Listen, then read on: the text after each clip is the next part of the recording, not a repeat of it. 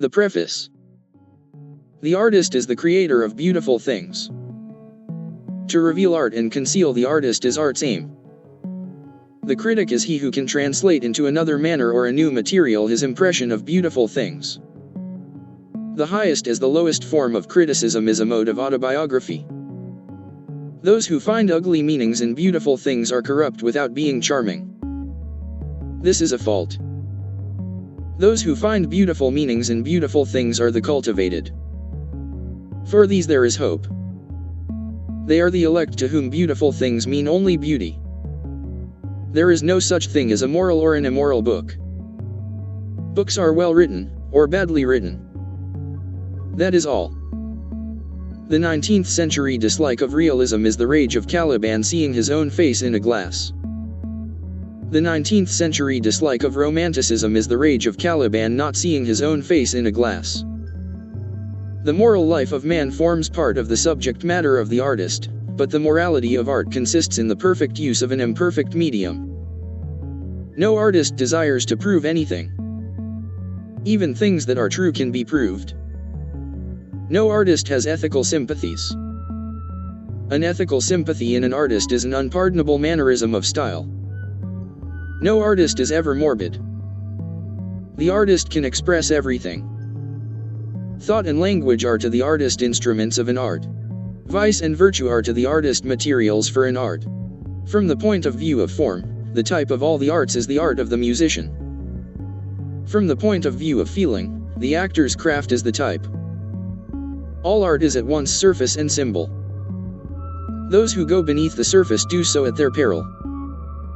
Those who read the symbol do so at their peril. It is the spectator, and not life, that art really mirrors. Diversity of opinion about a work of art shows that the work is new, complex, and vital.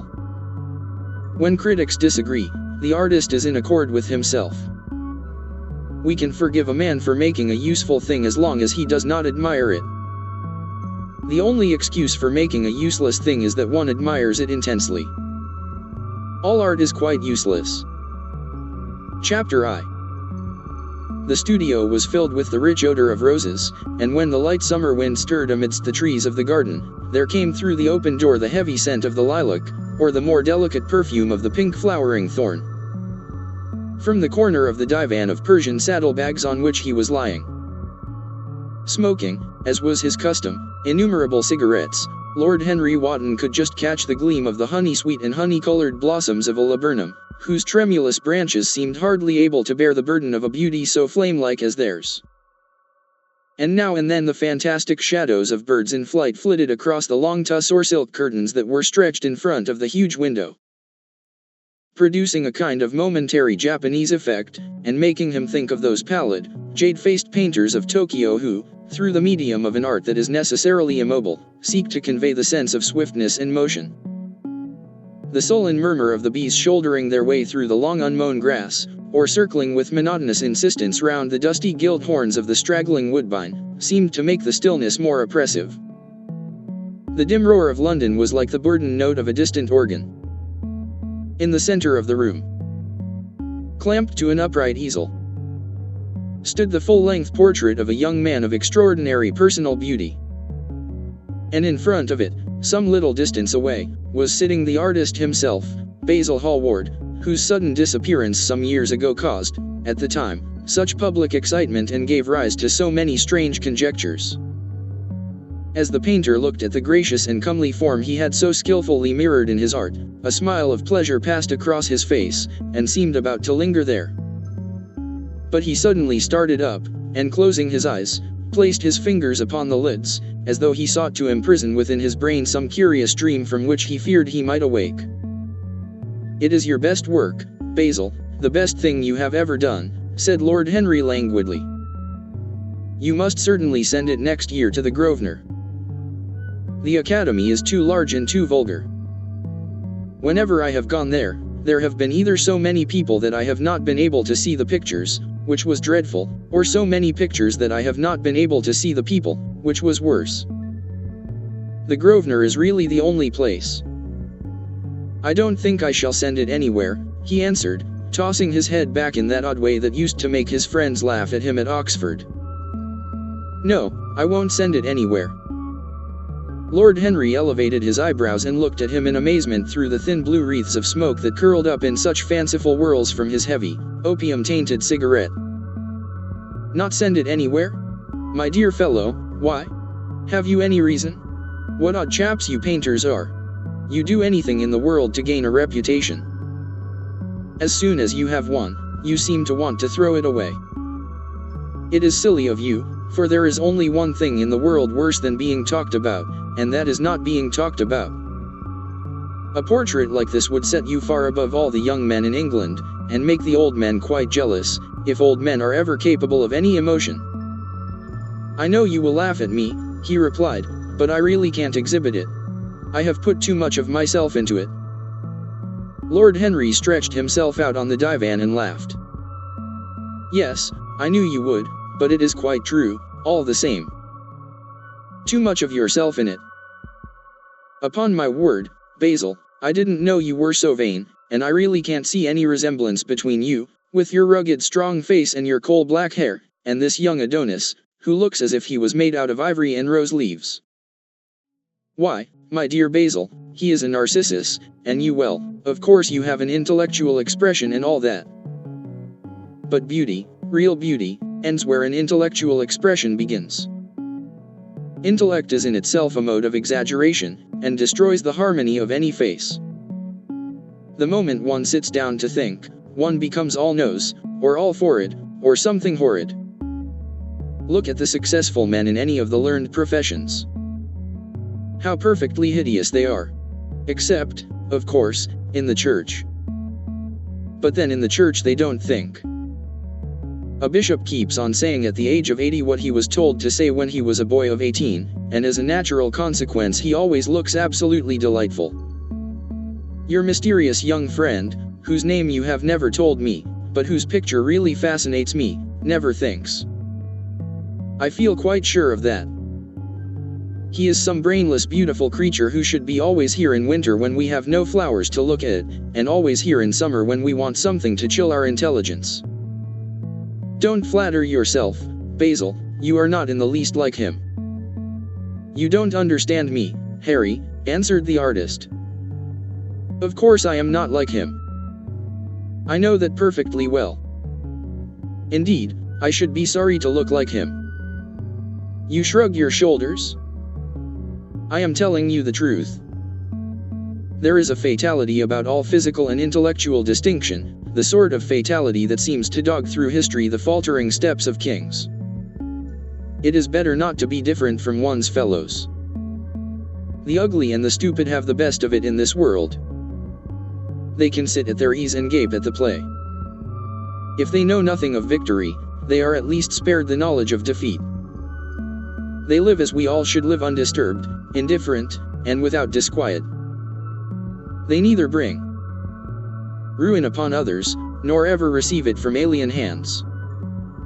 Your rank and wealth, Harry, my brains, such as they are my art, whatever it may be worth, Dorian Gray's good looks, we shall all suffer for what the gods have given us, suffer terribly. Dorian Gray? Is that his name? Asked Lord Henry, walking across the studio towards Basil Hallward. Yes, that is his name. I didn't intend to tell it to you. But why not? Oh, I can't explain. When I like people immensely, I never tell their names to anyone. It is like surrendering a part of them. I have grown to love secrecy. It seems to be the one thing that can make modern life mysterious or marvelous to us. The commonest thing is delightful if one only hides it. When I leave town now, I never tell my people where I am going. If I did, I would lose all my pleasure. It is a silly habit, I dare say, but somehow it seems to bring a great deal of romance into one's life. I suppose you think me awfully foolish about it? Not at all, answered Lord Henry, not at all, my dear Basil. You seem to forget that I am married, and the one charm of marriage is that it makes a life of deception absolutely necessary for both parties. I never know where my wife is, and my wife never knows what I am doing. When we do meet occasionally, When we dine out together, or go down to the Duke's, we tell each other the most absurd stories with the most serious faces. My wife is very good at it, much better, in fact, than I am. She never gets confused over her dates, and I always do. But when she does find me out, she makes no row at all. I sometimes wish she would, but she merely laughs at me. I hate the way you talk about your married life, Harry, said Basil Hallward, strolling towards the door that led into the garden. I believe that you are really a very good husband, but that you are thoroughly ashamed of your own virtues. You are an extraordinary fellow. You never say a moral thing, and you never do a wrong thing. Your cynicism is simply a pose. Being natural is simply a pose, and the most irritating pose I know, cried Lord Henry, laughing, and the two young men went out into the garden together and ensconced themselves on a long bamboo seat that stood in the shade of a tall laurel bush. The sunlight slipped over the polished leaves. In the grass, white daisies were tremulous. After a pause, Lord Henry pulled out his watch. I am afraid I must be going, Basil, he murmured, and before I go, I insist on your answering a question I put to you some time ago. What is that? Said the painter, keeping his eyes fixed on the ground. You know quite well. I do not, Harry. Well, I will tell you what it is. I want you to explain to me why you won't exhibit Dorian Gray's picture. I want the real reason. I told you the real reason. No, you did not. You said it was because there was too much of yourself in it. Now, that is childish. Harry, said Basil Hallward, looking him straight in the face, every portrait that is painted with feeling is a portrait of the artist, not of the sitter. The sitter is merely the accident, the occasion. It is not he who is revealed by the painter, it is rather the painter who, on the colored canvas, reveals himself. The reason I will not exhibit this picture is that I am afraid that I have shown in it the secret of my own soul. Lord Henry laughed. And what is that? He asked. I will tell you, said Hallward, but an expression of perplexity came over his face. I am all expectation, Basil, continued his companion, glancing at him. Oh, there is really very little to tell, Harry, answered the painter, and I am afraid you will hardly understand it. Perhaps you will hardly believe it. Lord Henry smiled, and leaning down, plucked a pink-petaled daisy from the grass and examined it. I am quite sure I shall understand it, he replied, gazing intently at the little golden, white-feathered disc, and as for believing things, I can believe anything, provided that it is quite incredible. The wind shook some blossoms from the trees, and the heavy lilac blooms, with their clustering stars, moved to and fro in the languid air. A grasshopper began to chirrup by the wall, and like a blue thread a long thin dragonfly floated past on its brown gauze wings. Lord Henry felt as if he could hear Basil Hallward's heart beating, and wondered what was coming. The story is simply this, said the painter after some time. 2 months ago I went to a crush at Lady Brandon's. You know we poor artists have to show ourselves in society from time to time, just to remind the public that we are not savages. With an evening coat and a white tie, as you told me once, anybody, even a stockbroker, can gain a reputation for being civilized. Well, after I had been in the room about 10 minutes, talking to huge overdressed dowagers and tedious academicians, I suddenly became conscious that someone was looking at me. I turned halfway round and saw Dorian Gray for the first time.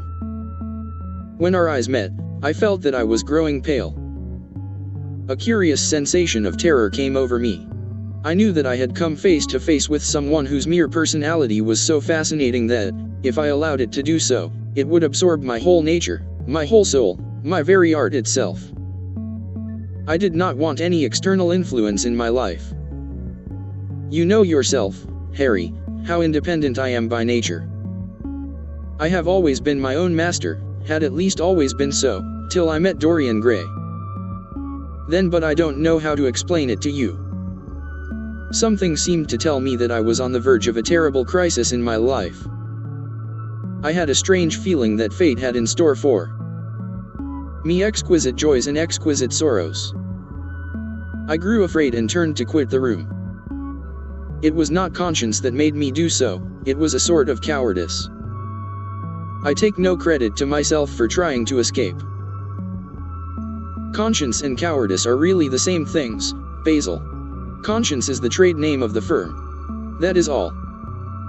I don't believe that, Harry, and I don't believe you do either. However, whatever was my motive, and it may have been pride, for I used to be very proud, I certainly struggled to the door. There, of course, I stumbled against Lady Brandon. "You are not going to run away so soon, Mr. Hallward," she screamed out. You know her curiously shrill voice. "Yes, she is a peacock in everything but beauty," said Lord Henry, pulling the daisy to bits with his long nervous fingers. "I could not get rid of her. She brought me up to royalties, and people with stars and garters, and elderly ladies with gigantic tiaras and parrot noses. She spoke of me as her dearest friend. I had only met her once before, but she took it into her head to lionize me. I believe some picture of mine had made a great success at the time, at least had been chattered about in the penny newspapers, which is the 19th century standard of immortality. Suddenly I found myself face to face with the young man whose personality had so strangely stirred me. We were quite close, almost touching. Our eyes met again. It was reckless of me, but I asked Lady Brandon to introduce me to him. Perhaps it was not so reckless, after all. It was simply inevitable. We would have spoken to each other without any introduction. I am sure of that. Dorian told me so afterwards. He, too, felt that we were destined to know each other. And how did Lady Brandon describe this wonderful young man? Asked his companion. I know she goes in for giving a rapid précis of all her guests. I remember her bringing me up to a truculent and red-faced old gentleman covered all over with orders and ribbons, and hissing into my ear, in a tragic whisper which must have been perfectly audible to everybody in the room, the most astounding details. I simply fled. I like to find out people for myself. But Lady Brandon treats her guests exactly as an auctioneer treats his goods. She either explains them entirely away, or tells one everything about them except what one wants to know. Poor Lady Brandon. You are hard on her, Harry, said Hallward listlessly. My dear fellow, she tried to found a salon, and only succeeded in opening a restaurant. How could I admire her? But tell me, what did she say about Mr. Dorian Gray? Oh, something like, charming boy, poor dear mother and I absolutely inseparable. Quite forget what he does, afraid he doesn't he do anything, oh, yes, plays the piano or is it the violin, dear Mr. Gray. Neither of us could help laughing, and we became friends at once. Laughter is not at all a bad beginning for a friendship, and it is far the best ending for one, said the young lord, plucking another daisy. Hallward shook his head. You don't understand what friendship is, Harry, he murmured, or what enmity is, for that matter. You like everyone, that is to say, you are indifferent to everyone. How horribly unjust of you, cried Lord Henry, tilting his hat back and looking up at the little clouds that, like raveled skeins of glossy white silk, were drifting across the hollowed turquoise of the summer sky. Yes, horribly unjust of you. I make a great difference between people. I choose my friends for their good looks, my acquaintances for their good characters, and my enemies for their good intellects. A man cannot be too careful in the choice of his enemies. I have not got one who is a fool. They are all men of some intellectual power, and consequently they all appreciate me. Is that very vain of me? I think it is rather vain. I should think it was, Harry. But according to your category I must be merely an acquaintance. My dear old Basil, you are much more than an acquaintance. And much less than a friend. A sort of brother, I suppose. Oh, brothers. I don't care for brothers. My elder brother won't die, and my younger brothers seem never to do anything else. Harry, exclaimed Hallward, frowning. My dear fellow, I am not quite serious. But I can't help detesting my relations. I suppose it comes from the fact that none of us can stand other people having the same faults as ourselves. I quite sympathize with the rage of the English democracy against what they call the vices of the upper orders. The masses feel that drunkenness, stupidity, and immorality should be their own special property, and that if any one of us makes an ass of himself, he is poaching on their preserves. When poor Southwark got into the divorce court, their indignation was quite magnificent. And yet I don't suppose that 10% of the proletariat live correctly. I don't agree with a single word that you have said, and, what is more, Harry, I feel sure you don't either. Lord Henry stroked his pointed brown beard and tapped the toe of his patent leather boot with a tasseled ebony cane. How English you are, Basil. That is the second time you have made that observation. If one puts forward an idea to a true Englishman, always a rash thing to do, he never dreams of considering whether the idea is right or wrong. The only thing he considers of any importance is whether one believes it oneself. Now, the value of an idea has nothing whatsoever to do with the sincerity of the man who expresses it. Indeed, the probabilities are that the more insincere the man is, the more purely intellectual will the idea be, as in that case it will not be colored by either his wants, his desires, or his prejudices. However, I don't propose to discuss politics, sociology, or metaphysics with you. I like persons better than principles, and I like persons with no principles better than anything else in the world. Tell me more about Mr. Dorian Gray. How often do you see him? Every day. I couldn't be happy if I didn't see him every day. He is absolutely necessary to me. How extraordinary. I thought you would never care for anything but your art. He is all my art to me now, said the painter gravely. I sometimes think, Harry, that there are only two eras of any importance in the world's history.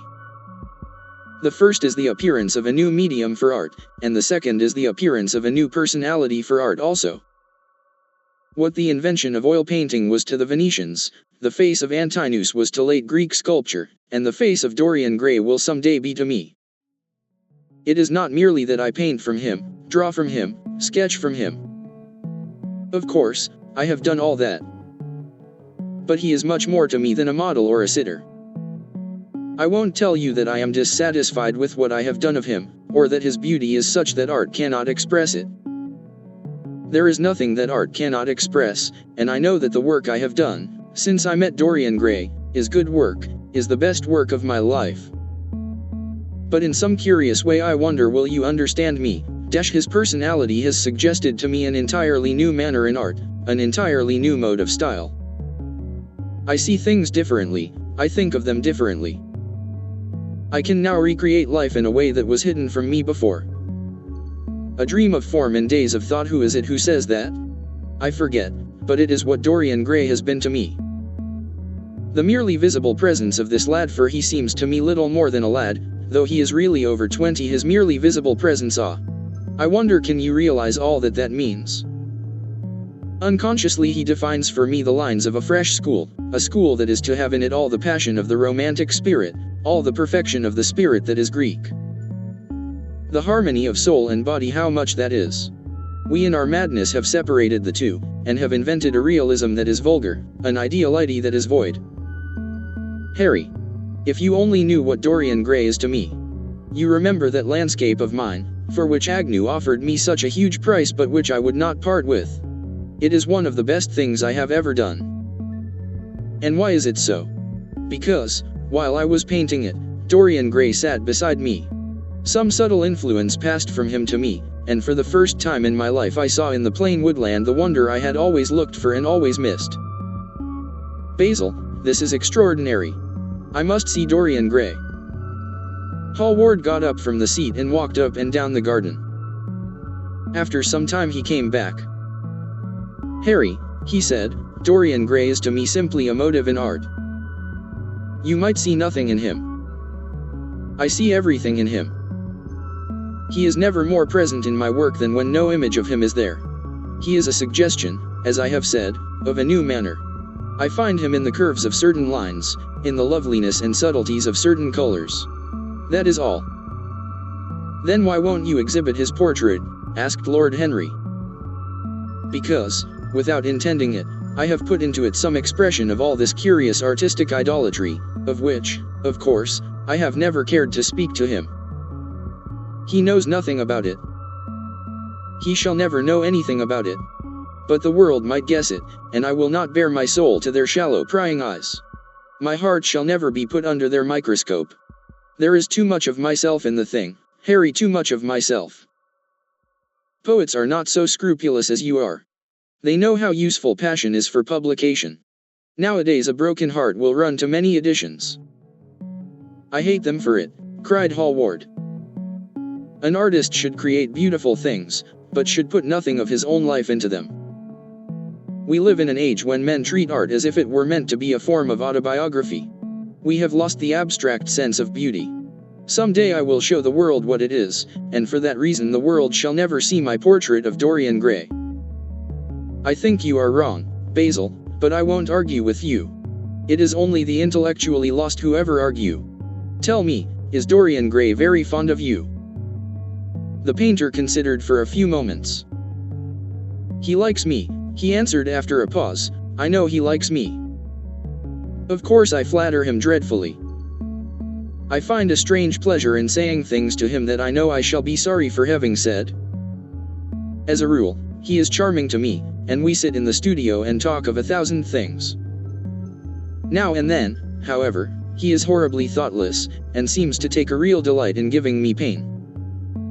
Then I feel, Harry, that I have given away my whole soul to someone who treats it as if it were a flower to put in his coat, a bit of decoration to charm his vanity, an ornament for a summer's day.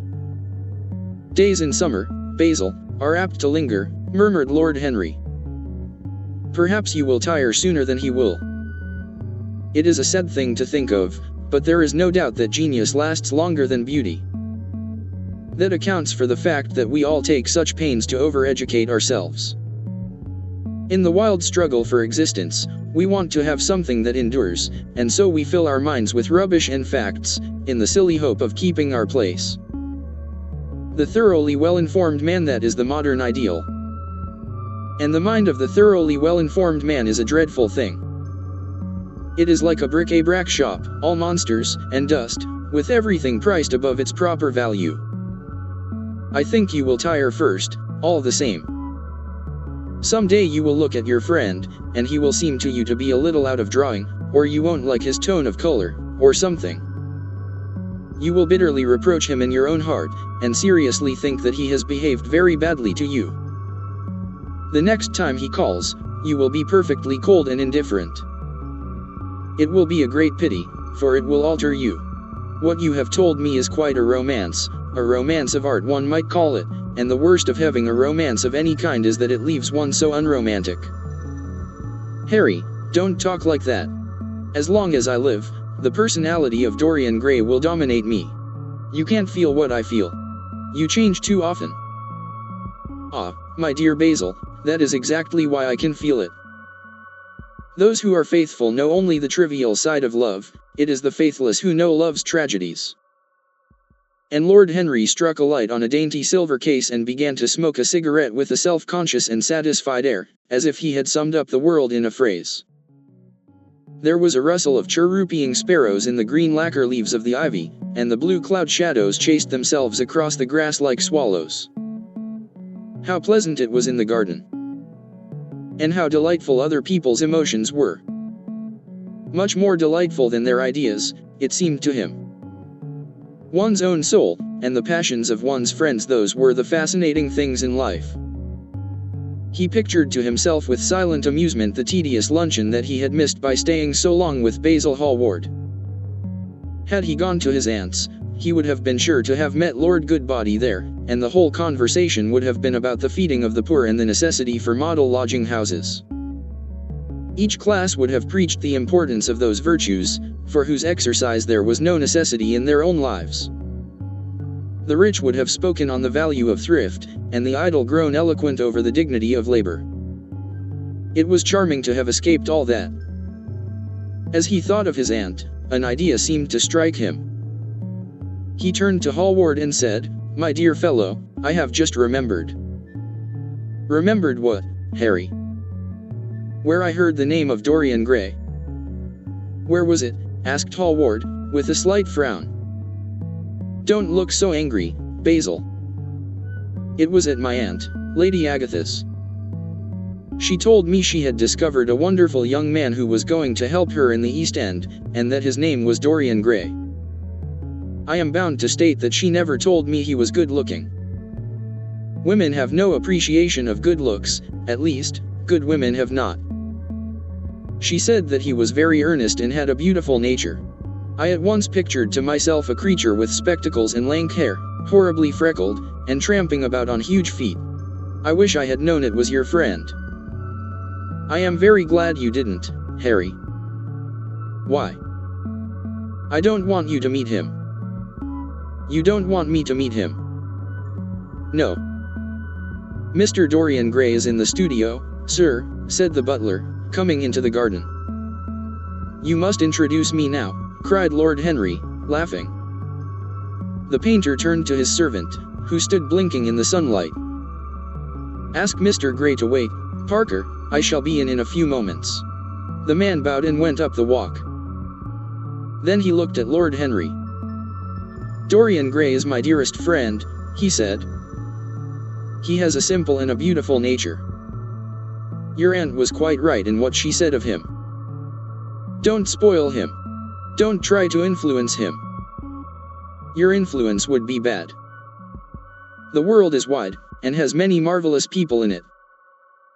Don't take away from me the one person who gives to my art whatever charm it possesses. My life as an artist depends on him. Mind, Harry, I trust you. He spoke very slowly, and the words seemed wrung out of him almost against his will. What nonsense you talk, said Lord Henry, smiling, and taking Hallward by the arm, he almost led him into the house. Chapter 2. As they entered they saw Dorian Gray. He was seated at the piano, with his back to them, turning over the pages of a volume of Schumann's forest scenes. You must lend me these, Basil, he cried. I want to learn them. They are perfectly charming. That entirely depends on how you sit today, Dorian.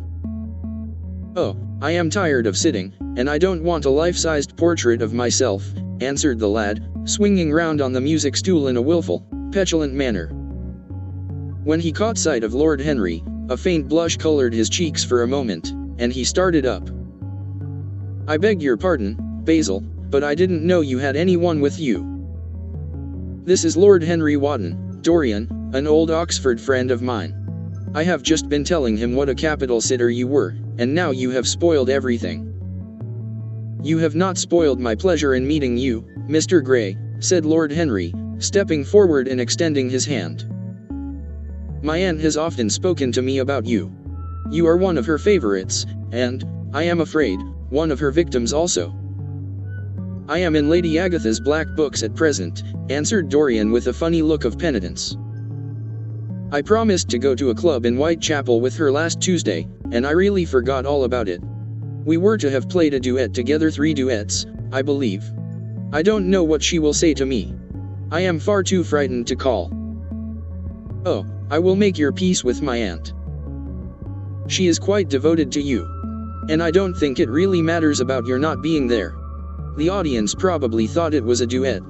When Aunt Agatha sits down to the piano, she makes quite enough noise for 2 people. That is very horrid to her, and not very nice to me, answered Dorian, laughing. Lord Henry looked at him. Yes, he was certainly wonderfully handsome, with his finely curved scarlet lips, his frank blue eyes, his crisp gold hair. There was something in his face that made one trust him at once. All the candour of youth was there, as well as all youth's passionate purity. One felt that he had kept himself unspotted from the world. No wonder Basil Hallward worshipped him. You are too charming to go in for philanthropy, Mr. Gray, far too charming. And Lord Henry flung himself down on the divan and opened his cigarette case. The painter had been busy mixing his colors and getting his brushes ready. He was looking worried, and when he heard Lord Henry's last remark, he glanced at him, hesitated for a moment, and then said, Harry, I want to finish this picture today. Would you think it awfully rude of me if I asked you to go away? Lord Henry smiled and looked at Dorian Gray. Am I to go, Mr. Gray? He asked. Oh, please don't, Lord Henry. I see that Basil is in one of his sulky moods, and I can't bear him when he sulks. Besides, I want you to tell me why I should not go in for philanthropy. I don't know that I shall tell you that, Mr. Gray. It is so tedious a subject that one would have to talk seriously about it. But I certainly shall not run away, now that you have asked me to stop. You don't really mind, Basil, do you? You have often told me that you liked your sitters to have someone to chat to. Hallward bit his lip. If Dorian wishes it, of course you must stay. Dorian's whims are laws to everybody, except himself. Lord Henry took up his hat and gloves. You are very pressing, Basil, but I am afraid I must go. I have promised to meet a man at the Orleans. Goodbye, Mr. Gray. Come and see me some afternoon in Curzon Street. I am nearly always at home at 5 o'clock.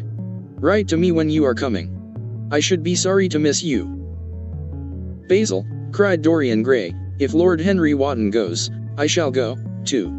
You never open your lips while you are painting, and it is horribly dull standing on a platform and trying to look pleasant. Ask him to stay. I insist upon it. Stay, Harry, to oblige Dorian, and to oblige me, said Hallward, gazing intently at his picture. It is quite true, I never talk when I am working, and never listen either, and it must be dreadfully tedious for my unfortunate sitters. I beg you to stay. But what about my man at the Orleans?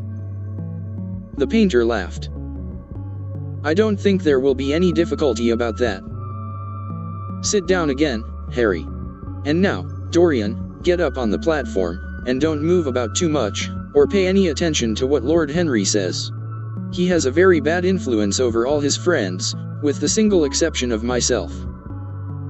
Dorian Gray stepped up on the dais with the air of a young Greek martyr, and made a little moue of discontent to Lord Henry, to whom he had rather taken a fancy. He was so unlike Basil. They made a delightful contrast. And he had such a beautiful voice. After a few moments he said to him, Have you really a very bad influence, Lord Henry? As bad as Basil says. There is no such thing as a good influence, Mr. Gray. All influence is immoral from the scientific point of view. Why? Because to influence a person is to give him one's own soul. He does not think his natural thoughts, or burn with his natural passions. His virtues are not real to him. His sins, if there are such things as sins, are borrowed. He becomes an echo of someone else's music, an actor of a part that has not been written for him. The aim of life is self-development. To realize one's nature perfectly, that is what each of us is here for.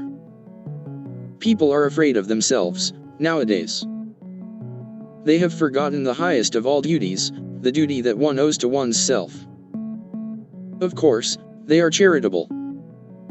They feed the hungry and clothe the beggar. But their own souls starve, and are naked. Courage has gone out of our race. Perhaps we never really had it. The terror of society, which is the basis of morals, the terror of God, which is the secret of religion, these are the two things that govern us. And yet, just turn your head a little more to the right, Dorian, like a good boy, said the painter, deep in his work and conscious only that a look had come into the lad's face that he had never seen there before. And yet, continued Lord Henry, in his low, musical voice, and with that graceful wave of the hand that was always so characteristic of him, and that he had even in his Eton days. I believe that if one man were to live out his life fully and completely, were to give form to every feeling, expression to every thought, reality to every dream, I believe that the world would gain such a fresh impulse of joy that we would forget all the maladies of medievalism, and return to the Hellenic ideal, to something finer, richer than the Hellenic ideal, it may be. But the bravest man amongst us is afraid of himself. The mutilation of the savage has its tragic survival in the self-denial that mars our lives. We are punished for our refusals. Every impulse that we strive to strangle broods in the mind and poisons us. The body sins once, and has done with its sin, for action is a mode of purification.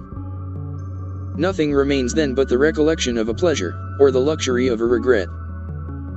The only way to get rid of a temptation is to yield to it. Resist it, and your soul grows sick with longing for the things it has forbidden to itself, with desire for what its monstrous laws have made monstrous and unlawful. It has been said that the great events of the world take place in the brain. It is in the brain, and the brain only, that the great sins of the world take place also. You, Mr. Gray, you yourself, with your rose-red youth and your rose-white boyhood, you have had passions that have made you afraid, thoughts that have filled you with terror, daydreams and sleeping dreams whose mere memory might stain your cheek with shame. Stop, faltered Dorian Gray, stop. You bewilder me. I don't know what to say. There is some answer to you, but I cannot find it. Don't speak. Let me think. Or, rather, let me try not to think. For nearly 10 minutes he stood there, motionless, with parted lips and eyes strangely bright. He was dimly conscious that entirely fresh influences were at work within him. Yet they seemed to him to have come really from himself. The few words that Basil's friend had said to him, words spoken by chance, no doubt, and with willful paradox in them, had touched some secret chord that had never been touched before, but that he felt was now vibrating and throbbing to curious pulses. Music had stirred him like that. Music had troubled him many times. But music was not articulate. It was not a new world, but rather another chaos, that it created in us. Words. Mere words. How terrible they were. How clear, and vivid, and cruel. One could not escape from them. And yet what a subtle magic there was in them. They seemed to be able to give a plastic form to formless things, and to have a music of their own as sweet as that of viol or of lute. Mere words. Was there anything so real as words? Yes, there had been things in his boyhood that he had not understood. He understood them now. Life suddenly became fiery colored to him. It seemed to him that he had been walking in fire. Why had he not known it? With his subtle smile, Lord Henry watched him. He knew the precise psychological moment when to say nothing. He felt intensely interested. He was amazed at the sudden impression that his words had produced. And, remembering a book that he had read when he was 16, a book which had revealed to him much that he had not known before, he wondered whether Dorian Gray was passing through a similar experience. He had merely shot an arrow into the air. Had it hit the mark? How fascinating the lad was. Hallward painted away with that marvelous bold touch of his, that had the true refinement and perfect delicacy that in art, at any rate, comes only from strength. He was unconscious of the silence. "Basil, I am tired of standing," cried Dorian Gray suddenly. "I must go out and sit in the garden. The air is stifling here. My dear fellow, I am so sorry. When I am painting, I can't think of anything else. But you never sat better. You were perfectly still. And I have caught the effect I wanted, the half-parted lips and the bright look in the eyes. I don't know what Harry has been saying to you, but he has certainly made you have the most wonderful expression. I suppose he has been paying you compliments. You mustn't believe a word that he says. He has certainly not been paying me compliments. Perhaps that is the reason that I don't believe anything he has told me." "You know you believe it all," said Lord Henry, looking at him with his dreamy languorous eyes. "I will go out to the garden with you. It is horribly hot in the studio. Basil, let us have something iced to drink, something with strawberries in it." "Certainly, Harry. Just touch the bell, and when Parker comes I will tell him what you want. I have got to work up this background, so I will join you later on. Don't keep Dorian too long. I have never been in better form for painting than I am today. This is going to be my masterpiece. It is my masterpiece as it stands." Lord Henry went out to the garden and found Dorian Gray burying his face in the great cool lilac blossoms, feverishly drinking in their perfume as if it had been wine. He came close to him and put his hand upon his shoulder. "You are quite right to do that," he murmured. Nothing can cure the soul but the senses, just as nothing can cure the senses but the soul. The lad started and drew back. He was bareheaded, and the leaves had tossed his rebellious curls and tangled all their gilded threads. There was a look of fear in his eyes, such as people have when they are suddenly awakened. His finely chiseled nostrils quivered, and some hidden nerve shook the scarlet of his lips and left them trembling. Yes, continued Lord Henry, that is one of the great secrets of life, to cure the soul by means of the senses, and the senses by means of the soul. You are a wonderful creation.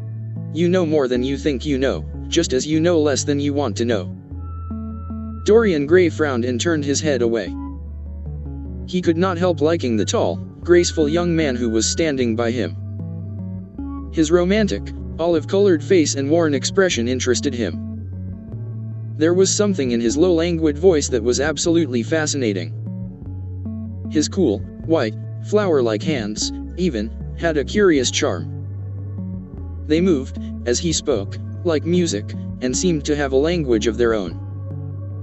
But he felt afraid of him, and ashamed of being afraid.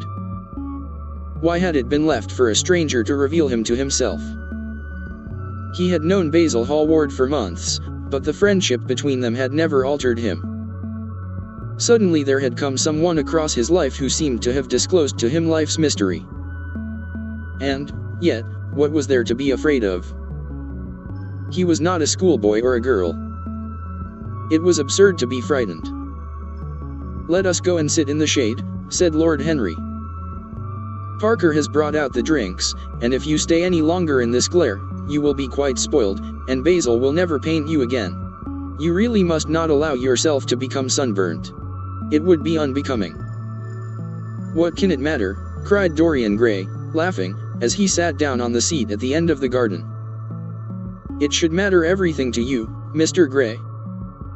"Why?" "Because you have the most marvelous youth, and youth is the one thing worth having."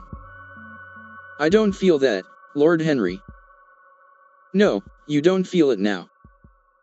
Some day, when you are old and wrinkled and ugly, when thought has seared your forehead with its lines, and passion branded your lips with its hideous fires, you will feel it terribly.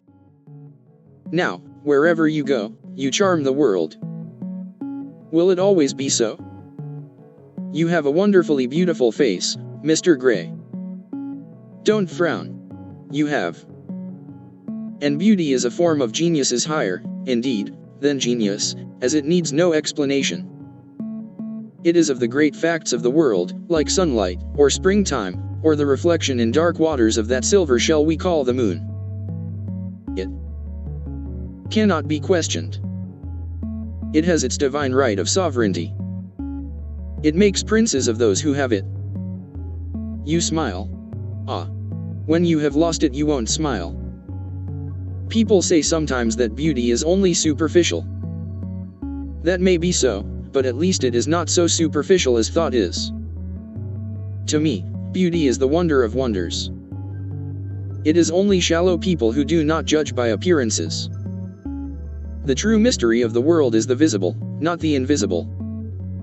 Yes, Mr. Gray, the gods have been good to you.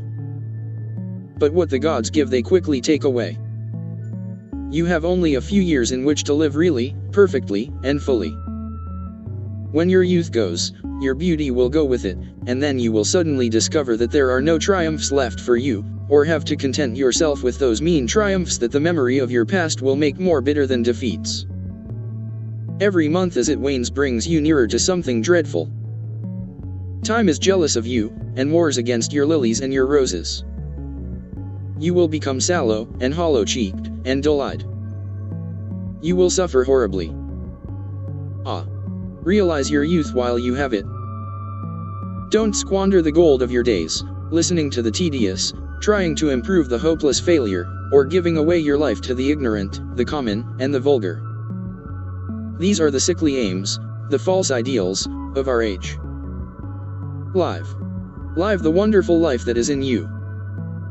Let nothing be lost upon you. Be always searching for new sensations. Be afraid of nothing. A new hedonism, that is what our century wants. You might be its visible symbol. With your personality there is nothing you could not do. The world belongs to you for a season. The moment I met you I saw that you were quite unconscious of what you really are, of what you really might be. There was so much in you that charmed me that I felt I must tell you something about yourself. I thought how tragic it would be if you were wasted. For there is such a little time that your youth will last such a little time. The common hill flowers wither, but they blossom again. The laburnum will be as yellow next June as it is now. In a month there will be purple stars on the clematis, and year after year the green night of its leaves will hold its purple stars. But we never get back our youth. The pulse of joy that beats in us at 20 becomes sluggish. Our limbs fail, our senses rot. We degenerate into hideous puppets, haunted by the memory of the passions of which we were too much afraid, and the exquisite temptations that we had not the courage to yield to. Youth. Youth. There is absolutely nothing in the world but youth. Dorian Gray listened, open-eyed and wondering. The spray of lilac fell from his hand upon the gravel. A furry bee came and buzzed round it for a moment. Then it began to scramble all over the oval stellated globe of the tiny blossoms. He watched it with that strange interest in trivial things that we try to develop when things of high import make us afraid. Or when we are stirred by some new emotion for which we cannot find expression, or when some thought that terrifies us lays sudden siege to the brain and calls on us to yield. After a time the bee flew away. He saw it creeping into the stained trumpet of a Tyrian convolvulus. The flower seemed to quiver, and then swayed gently to and fro. Suddenly the painter appeared at the door of the studio and made staccato signs for them to come in. They turned to each other and smiled. "I am waiting," he cried. "Do come in. The light is quite perfect, and you can bring your drinks." They rose up and sauntered down the walk together. Two green and white butterflies fluttered past them, and in the pear tree at the corner of the garden a thrush began to sing. "You are glad you have met me, Mr. Gray," said Lord Henry, looking at him. "Yes, I am glad now. I wonder shall I always be glad?" "Always. That is a dreadful word. It makes me shudder when I hear it. Women are so fond of using it. They spoil every romance by trying to make it last forever. It is a meaningless word, too. The only difference between a caprice and a lifelong passion is that the caprice lasts a little longer." As they entered the studio, Dorian Gray put his hand upon Lord Henry's arm. "In that case, let our friendship be a caprice," he murmured, flushing at his own boldness, then stepped up on the platform and resumed his pose. Lord Henry flung himself into a large wicker armchair and watched him. The sweep and dash of the brush on the canvas made the only sound that broke the stillness, except when, now and then, Hallward stepped back to look at his work from a distance. In the slanting beams that streamed through the open doorway the dust danced and was golden. The heavy scent of the roses seemed to brood over everything.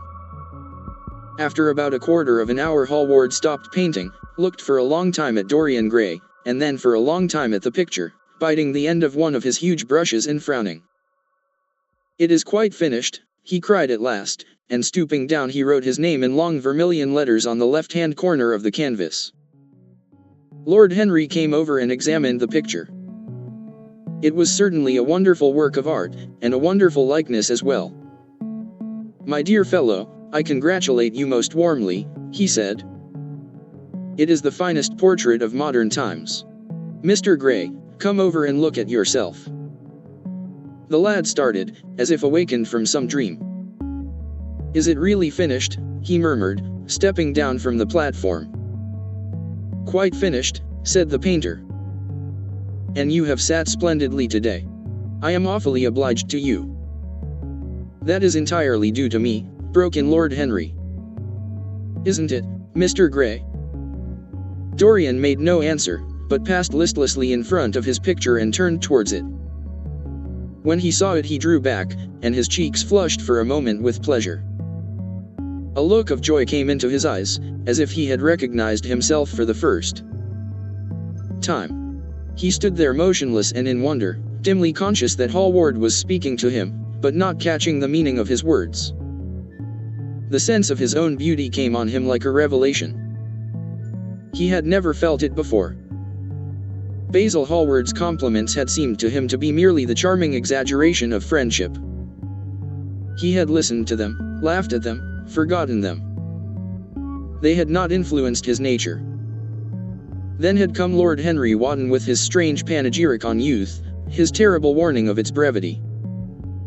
That had stirred him at the time, and now, as he stood gazing at the shadow of his own loveliness, the full reality of the description flashed across him.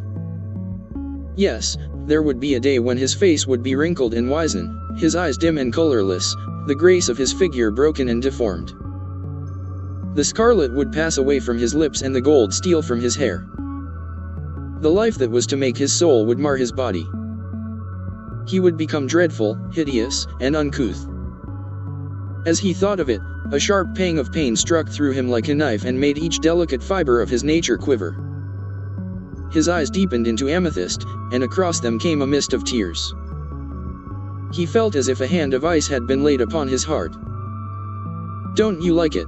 cried Hallward at last, stung a little by the lad's silence, not understanding what it meant. "Of course he likes it," said Lord Henry.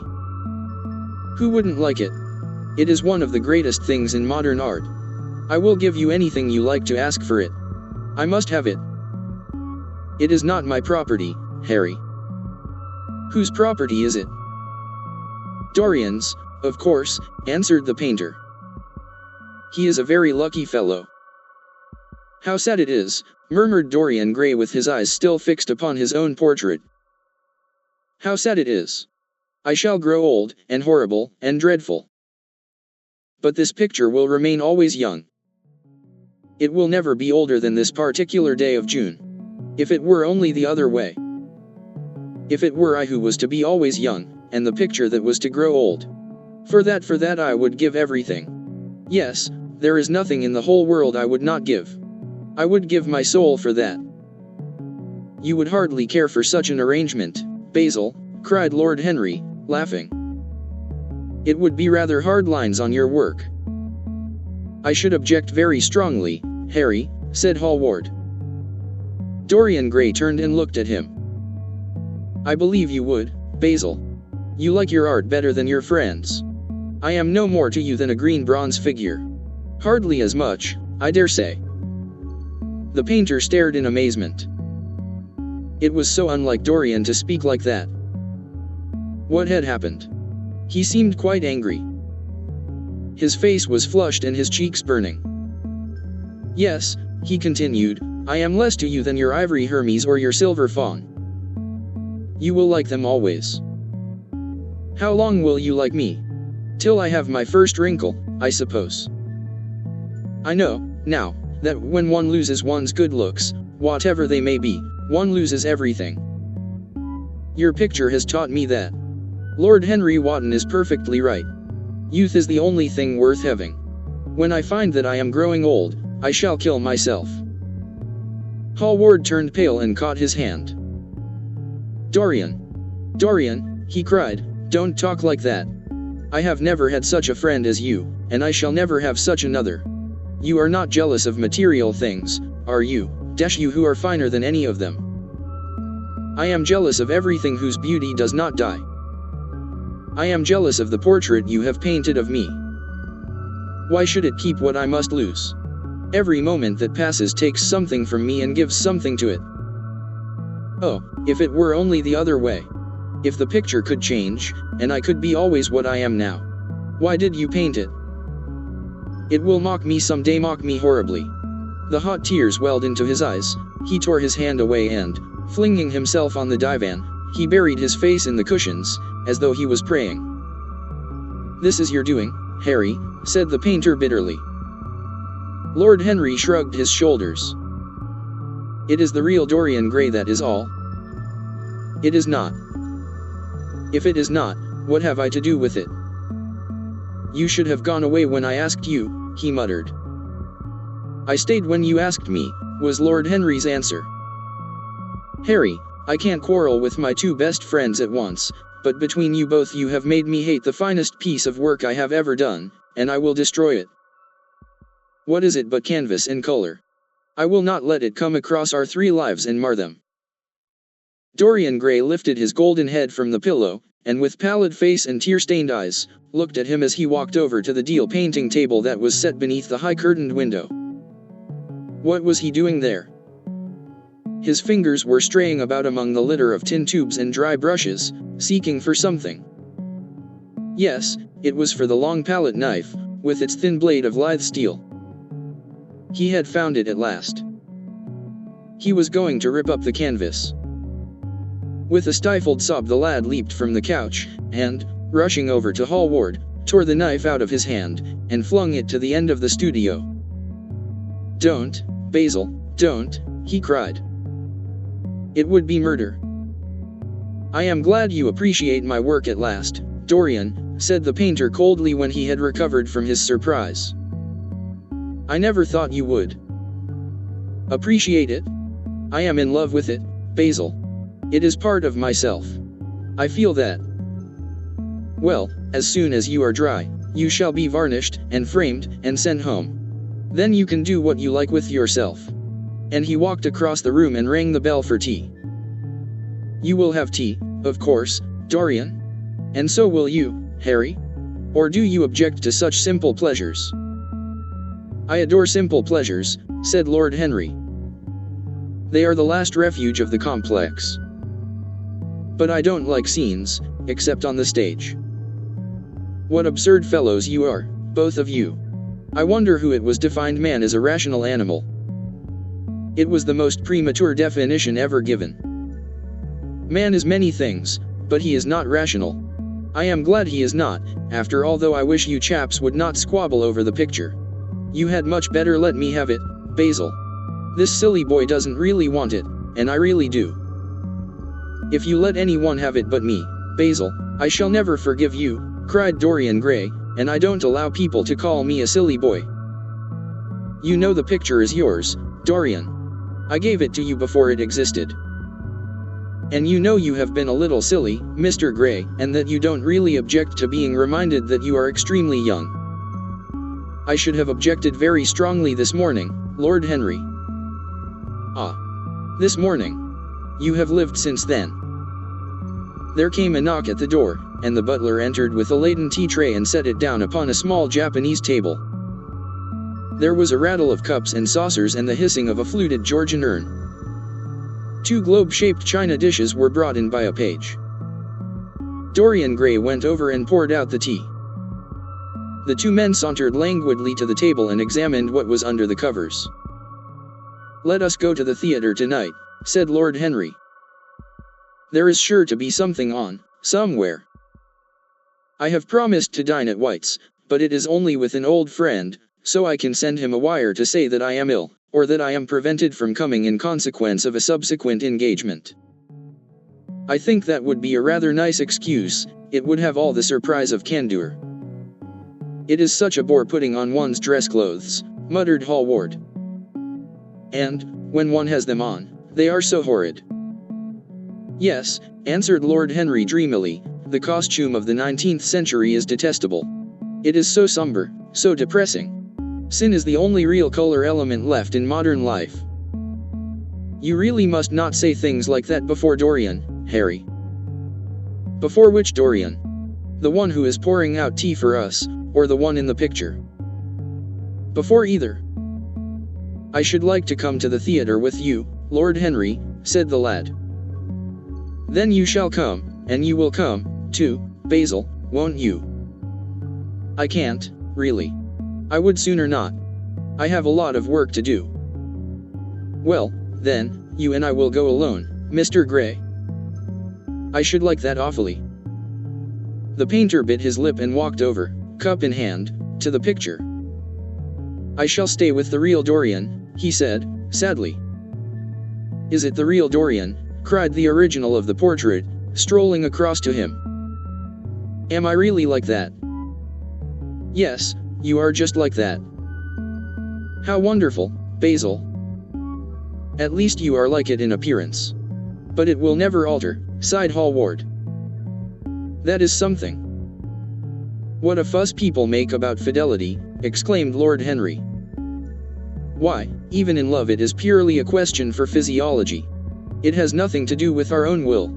Young men want to be faithful, and are not. Old men want to be faithless, and cannot. That is all one can say." "Don't go to the theater tonight, Dorian," said Hallward. "Stop and dine with me." "I can't, Basil." "Why?" "Because I have promised Lord Henry Wotton to go with him." "He won't like you the better for keeping your promises. He always breaks his own. I beg you not to go." Dorian Gray laughed and shook his head. "I entreat you." The lad hesitated, and looked over at Lord Henry, who was watching them from the tea table with an amused smile. "I must go, Basil," he answered. "Very well," said Hallward, and he went over and laid down his cup on the tray. "It is rather late, and, as you have to dress, you had better lose no time. Goodbye, Harry. Goodbye, Dorian. Come and see me soon. Come tomorrow." "Certainly." "You won't forget?" "No, of course not," cried Dorian. "And Harry?" "Yes, Basil. Remember what I asked you, when we were in the garden this morning?" "I have forgotten it." "I trust you." "I wish I could trust myself," said Lord Henry, laughing. "Come, Mr. Gray, my hansom is outside, and I can drop you at your own place. Goodbye, Basil. It has been a most interesting afternoon." As the door closed behind them, the painter flung himself down on a sofa, and a look of pain came into his face. Chapter 3. At 12:30 next day Lord Henry Wotton strolled from Curzon Street over to the Albany to call on his uncle. Lord Fermor, a genial if somewhat rough-mannered old bachelor, whom the outside world called selfish because it derived no particular benefit from him, but who was considered generous by society as he fed the people who amused him. His father had been our ambassador at Madrid when Isabella was young and prim unthought of, but had retired from the diplomatic service in a capricious moment of annoyance on not being offered the embassy at Paris, a post to which he considered that he was fully entitled by reason of his birth, his indolence, the good English of his dispatches, and his inordinate passion for pleasure. The son, who had been his father's secretary, had resigned along with his chief, somewhat foolishly as was thought at the time, and on succeeding some months later to the title, had set himself to the serious study of the great aristocratic art of doing absolutely nothing. He had 2 large town houses, but preferred to live in chambers as it was less trouble, and took most of his meals at his club. He paid some attention to the management of his collieries in the Midland counties, excusing himself for this taint of industry on the ground that the one advantage of having coal was that it enabled a gentleman to afford the decency of burning wood on his own hearth. In politics he was a Tory, except when the Tories were in office, during which period he roundly abused them for being a pack of radicals. He was a hero to his valet, who bullied him, and a terror to most of his relations, whom he bullied in turn. Only England could have produced him, and he always said that the country was going to the dogs. His principles were out of date, but there was a good deal to be said for his prejudices. When Lord Henry entered the room, he found his uncle sitting in a rough shooting coat, smoking a cheroot and grumbling over the times. "Well, Harry," said the old gentleman, "what brings you out so early? I thought you dandies never got up till 2, and were not visible till 5. Pure family affection, I assure you, Uncle George. I want to get something out of you." "Money, I suppose," said Lord Fermor, making a wry face. "Well, sit down, and tell me all about it. Young people, nowadays, imagine that money is everything." "Yes," murmured Lord Henry, settling his buttonhole in his coat, "and when they grow older they know it. But I don't want money. It is only people who pay their bills." "Who want that, Uncle George, and I never pay mine. Credit is the capital of a younger son, and one lives charmingly upon it. Besides, I always deal with Dartmoor's tradesmen, and consequently they never bother me. What I want is information, not useful information, of course, useless information.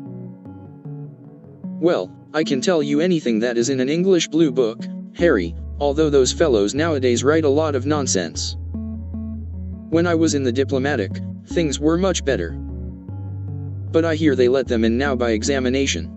What can you expect? Examinations, sir, are pure humbug from beginning to end.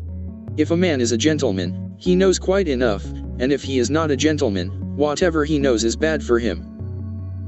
Mr. Dorian Gray does not belong to blue books, Uncle George, said Lord Henry languidly. Mr. Dorian Gray?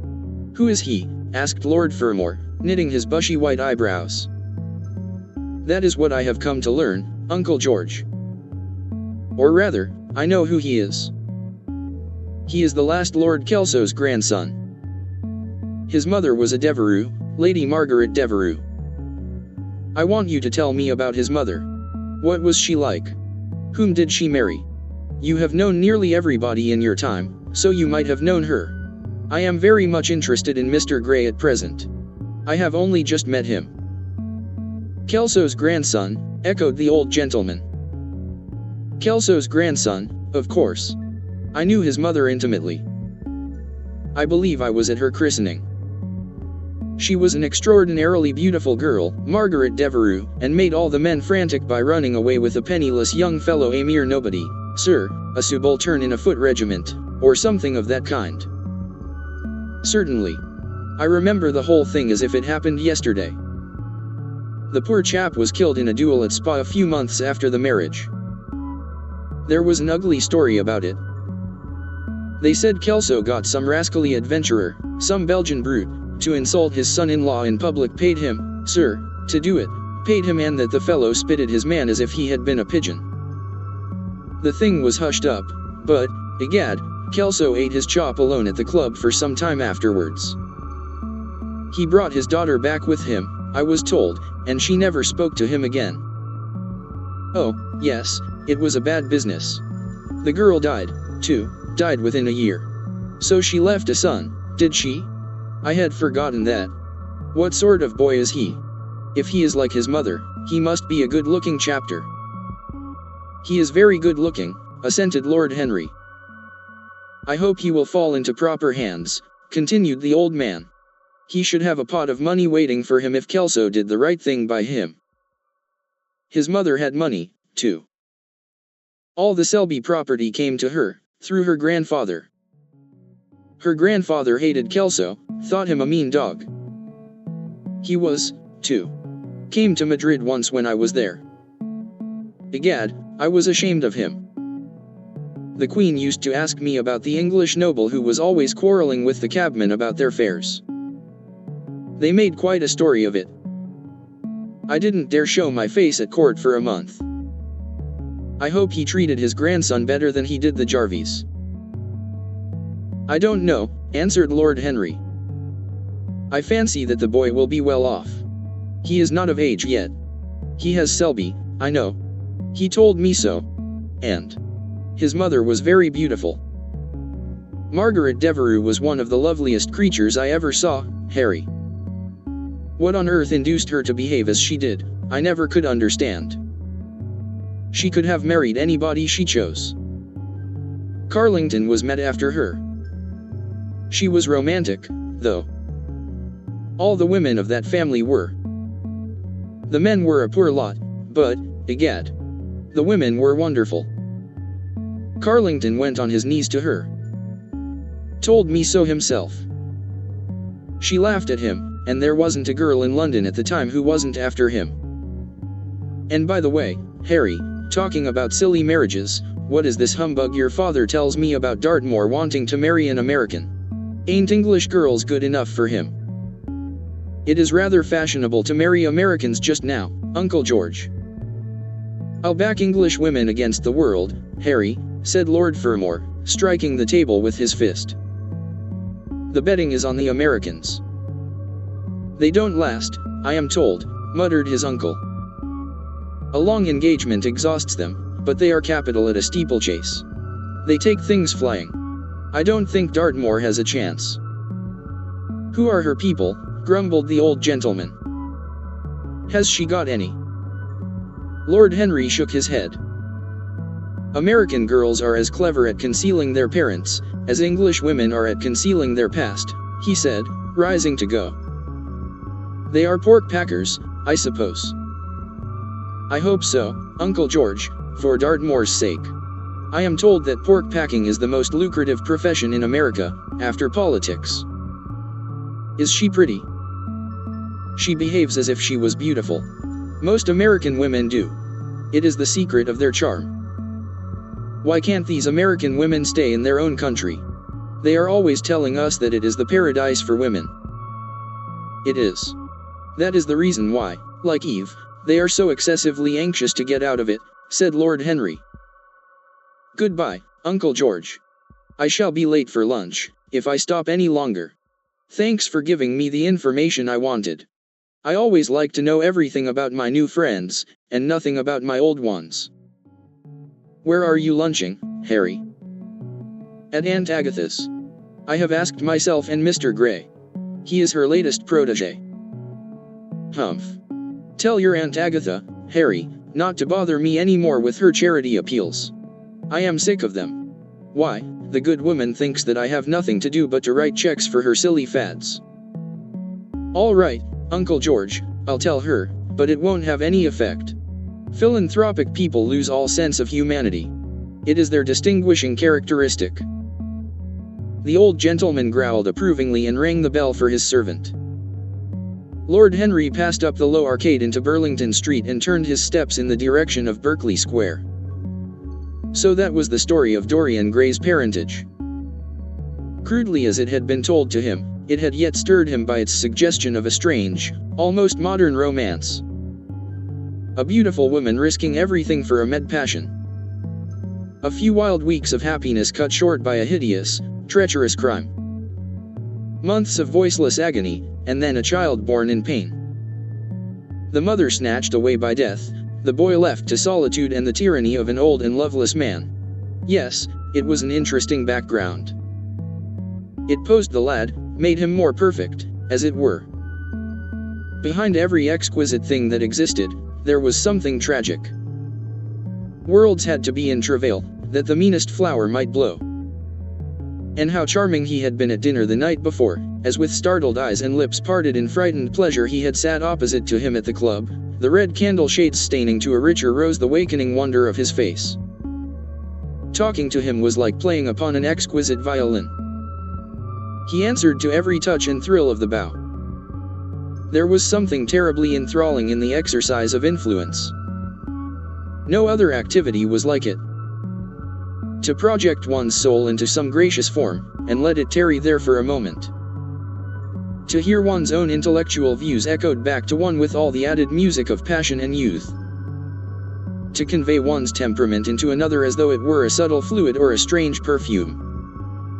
There was a real joy in that, perhaps the most satisfying joy left to us in an age so limited and vulgar as our own, an age grossly carnal in its pleasures, and grossly common in its aims. He was a marvelous type, too, this lad, whom by so curious a chance he had met in Basil's studio, or could be fashioned into a marvelous type, at any rate. Grace was his, and the white purity of boyhood, and beauty such as old Greek marbles kept for us. There was nothing that one could not do with him. He could be made a titan or a toy. What a pity it was that such beauty was destined to fade. And Basil? From a psychological point of view, how interesting he was.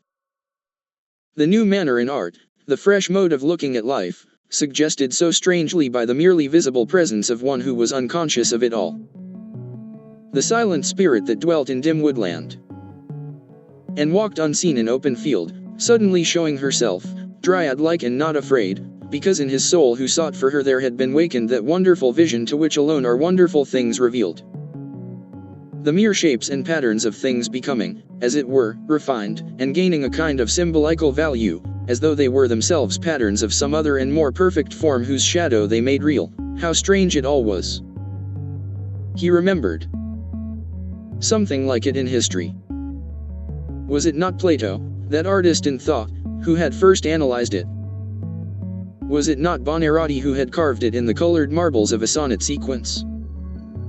but in our own century it was strange. Yes, he would try to be to Dorian Gray what, without knowing it, the lad was to the painter who had fashioned the wonderful portrait.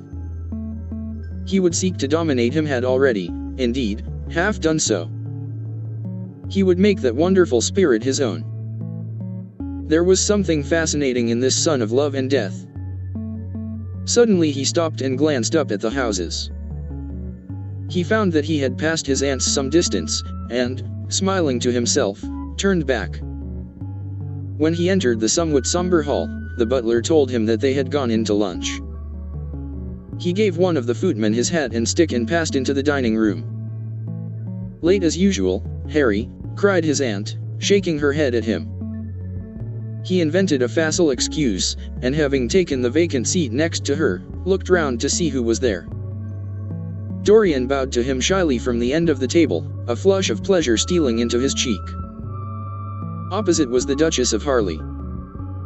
A lady of admirable good nature and good temper, much liked by everyone who knew her, and of those ample architectural proportions that in women who are not duchesses are described by contemporary historians as stoutness.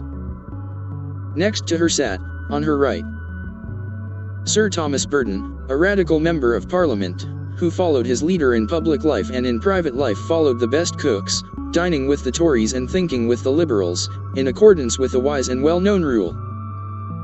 The post on her left was occupied by Mr. Erskine of Treadley, an old gentleman of considerable charm and culture, who had fallen, however, into bad habits of silence, having, as he explained once to Lady Agatha, said everything that he had to say before he was 30.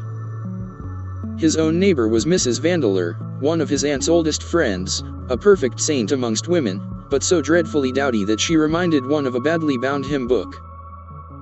Fortunately for him she had on the other side Lord Fodle, a most intelligent middle-aged mediocrity, as bald as a ministerial statement in the House of Commons, with whom she was conversing in that intensely earnest manner which is the one unpardonable error, as he remarked once himself, that all really good people fall into, and from which none of them ever quite escape. "We are talking about poor Dartmoor, Lord Henry," cried the Duchess, nodding pleasantly to him across the table. "Do you think he will really marry this fascinating young person?" "I believe she has made up her mind to propose to him, Duchess." "How dreadful!" exclaimed Lady Agatha. "Really, someone should interfere. I am told, on excellent authority, that her father keeps an American dry goods store," said Sir Thomas Burton, looking supercilious. "My uncle has already suggested pork packing, Sir Thomas." "Dry goods? What are American dry goods?" asked the Duchess, raising her large hands in wonder and accentuating the verb. "American novels," answered Lord Henry, helping himself to some quail. The Duchess looked puzzled. "Don't mind him, my dear," whispered Lady Agatha. "He never means anything that he says." "When America was discovered," said the radical member, and he began to give some wearisome facts. Like all people who try to exhaust a subject, he exhausted his listeners. The Duchess sighed and exercised her privilege of interruption. "I wish to goodness it never had been discovered at all," she exclaimed. "Really, our girls have no chance nowadays. It is most unfair." "Perhaps, after all, America never has been discovered," said Mr. Erskine. "I myself would say that it had merely been detected." "Oh. But I have seen specimens of the inhabitants," answered the Duchess vaguely. "I must confess that most of them are extremely pretty. And they dress well, too. They get all their dresses in Paris. I wish I could afford to do the same." "They say that when good Americans die they go to Paris," chuckled Sir Thomas, who had a large wardrobe of Humour's cast-off clothes. "Really? And where do bad Americans go to when they die?" inquired the Duchess. "They go to America," murmured Lord Henry. Sir Thomas frowned. "I am afraid that your nephew is prejudiced against that great country," he said to Lady Agatha. "I have traveled all over it in cars provided by the directors, who, in such matters, are extremely civil. I assure you that it is an education to visit it." "But must we really see Chicago in order to be educated?" asked Mr. Erskine plaintively. I don't feel up to the journey." Sir Thomas waved his hand. "Mr. Erskine of Treadley has the world on his shelves. We practical men like to see things, not to read about them. The Americans are an extremely interesting people. They are absolutely reasonable. I think that is their distinguishing characteristic. Yes, Mr. Erskine, an absolutely reasonable people. I assure you there is no nonsense about the Americans." "How dreadful," cried Lord Henry. "I can stand brute force, but brute reason is quite unbearable. There is something unfair about its use. It is hitting below the intellect." "I do not understand you," said Sir Thomas, growing rather red. "I do, Lord Henry," murmured Mr. Erskine, with a smile. "Paradoxes are all very well in their way," rejoined the baronet. "Was that a paradox?" asked Mr. Erskine. "I did not think so. Perhaps it was. Well, the way of paradoxes is the way of truth. To test reality we must see it on the tightrope. When the verities become acrobats, we can judge them." "Dear me," said Lady Agatha, "how you men argue. I am sure I never can make out what you are talking about." "Oh, Harry, I am quite vexed with you. Why do you try to persuade our nice Mr. Dorian Gray to give up the East End? I assure you he would be quite invaluable. They would love his playing." "I want him to play to me," cried Lord Henry, smiling, and he looked down the table and caught a bright answering glance.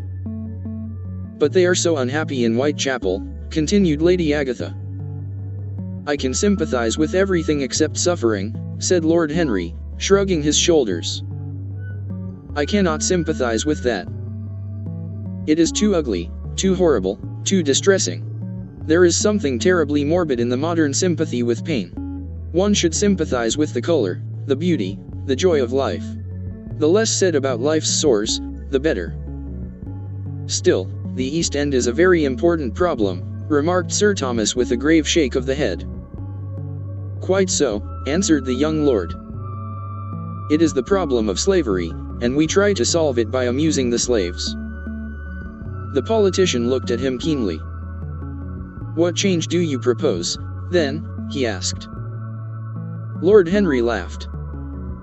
"I don't desire to change anything in England except the weather," he answered. "I am quite content with philosophic contemplation. But, as the 19th century has gone bankrupt through an over-expenditure of sympathy, I would suggest that we should appeal to science to put us straight. The advantage of the emotions is that they lead us astray, and the advantage of science is that it is not emotional." "But we have such grave responsibilities," ventured Mrs. Vandeleur timidly. "Terribly grave," echoed Lady Agatha. Lord Henry looked over at Mr. Erskine. "Humanity takes itself too seriously. It is the world's original sin. If the caveman had known how to laugh, history would have been different." "You are really very comforting," warbled the Duchess. "I have always felt rather guilty when I came to see your dear aunt, for I take no interest at all in the East End. For the future I shall be able to look her in the face without a blush." "A blush is very becoming, Duchess," remarked Lord Henry. "Only when one is young," she answered. "When an old woman like myself blushes, it is a very bad sign. Ah, Lord Henry, I wish you would tell me how to become young again." He thought for a moment. "Can you remember any great error that you committed in your early days, Duchess?" he asked, looking at her across the table. "A great many, I fear," she cried. "Then commit them over again," he said gravely. "To get back one's youth, one has merely to repeat one's follies." "A delightful theory," she exclaimed.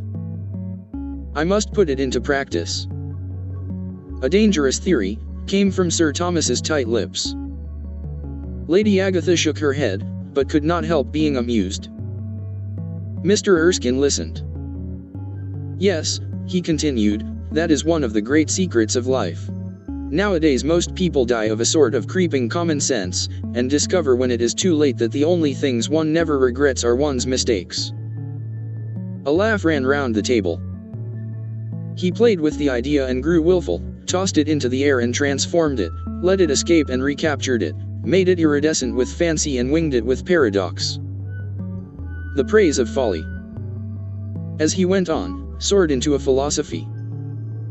And philosophy herself became young, and catching the mad music of pleasure, wearing, one might fancy, her wine-stained robe and wreath of ivy, danced like a bacchante over the hills of life, and mocked the slow Silenus for being sober. Facts fled before her like frightened forest things. Her white feet trod the huge press at which wise Omar sits, till the seething grape juice rose round her bare limbs in waves of purple bubbles, or crawled in red foam over the vat's black, dripping, sloping sides. It was an extraordinary improvisation. He felt that the eyes of Dorian Gray were fixed on him, and the consciousness that amongst his audience there was one whose temperament he wished to fascinate seemed to give his wit keenness and to lend color to his imagination. He was brilliant, fantastic, irresponsible. He charmed his listeners out of themselves, and they followed his pipe, laughing. Dorian Gray never took his gaze off him, but sat like one under a spell, smiles chasing each other over his lips and wonder growing grave in his darkening eyes. At last, liveried in the costume of the age, reality entered the room in the shape of a servant to tell the Duchess that her carriage was waiting.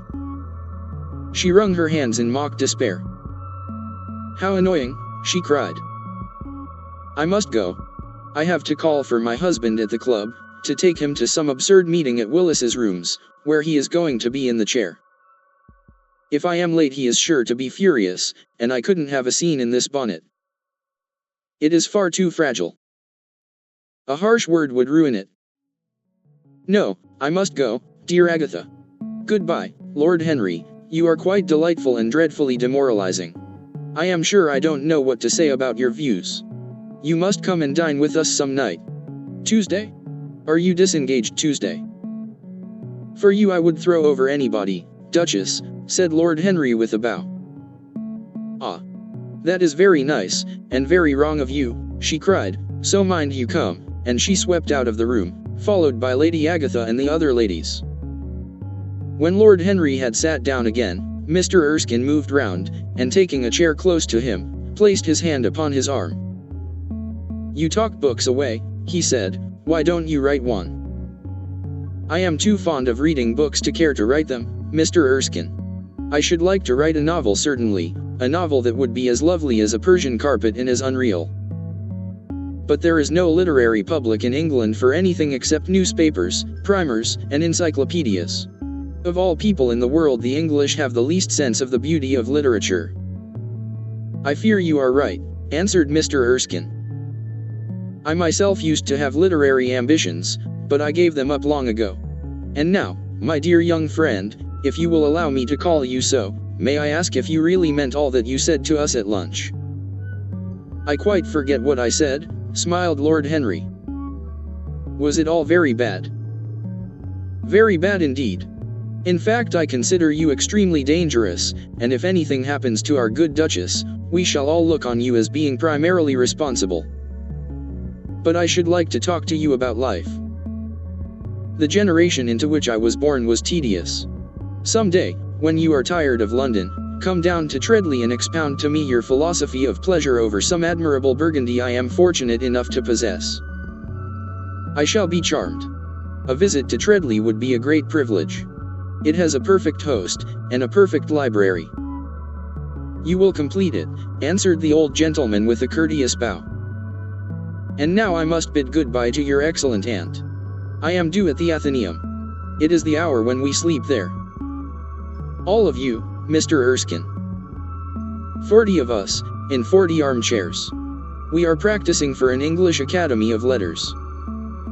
Lord Henry laughed and rose. I am going to the park, he cried. As he was passing out of the door, Dorian Gray touched him on the arm. Let me come with you, he murmured. But I thought you had promised Basil Hallward to go and see him, answered Lord Henry. I would sooner come with you, yes, I feel I must come with you. Do let me. And you will promise to talk to me all the time? No one talks so wonderfully as you do. Ah. I have talked quite enough for today, said Lord Henry, smiling. All I want now is to look at life. You may come and look at it with me, if you care to. Chapter 4. One afternoon, a month later, Dorian Gray was reclining in a luxurious armchair, in the little library of Lord Henry's house in Mayfair.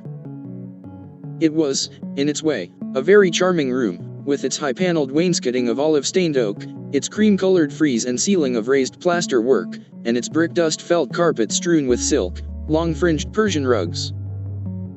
On a tiny satinwood table stood a statuette by Clodion, and beside it lay a copy of Les Cent Nouvelles, bound for Margaret of Valois by Clovis Eve and powdered with the gilt daisies that Queen had selected for her device. Some large blue china jars and parrot tulips were ranged on the mantel shelf, and through the small leaded panes of the window streamed the apricot-colored light of a summer day in London. Lord Henry had not yet come in. He was always late on principle, his principle being that punctuality is the thief of time. So the lad was looking rather sulky, as with listless fingers he turned over the pages of an elaborately illustrated edition of Manon Lescaut that he had found in one of the bookcases. The formal monotonous ticking of the Louis Quatorze clock annoyed him. Once or twice he thought of going away. At last he heard a step outside, and the door opened. "How late you are, Harry," he murmured. "I am afraid it is not Harry, Mr. Gray," answered a shrill voice. He glanced quickly round and rose to his feet. "I beg your pardon. I thought. You thought it was my husband. It is only his wife. You must let me introduce myself.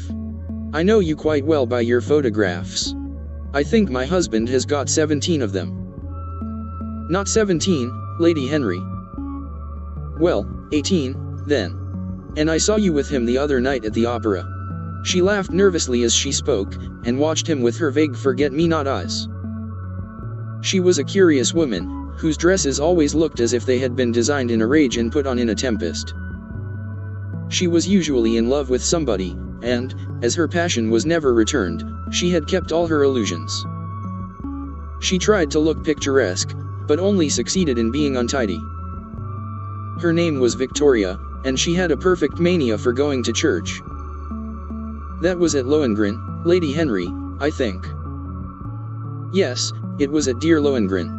I like Wagner's music better than anybody's. It is so loud that one can talk the whole time without other people hearing what one says. That is a great advantage, don't you think so, Mr. Gray?" The same nervous staccato laugh broke from her thin lips, and her fingers began to play with a long tortoise-shell paper knife. Dorian smiled and shook his head. "I am afraid I don't think so, Lady Henry. I never talk during music, at least, during good music. If one hears bad music, it is one's duty to drown it in conversation." "Ah. That is one of Harry's views, isn't it, Mr. Gray? I always hear Harry's views from his friends. It is the only way I get to know of them. But you must not think I don't like good music. I adore it, but I am afraid of it. It makes me too romantic. I have simply worshipped pianists 2 at a time, sometimes, Harry tells me. I don't know what it is about them. Perhaps it is that they are foreigners. They all are, ain't they? Even those that are born in England become foreigners after a time, don't they? It is so clever of them, and such a compliment to art. Makes it quite cosmopolitan, doesn't it? You have never been to any of my parties, have you, Mr. Gray? You must come. I can't afford orchids, but I spare no expense in foreigners. They make one's rooms look so picturesque. But here is Harry. Harry, I came in to look for you, to ask you something. I forget what it was, and I found Mr. Gray here. We have had such a pleasant chat about music. We have quite the same ideas. No, I think our ideas are quite different. But he has been most pleasant. I am so glad I've seen him. I am charmed, my love, quite charmed, said Lord Henry, elevating his dark, crescent-shaped eyebrows and looking at them both with an amused smile. So sorry I am late, Dorian. I went to look after a piece of old brocade in Wardour Street and had to bargain for hours for it. Nowadays people know the price of everything and the value of nothing. I am afraid I must be going, exclaimed Lady Henry, breaking an awkward silence with her silly sudden laugh. I have promised to drive with the Duchess. Goodbye, Mr. Gray. Goodbye, Harry. You are dining out, I suppose? So am I. Perhaps I shall see you at Lady Thornberry's. I dare say, my dear, said Lord Henry, shutting the door behind her as, looking like a bird of paradise that had been out all night in the rain, she flitted out of the room, leaving a faint odor of frangipani. Then he lit a cigarette and flung himself down on the sofa. Never marry a woman with straw-colored hair, Dorian, he said after a few puffs. Why, Harry? Because they are so sentimental. But I like sentimental people. Never marry at all, Dorian. Men marry because they are tired, women, because they are curious, both are disappointed. I don't think I am likely to marry, Harry. I am too much in love. That is one of your aphorisms. I am putting it into practice, as I do everything that you say. Who are you in love with? Asked Lord Henry after a pause. With an actress, said Dorian Gray, blushing. Lord Henry shrugged his shoulders. That is a rather commonplace debut. You would not say so if you saw her, Harry. Who is she? Her name is Sybil Vane. Never heard of her. No one has. People will someday, however. She is a genius. My dear boy, no woman is a genius. Women are a decorative sex. They never have anything to say, but they say it charmingly. Women represent the triumph of matter over mind, just as men represent the triumph of mind over morals. Harry, how can you? My dear Dorian, it is quite true. I am analyzing women at present, so I ought to know. The subject is not so abstruse as I thought it was.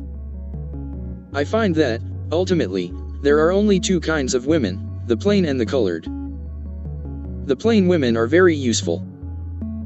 If you want to gain a reputation for respectability, you have merely to take them down to supper. The other women are very charming. They commit one mistake, however. They paint in order to try and look young. Our grandmothers painted in order to try and talk brilliantly. Rouge and esprit used to go together. That is all over now. As long as a woman can look 10 years younger than her own daughter, she is perfectly satisfied. As for conversation, there are only 5 women in London worth talking to, and 2 of these can't be admitted into decent society. However, tell me about your genius. How long have you known her? Ah. Harry, your views terrify me. Never mind that. How long have you known her? About 3 weeks. And where did you come across her? I will tell you, Harry, but you mustn't be unsympathetic about it. After all, it never would have happened if I had not met you. You filled me with a wild desire to know everything about life. For days after I met you, something seemed to throb in my veins. As I lounged in the park, or strolled down Piccadilly, I used to look at everyone who passed me and wonder, with a mad curiosity, what sort of lives they led. Some of them fascinated me. Others filled me with terror. There was an exquisite poison in the air. I had a passion for sensations. Well, one evening about 7 o'clock, I determined to go out in search of some adventure. I felt that this grey monstrous London of ours, with its myriads of people, its sordid sinners, and its splendid sins, as you once phrased it, must have something in store for me. I fancied 1,000 things. The mere danger gave me a sense of delight. I remembered what you had said to me on that wonderful evening when we first dined together, about the search for beauty being the real secret of life. I don't know what I expected, but I went out and wandered eastward, soon losing my way in a labyrinth of grimy streets and black grassless squares. About 8:30 I passed by an absurd little theater, with great flaring gas jets and gaudy playbills. A hideous Jew, in the most amazing waistcoat I ever beheld in my life, was standing at the entrance, smoking a vile cigar. He had greasy ringlets, and an enormous diamond blazed in the center of a soiled shirt.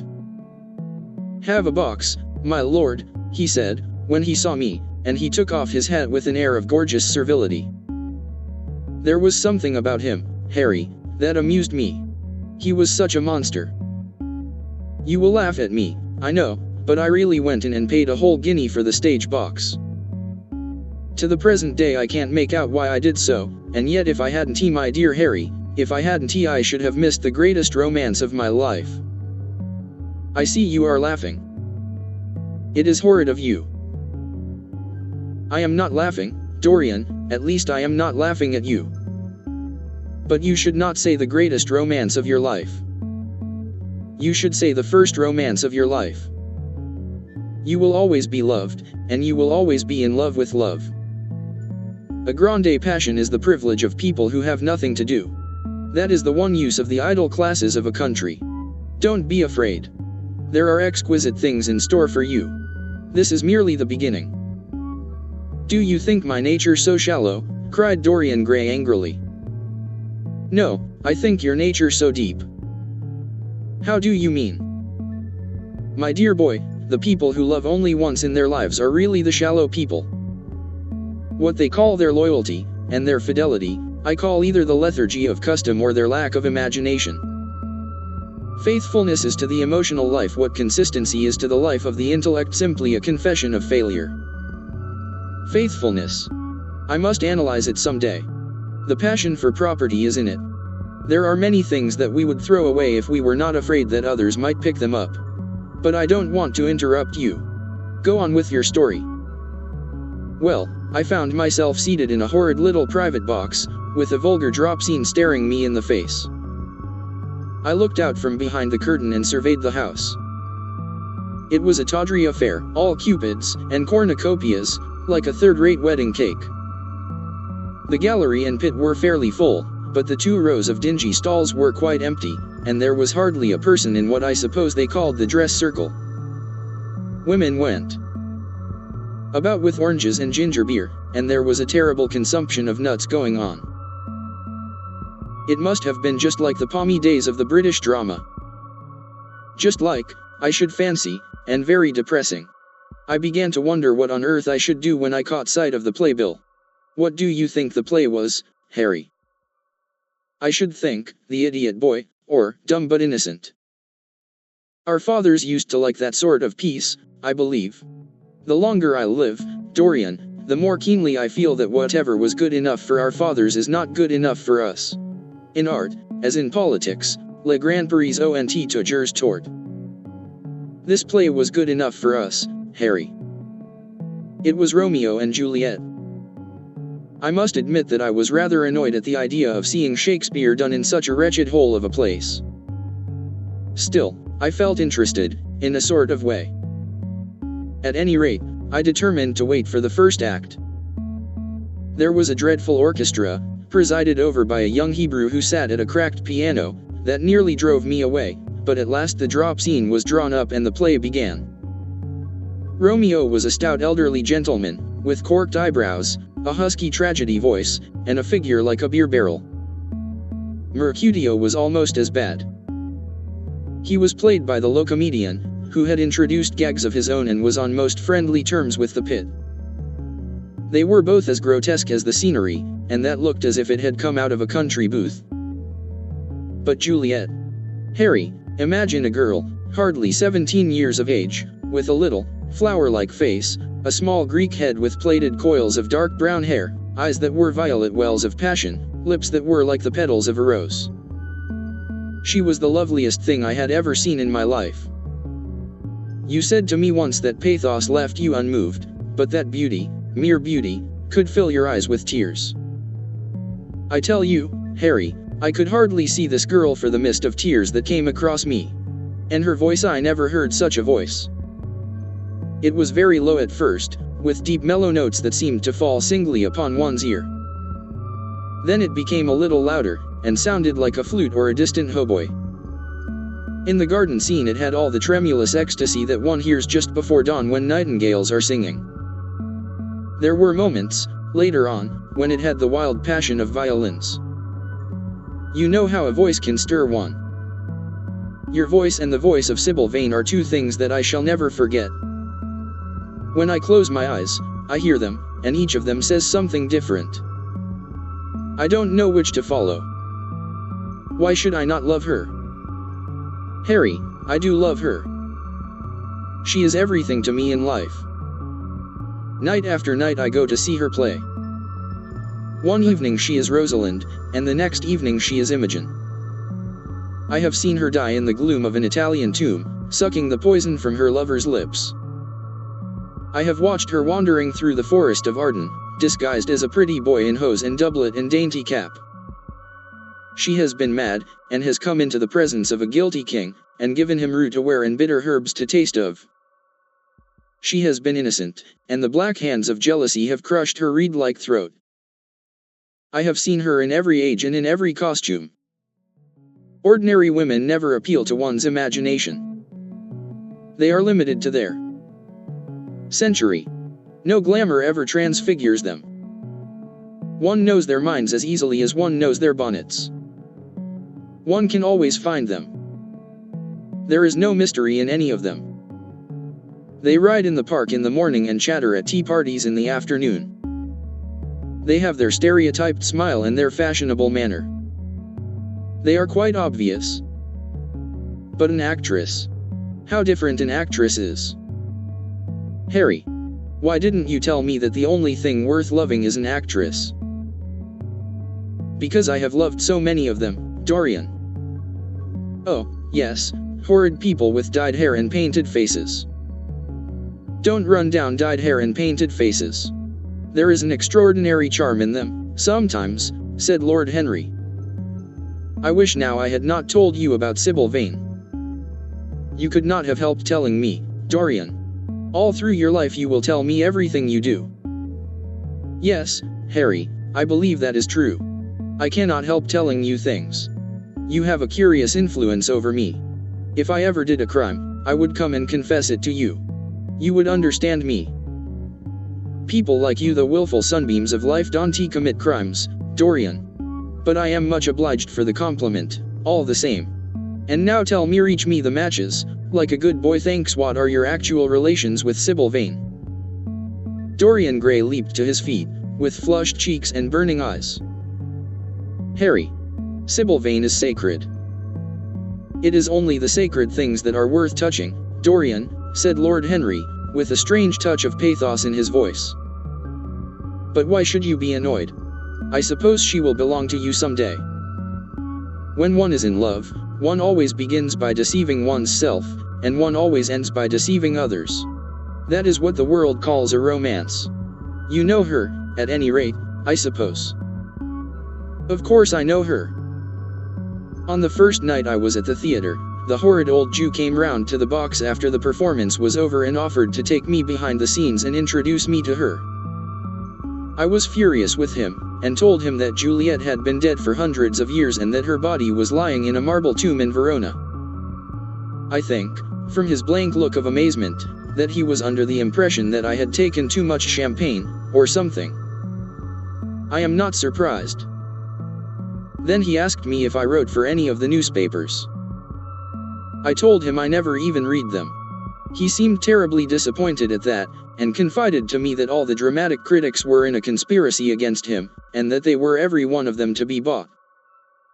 I should not wonder if he was quite right there. But, on the other hand, judging from their appearance, most of them cannot be at all expensive. Well, he seemed to think they were beyond his means, laughed Dorian. By this time, however, the lights were being put out in the theater, and I had to go. He wanted me to try some cigars that he strongly recommended. I declined. The next night, of course, I arrived at the place again. When he saw me, he made me a low bow and assured me that I was a munificent patron of art. He was a most offensive brute, though he had an extraordinary passion for Shakespeare. He told me once, with an air of pride, that his 5 bankruptcies were entirely due to the bard, as he insisted on calling him. He seemed to think it a distinction. It was a distinction, my dear Dorian, a great distinction. Most people become bankrupt through having invested too heavily in the prose of life. To have ruined one's self over poetry is an honor. But when did you first speak to Miss Sybil Vane? The third night. She had been playing Rosalind. I could not help going round. I had thrown her some flowers, and she had looked at me. At least I fancied that she had. The old Jew was persistent. He seemed determined to take me behind, so I consented. It was curious my not wanting to know her, wasn't it? No, I don't think so. My dear Harry, why? I will tell you some other time. Now I want to know about the girl. Sybil? Oh, she was so shy and so gentle.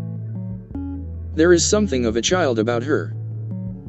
Her eyes opened wide in exquisite wonder when I told her what I thought of her performance, and she seemed quite unconscious of her power. I think we were both rather nervous. The old Jew stood grinning at the doorway of the dusty green room, making elaborate speeches about us both, while we stood looking at each other like children. He would insist on calling me my lord, so I had to assure Sybil that I was not anything of the kind. She said quite simply to me, "You look more like a prince. I must call you Prince Charming." Upon my word, Dorian, Miss Sybil knows how to pay compliments. You don't understand her, Harry. She regarded me merely as a person in a play. She knows nothing of life. She lives with her mother, a faded, tired woman who played Lady Capulet in a sort of magenta dressing wrapper on the first night, and looks as if she had seen better days. I know that look. It depresses me, murmured Lord Henry, examining his rings. The Jew wanted to tell me her history, but I said it did not interest me. You were quite right. There is always something infinitely mean about other people's tragedies. Sybil is the only thing I care about. What is it to me where she came from? From her little head to her little feet, she is absolutely and entirely divine. Every night of my life I go to see her act, and every night she is more marvelous. That is the reason, I suppose, that you never dine with me now. I thought you must have some curious romance on hand. You have, but it is not quite what I expected. My dear Harry, we either lunch or sup together every day, and I have been to the opera with you several times, said Dorian, opening his blue eyes in wonder. You always come dreadfully late. Well, I can't help going to see Sybil play, he cried, even if it is only for a single act. I get hungry for her presence, and when I think of the wonderful soul that is hidden away in that little ivory body, I am filled with awe. You can dine with me tonight, Dorian, can't you? He shook his head. Tonight she is Imogen, he answered, and tomorrow night she will be Juliet. When is she Sybil Vane? Never. I congratulate you. How horrid you are. She is all the great heroines of the world in one. She is more than an individual. You laugh, but I tell you she has genius. I love her, and I must make her love me. You, who know all the secrets of life, tell me how to charm Sybil Vane to love me. I want to make Romeo jealous. I want the dead lovers of the world to hear our laughter and grow sad. I want a breath of our passion to stir their dust into consciousness, to wake their ashes into pain. My God, Harry, how I worship her. He was walking up and down the room as he spoke. Hectic spots of red burned on his cheeks. He was terribly excited. Lord Henry watched him with a subtle sense of pleasure. How different he was now from the shy, frightened boy he had met in Basil Hallward's studio. His nature had developed like a flower, had borne blossoms of scarlet flame. Out of its secret hiding place had crept his soul, and desire had come to meet it on the way. And what do you propose to do? Said Lord Henry at last. I want you and Basil to come with me some night and see her act. I have not the slightest fear of the result. You are certain to acknowledge her genius. Then we must get her out of the Jew's hands. She is bound to him for 3 years, at least for 2 years and 8 months from the present time. I shall have to pay him something, of course. When all that is settled, I shall take a West End theatre and bring her out properly. She will make the world as mad as she has made me. That would be impossible, my dear boy. Yes, she will.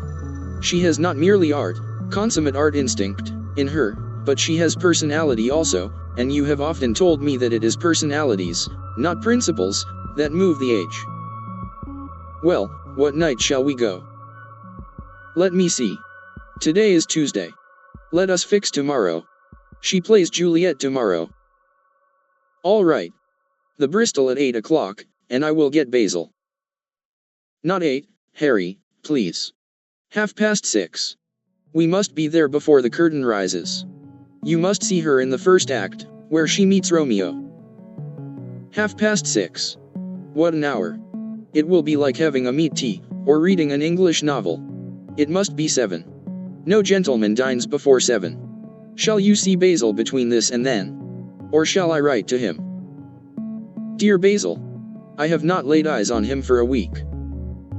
It is rather horrid of me, as he has sent me my portrait in the most wonderful frame, specially designed by himself, and, though I am a little jealous of the picture for being a whole month younger than I am, I must admit that I delight in it. Perhaps you had better write to him. I don't want to see him alone. He says things that annoy me. He gives me good advice. Lord Henry smiled. People are very fond of giving away what they need most themselves. It is what I call the depth of generosity. Oh, Basil is the best of fellows, but he seems to me to be just a bit of a Philistine. Since I have known you, Harry, I have discovered that Basil, my dear boy, puts everything that is charming in him into his work.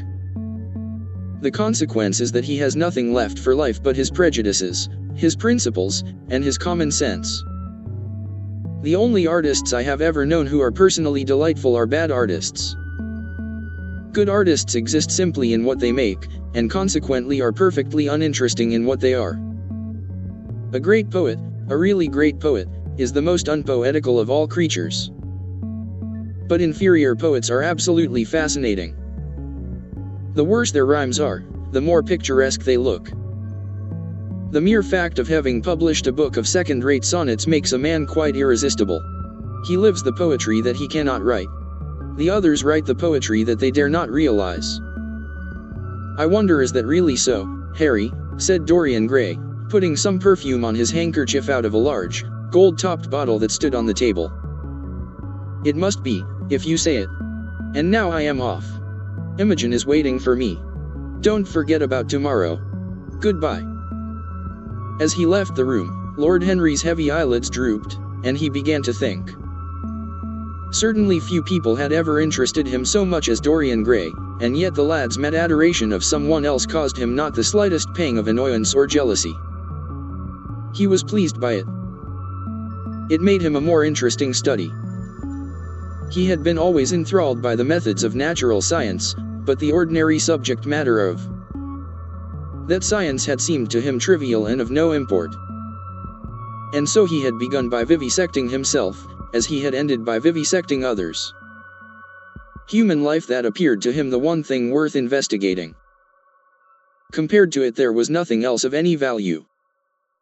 It was true that as one watched life in its curious crucible of pain and pleasure, one could not wear over one's face a mask of glass, nor keep the sulphurous fumes from troubling the brain and making the imagination turbid with monstrous fancies and misshapen dreams. There were poisons so subtle that to know their properties one had to sicken of them. There were maladies so strange that one had to pass through them if one sought to understand their nature. And, yet, what a great reward one received! How wonderful the whole world became to one! To note the curious hard logic of passion, and the emotional colored life of the intellect, to observe where they met, and where they separated, at what point they were in unison, and at what point they were at discord, there was a delight in that. What matter what the cost was? One could never pay too high a price for any sensation. He was conscious, and the thought brought a gleam of pleasure into his brown agate eyes, that it was through certain words of his, musical words said with musical utterance, that Dorian Gray's soul had turned to this white girl and bowed in worship before her. To a large extent the lad was his own creation. He had made him premature. That was something. Ordinary people waited till life disclosed to them its secrets, but to the few, to the elect, the mysteries of life were revealed before the veil was drawn away. Sometimes this was the effect of art, and chiefly of the art of literature, which dealt immediately with the passions and the intellect. But now and then a complex personality took the place and assumed the office of art, was indeed, in its way, a real work of art, life having its elaborate masterpieces, just as poetry has, or sculpture, or painting. Yes, the lad was premature. He was gathering his harvest while it was yet spring. The pulse and passion of youth were in him, but he was becoming self-conscious. It was delightful to watch him. With his beautiful face, and his beautiful soul, he was a thing to wonder at. It was no matter how it all ended, or was destined to end. He was like one of those gracious figures in a pageant or a play, whose joys seem to be remote from one, but whose sorrows stir one's sense of beauty, and whose wounds are like red roses. Soul and body, body and soul, how mysterious they were. There was animalism in the soul, and the body had its moments of spirituality. The senses could refine, and the intellect could degrade. Who could say where the fleshly impulse ceased, or the psychical impulse began? How shallow were the arbitrary definitions of ordinary psychologists. And yet how difficult to decide between the claims of the various schools. Was the soul a shadow seated in the house of sin? Or was the body really in the soul, as Giordano Bruno thought? The separation of spirit from matter was a mystery, and the union of spirit with matter was a mystery also. He began to wonder whether we could ever make psychology so absolute a science that each little spring of life would be revealed to us. As it was, we always misunderstood ourselves and rarely understood others. Experience was of no ethical value. It was merely the name men gave to their mistakes. Moralists had, as a rule, regarded it as a mode of warning, had claimed for it a certain ethical efficacy in the formation of character, had praised it as something that taught us what to follow and showed us what to avoid. But there was no motive power in experience. It was as little of an active cause as conscience itself. All that it really demonstrated was that our future would be the same as our past, and that the sin we had done once, and with loathing, we would do many times, and with joy. It was clear to him that the experimental method was the only method by which one could arrive at any scientific analysis of the passions, and certainly Dorian Gray was a subject made to his hand, and seemed to promise rich and fruitful results. His sudden mad love for Sybil Vane was a psychological phenomenon of no small interest. There was no doubt that curiosity had much to do with it, curiosity and the desire for new experiences, yet it was not a simple, but rather a very complex passion. What there was in it of the purely sensuous instinct of boyhood had been transformed by the workings of the imagination. Changed into something that seemed to the lad himself to be remote from sense, and was for that very reason all the more dangerous. It was the passions about whose origin we deceived ourselves that tyrannized most strongly over us.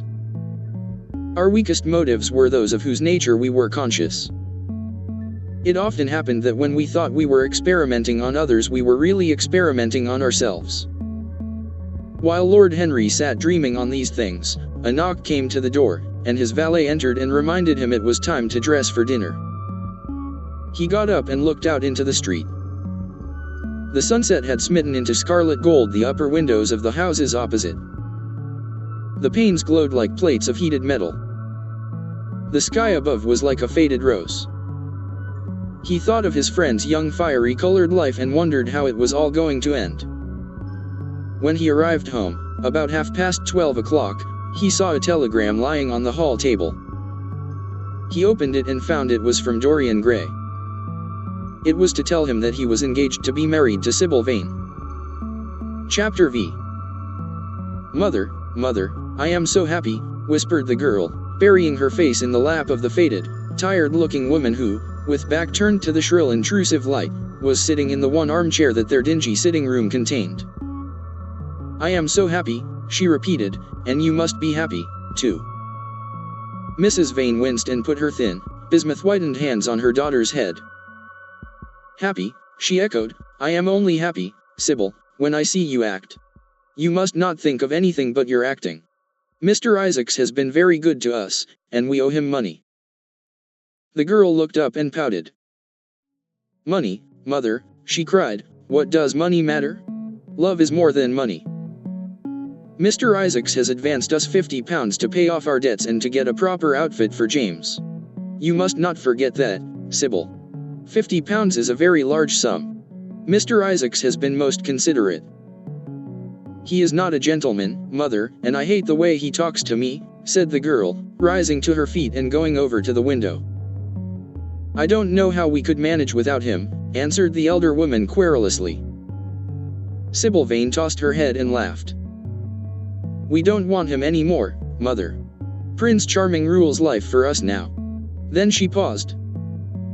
A rose shook in her blood and shadowed her cheeks. Quick breath parted the petals of her lips. They trembled. Some southern wind of passion swept over her and stirred the dainty folds of her dress. I love him, she said simply. Foolish child. Foolish child, was the parrot phrase flung in answer. The waving of crooked, false jeweled fingers gave grotesqueness to the words. The girl laughed again. The joy of a caged bird was in her voice. Her eyes caught the melody and echoed it in radiance, then closed for a moment, as though to hide their secret. When they opened, the mist of a dream had passed across them. Thin-lipped wisdom spoke at her from the worn chair, hinted at prudence, quoted from that book of cowardice whose author apes the name of common sense.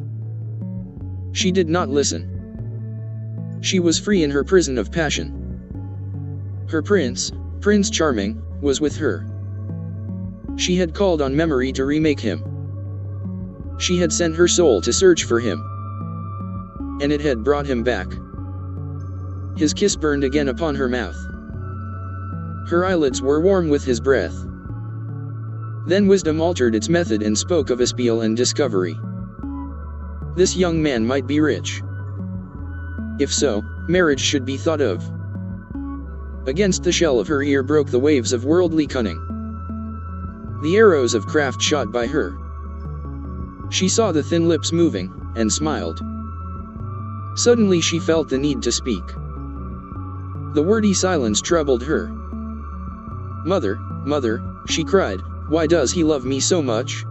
I know why I love him. I love him because he is like what love himself should be.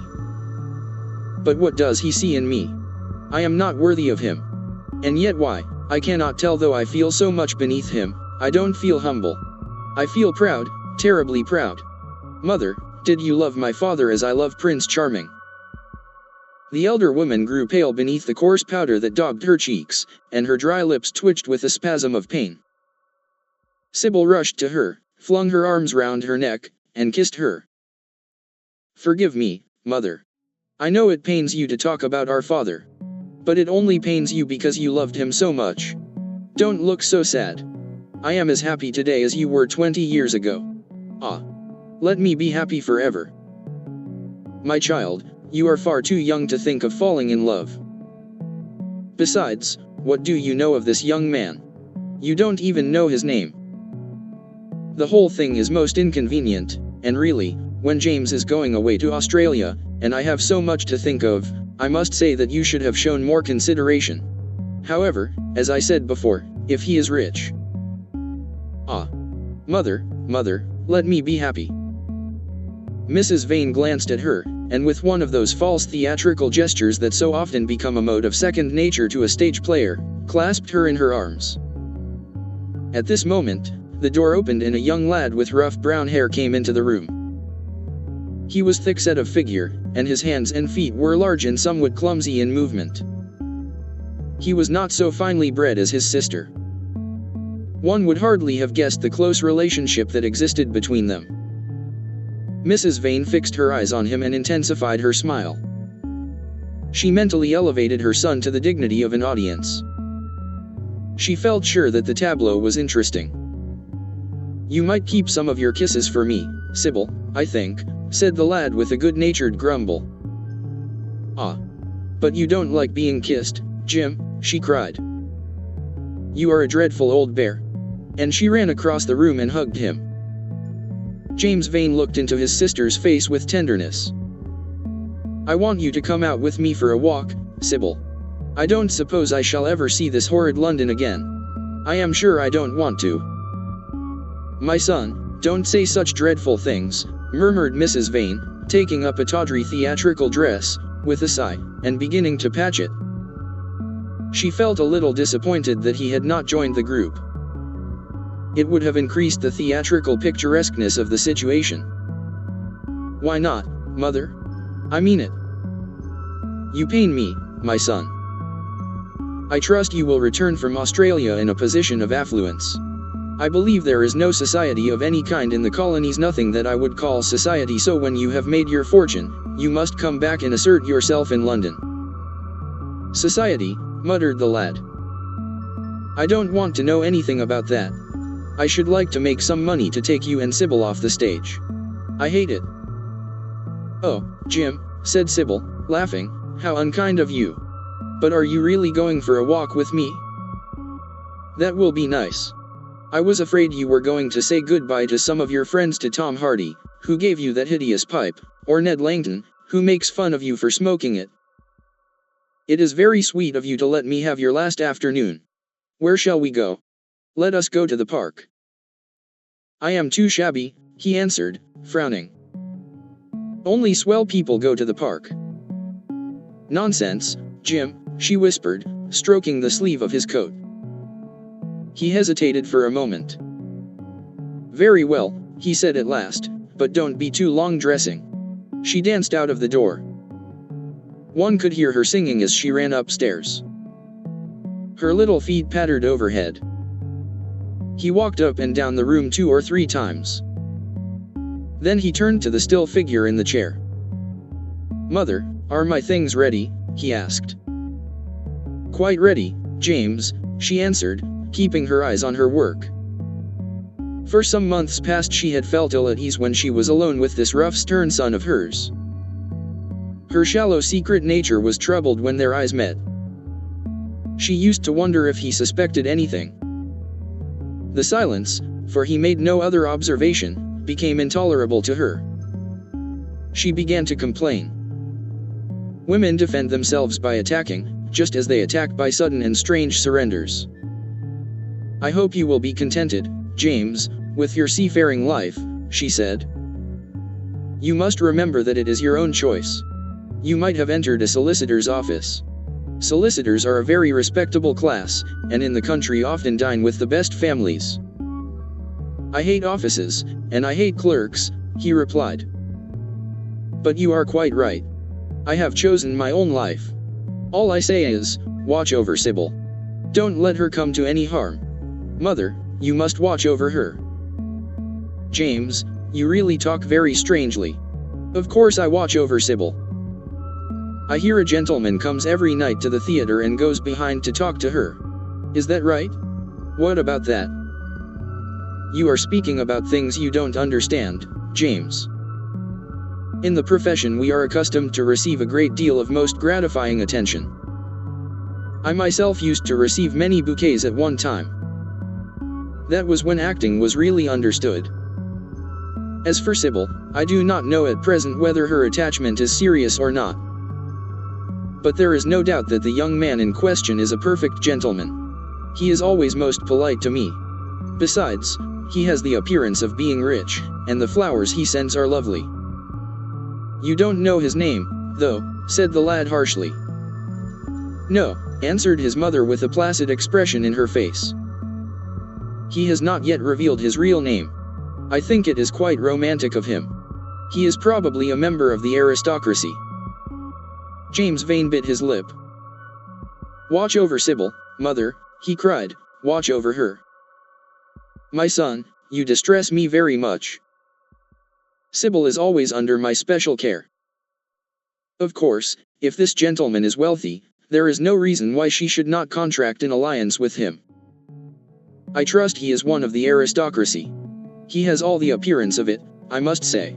It might be a most brilliant marriage for Sybil. They would make a charming couple. His good looks are really quite remarkable, everybody notices them. The lad muttered something to himself and drummed on the window pane with his coarse fingers. He had just turned round to say something when the door opened and Sybil ran in. How serious you both are, she cried. What is the matter? Nothing, he answered. I suppose one must be serious sometimes. Goodbye, mother, I will have my dinner at 5 o'clock. Everything is packed, except my shirts, so you need not trouble. Goodbye, my son, she answered with a bow of strained stateliness. She was extremely annoyed at the tone he had adopted with her, and there was something in his look that had made her feel afraid. Kiss me, mother, said the girl. Her flower-like lips touched the withered cheek and warmed its frost. My child, cried Mrs. Vane, looking up to the ceiling in search of an imaginary gallery. Come, Sybil, said her brother impatiently. He hated his mother's affectations. They went out into the flickering, wind-blown sunlight and strolled down the dreary Euston Road. The passers-by glanced in wonder at the sullen heavy youth who, in coarse, ill-fitting clothes, was in the company of such a graceful, refined-looking girl. He was like a common gardener walking with a rose. Jim frowned from time to time when he caught the inquisitive glance of some stranger. He had that dislike of being stared at, which comes on geniuses late in life and never leaves the commonplace. Sybil, however, was quite unconscious of the effect she was producing. Her love was trembling in laughter on her lips. She was thinking of Prince Charming, and that she might think of him all the more. She did not talk of him, but prattled on about the ship in which Jim was going to sail, about the gold he was certain to find, about the wonderful heiress whose life he was to save from the wicked, red-shirt bushrangers. For he was not to remain a sailor, or a supercargo, or whatever he was going to be. Oh, no. A sailor's existence was dreadful. Fancy being cooped up in a horrid ship, with the hoarse, humpbacked waves trying to get in, and a black wind blowing the masts down and tearing the sails into long screaming ribbons. He was to leave the vessel at Melbourne, bid a polite goodbye to the captain, and go off at once to the gold fields. Before a week was over he was to come across a large nugget of pure gold, the largest nugget that had ever been discovered, and bring it down to the coast in a wagon guarded by 6 mounted policemen. The bushrangers were to attack them 3 times, and be defeated with immense slaughter. Or, no. He was not to go to the gold fields at all. They were horrid places, where men got intoxicated, and shot each other in bar rooms, and used bad language. He was to be a nice sheep farmer, and one evening, as he was riding home, he was to see the beautiful heiress being carried off by a robber on a black horse, and give chase, and rescue her. Of course, she would fall in love with him, and he with her, and they would get married, and come home, and live in an immense house in London. Yes, there were delightful things in store for him. But he must be very good, and not lose his temper, or spend his money foolishly. She was only a year older than he was, but she knew so much more of life. He must be sure, also, to write to her by every mail, and to say his prayers each night before he went to sleep. God was very good, and would watch over him. She would pray for him, too, and in a few years he would come back quite rich and happy. The lad listened sulkily to her and made no answer. He was heartsick at leaving home. Yet it was not this alone that made him gloomy and morose. Inexperienced though he was, he had still a strong sense of the danger of Sybil's position. This young dandy who was making love to her could mean her no good. He was a gentleman, and he hated him for that, hated him through some curious race instinct for which he could not account, and which for that reason was all the more dominant within him. He was conscious also of the shallowness and vanity of his mother's nature, and in that saw infinite peril for Sybil and Sybil's happiness. Children begin by loving their parents, as they grow older they judge them, sometimes they forgive them. His mother. He had something on his mind to ask of her, something that he had brooded on for many months of silence. A chance phrase that he had heard at the theater, a whispered sneer that had reached his ears one night as he waited at the stage door, had set loose a train of horrible thoughts. He remembered it as if it had been the lash of a hunting crop across his face. His brows knit together into a wedge-like furrow, and with a twitch of pain he bit his underlip. "You are not listening to a word I am saying, Jim," cried Sybil, "and I am making the most delightful plans for your future. Do say something." "What do you want me to say?" "Oh, that you will be a good boy and not forget us," she answered, smiling at him. He shrugged his shoulders. You are more likely to forget me than I am to forget you, Sybil. She flushed. What do you mean, Jim? She asked. You have a new friend, I hear. Who is he? Why have you not told me about him? He means you no good. Stop, Jim, she exclaimed. You must not say anything against him. I love him. Why, you don't even know his name, answered the lad. Who is he? I have a right to know. He is called Prince Charming. Don't you like the name? Oh, you silly boy. You should never forget it. If you only saw him, you would think him the most wonderful person in the world. Someday you will meet him when you come back from Australia. You will like him so much. Everybody likes him, and I love him. I wish you could come to the theater tonight. He is going to be there, and I am to play Juliet. Oh, how I shall play it. Fancy, Jim, to be in love and play Juliet. To have him sitting there. To play for his delight. I am afraid I may frighten the company, frighten or enthrall them. To be in love is to surpass one's self. Poor dreadful Mr. Isaacs will be shouting genius to his loafers at the bar. He has preached me as a dogma, tonight he will announce me as a revelation. I feel it. And it is all his only, Prince Charming, my wonderful lover, my god of graces. But I am poor beside him. Poor? What does that matter? When poverty creeps in at the door, love flies in through the window. Our proverbs want rewriting. They were made in winter, and it is summer now, springtime for me, I think, a very dance of blossoms in blue skies. He is a gentleman, said the lad sullenly. A prince, she cried musically. What more do you want? He wants to enslave you. I shudder at the thought of being free. I want you to beware of him. To see him is to worship him, to know him is to trust him. Sybil, you are mad about him. She laughed and took his arm. You dear old Jim, you talk as if you were 100. Someday you will be in love yourself. Then you will know what it is. Don't look so sulky. Surely you should be glad to think that, though you are going away, you leave me happier than I have ever been before. Life has been hard for us both, terribly hard and difficult. But it will be different now. You are going to a new world, and I have found one. Here are 2 chairs, let us sit down and see the smart people go by. They took their seats amidst a crowd of watchers. The tulip beds across the road flamed like throbbing rings of fire.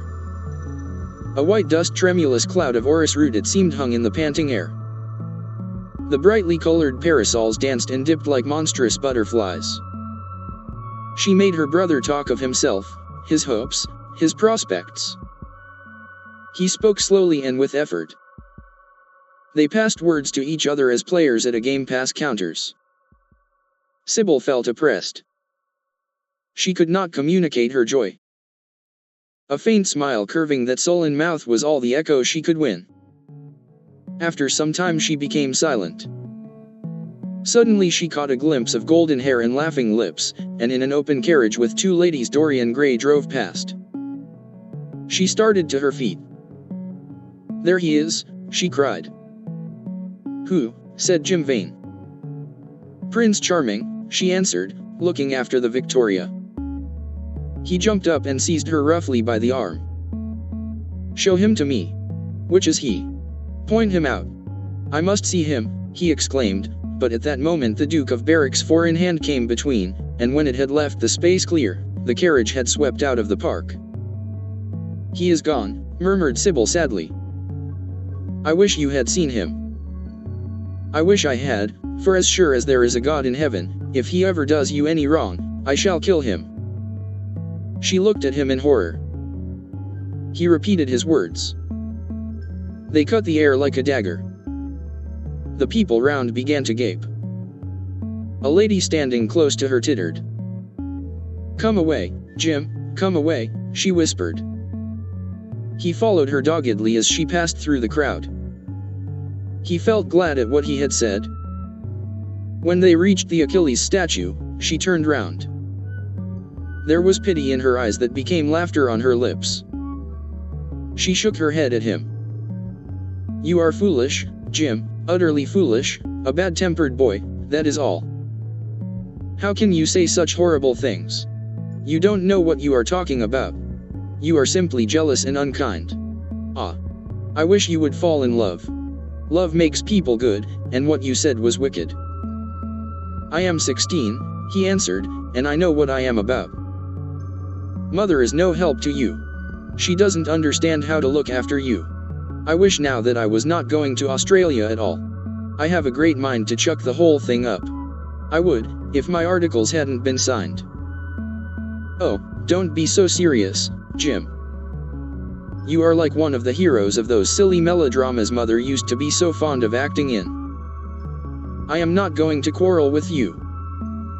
I have seen him, and oh, to see him is perfect happiness.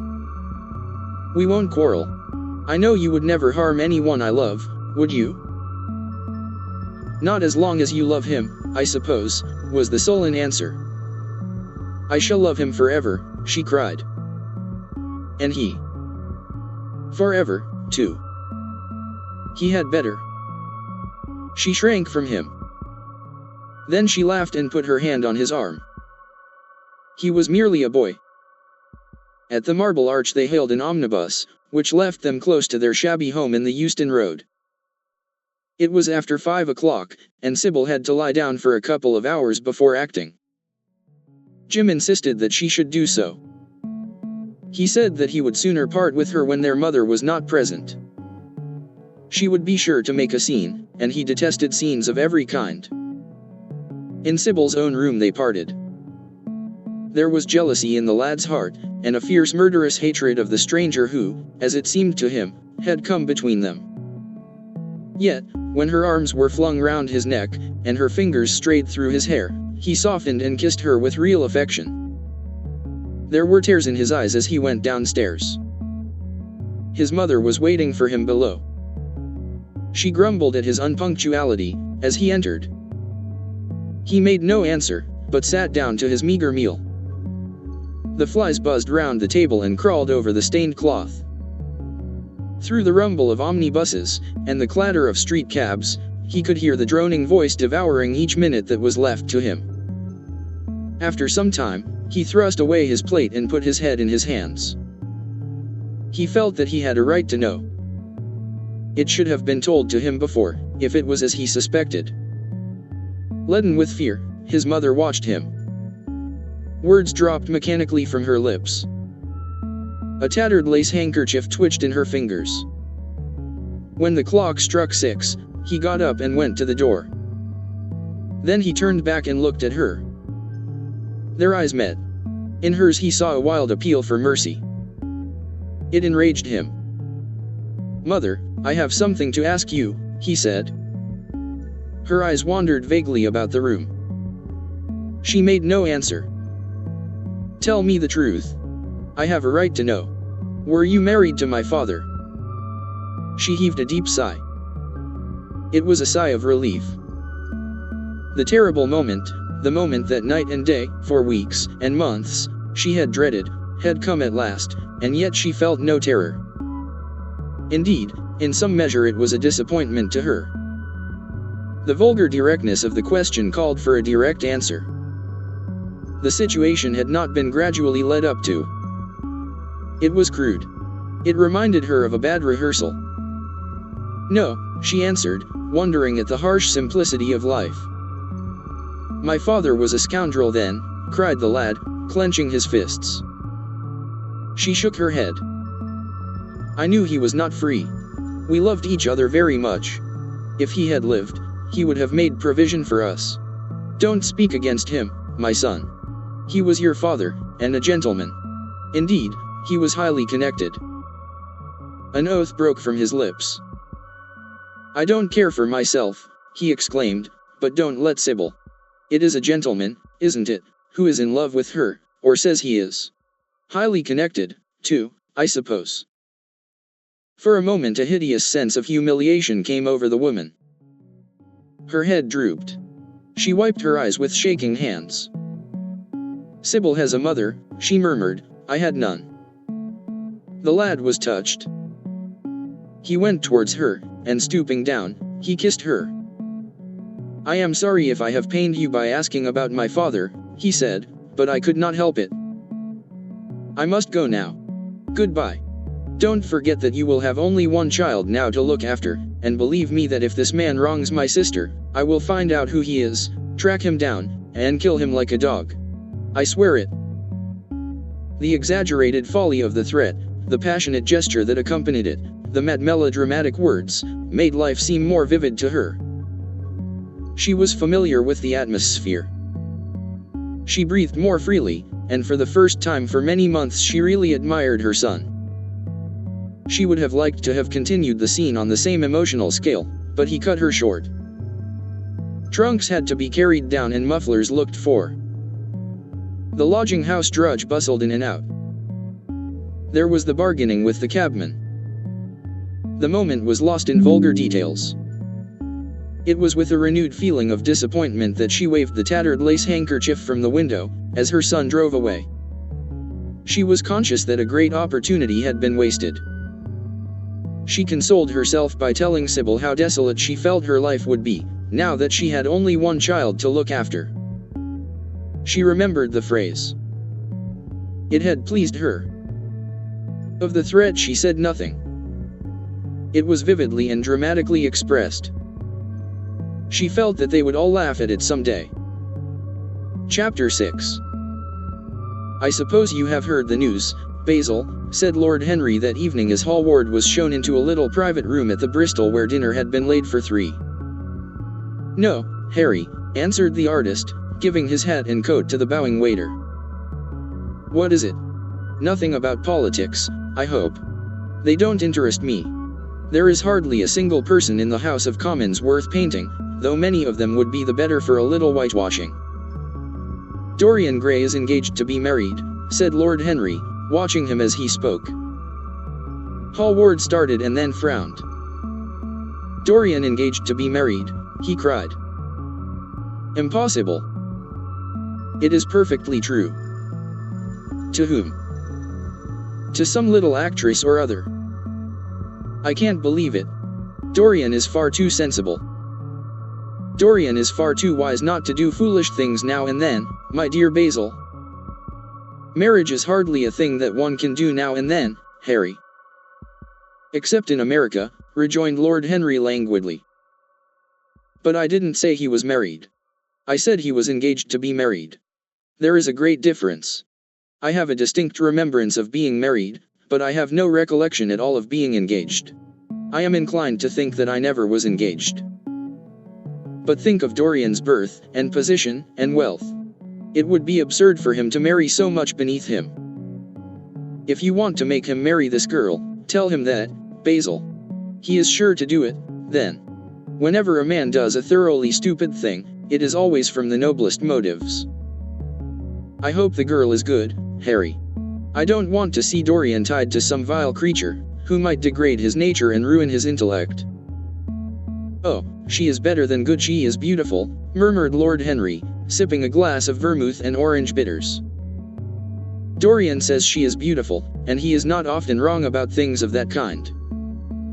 Your portrait of him has quickened his appreciation of the personal appearance of other people. It has had that excellent effect, amongst others. We are to see her tonight, if that boy doesn't forget his appointment." "Are you serious?" "Quite serious, Basil. I should be miserable if I thought I should ever be more serious than I am at the present moment." "But do you approve of it, Harry?" asked the painter, walking up and down the room and biting his lip. "You can't approve of it, possibly. It is some silly infatuation. I never approve, or disapprove, of anything now. It is an absurd attitude to take towards life. We are not sent into the world to air our moral prejudices. I never take any notice of what common people say, and I never interfere with what charming people do. If a personality fascinates me, whatever mode of expression that personality selects is absolutely delightful to me. Dorian Gray falls in love with a beautiful girl who acts Juliet, and proposes to marry her. Why not? If he wedded Messalina, he would be none the less interesting. You know I am not a champion of marriage. The real drawback to marriage is that it makes one unselfish. And unselfish people are colorless. They lack individuality. Still, there are certain temperaments that marriage makes more complex. They retain their egotism, and add to it many other egos. They are forced to have more than one life. They become more highly organized, and to be highly organized is, I should fancy, the object of man's existence. Besides, every experience is of value, and whatever one may say against marriage, it is certainly an experience. I hope that Dorian Gray will make this girl his wife, passionately adore her for 6 months, and then suddenly become fascinated by someone else. He would be a wonderful study. You don't mean a single word of all that, Harry, you know you don't. If Dorian Gray's life were spoiled, no one would be sorrier than yourself. You are much better than you pretend to be. Lord Henry laughed.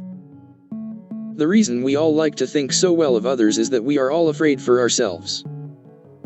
The basis of optimism is sheer terror. We think that we are generous because we credit our neighbor with the possession of those virtues that are likely to be a benefit to us. We praise the banker that we may overdraw our account, and find good qualities in the highwayman in the hope that he may spare our pockets. I mean everything that I have said. I have the greatest contempt for optimism. As for a spoiled life, no life is spoiled but one whose growth is arrested. If you want to mar a nature, you have merely to reform it.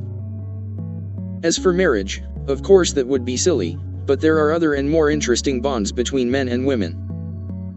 I will certainly encourage them. They have the charm of being fashionable. But here is Dorian himself. He will tell you more than I can. My dear Harry, my dear Basil, you must both congratulate me, said the lad, throwing off his evening cape with its satin-lined wings and shaking each of his friends by the hand in turn. I have never been so happy. Of course, it is sudden all really. Delightful things are.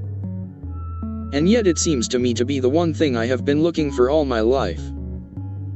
He was flushed with excitement and pleasure, and looked extraordinarily handsome. I hope you will always be very happy, Dorian, said Hallward, but I don't quite forgive you for not having let me know of your engagement. You let Harry know.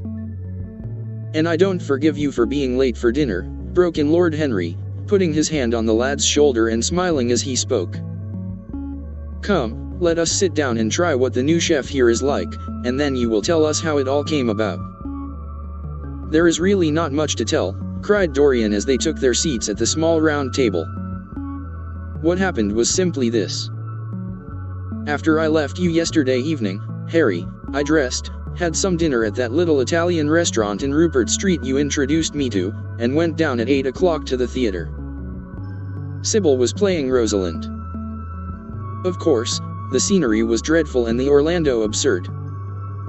But Sybil. You should have seen her. When she came on in her boy's clothes, she was perfectly wonderful. She wore a moss-colored velvet jerkin with cinnamon sleeves, slim, brown, cross-gartered hose, a dainty little green cap with a hawk's feather caught in a jewel, and a hooded cloak lined with dull red. She had never seemed to me more exquisite. She had all the delicate grace of that Tanagra figurine that you have in your studio, Basil. Her hair clustered round her face like dark leaves round a pale rose. As for her acting, well, you shall see her tonight. She is simply a born artist. I sat in the dingy box absolutely enthralled. I forgot that I was in London and in the 19th century. I was away with my love in a forest that no man had ever seen. After the performance was over, I went behind and spoke to her. As we were sitting together, suddenly there came into her eyes a look that I had never seen there before. My lips moved towards hers. We kissed each other. I can't describe to you what I felt at that moment. It seemed to me that all my life had been narrowed to one perfect point of rose-colored joy. She trembled all over and shook like a white narcissus. Then she flung herself on her knees and kissed my hands. I feel that I should not tell you all this, but I can't help it. Of course, our engagement is a dead secret. She has not even told her own mother. I don't know what my guardians will say. Lord Radley is sure to be furious. I don't care. I shall be of age in less than a year, and then I can do what I like. I have been right, Basil, haven't I, to take my love out of poetry and to find my wife in Shakespeare's plays? Lips that Shakespeare taught to speak have whispered their secret in my ear. I have had the arms of Rosalind around me, and kissed Juliet on the mouth. Yes, Dorian, I suppose you were right, said Hallward slowly. Have you seen her today? Asked Lord Henry. Dorian Gray shook his head. I left her in the forest of Arden. I shall find her in an orchard in Verona. Lord Henry sipped his champagne in a meditative manner. At what particular point did you mention the word marriage, Dorian? And what did she say in answer? Perhaps you forgot all about it. My dear Harry, I did not treat it as a business transaction, and I did not make any formal proposal. I told her that I loved her, and she said she was not worthy to be my wife. Not worthy? Why, the whole world is nothing to me compared with her. Women are wonderfully practical, murmured Lord Henry, much more practical than we are. In situations of that kind we often forget to say anything about marriage, and they always remind us. Hallward laid his hand upon his arm. Don't, Harry. You have annoyed Dorian. He is not like other men. He would never bring misery upon anyone. His nature is too fine for that. Lord Henry looked across the table. Dorian is never annoyed with me, he answered. I asked the question for the best reason possible, for the only reason, indeed, that excuses one for asking any question: simple curiosity. I have a theory that it is always the women who propose to us, and not we who propose to the women. Except, of course, in middle-class life. But then the middle classes are not modern. Dorian Gray laughed, and tossed his head. You are quite incorrigible, Harry, but I don't mind. It is impossible to be angry with you. When you see Sybil Vane, you will feel that the man who could wrong her would be a beast without a heart. I cannot understand how anyone can wish to shame the thing he loves. I love Sybil Vane. I want to place her on a pedestal of gold and to see the world worship the woman who is mine. What is marriage? An irrevocable vow. You mock at it for that. Ah. Don't mock. It is an irrevocable vow that I want to take. Her trust makes me faithful, her belief makes me good. When I am with her, I regret all that you have taught me. I become different from what you have known me to be. I am changed, and the mere touch of Sybil Vane's hand makes me forget you and all your wrong, fascinating, poisonous, delightful theories. And those are? Asked Lord Henry, helping himself to some salad. Oh, your theories about life, your theories about love, your theories about pleasure. All your theories, in fact, Harry. Pleasure is the only thing worth having a theory about, he answered in his slow melodious voice. But I am afraid I cannot claim my theory as my own. It belongs to nature, not to me. Pleasure is nature's test, her sign of approval.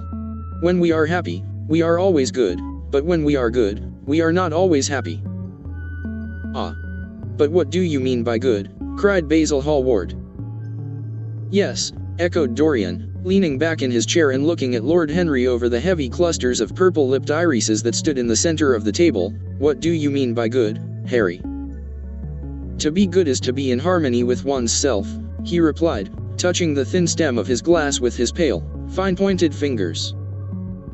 Discord is to be forced to be in harmony with others. One's own life, that is the important thing. As for the lives of one's neighbors, if one wishes to be a prig or a Puritan, one can flaunt one's moral views about them, but they are not one's concern. Besides, individualism has really the higher aim. Modern morality consists in accepting the standard of one's age. I consider that for any man of culture to accept the standard of his age is a form of the grossest immorality.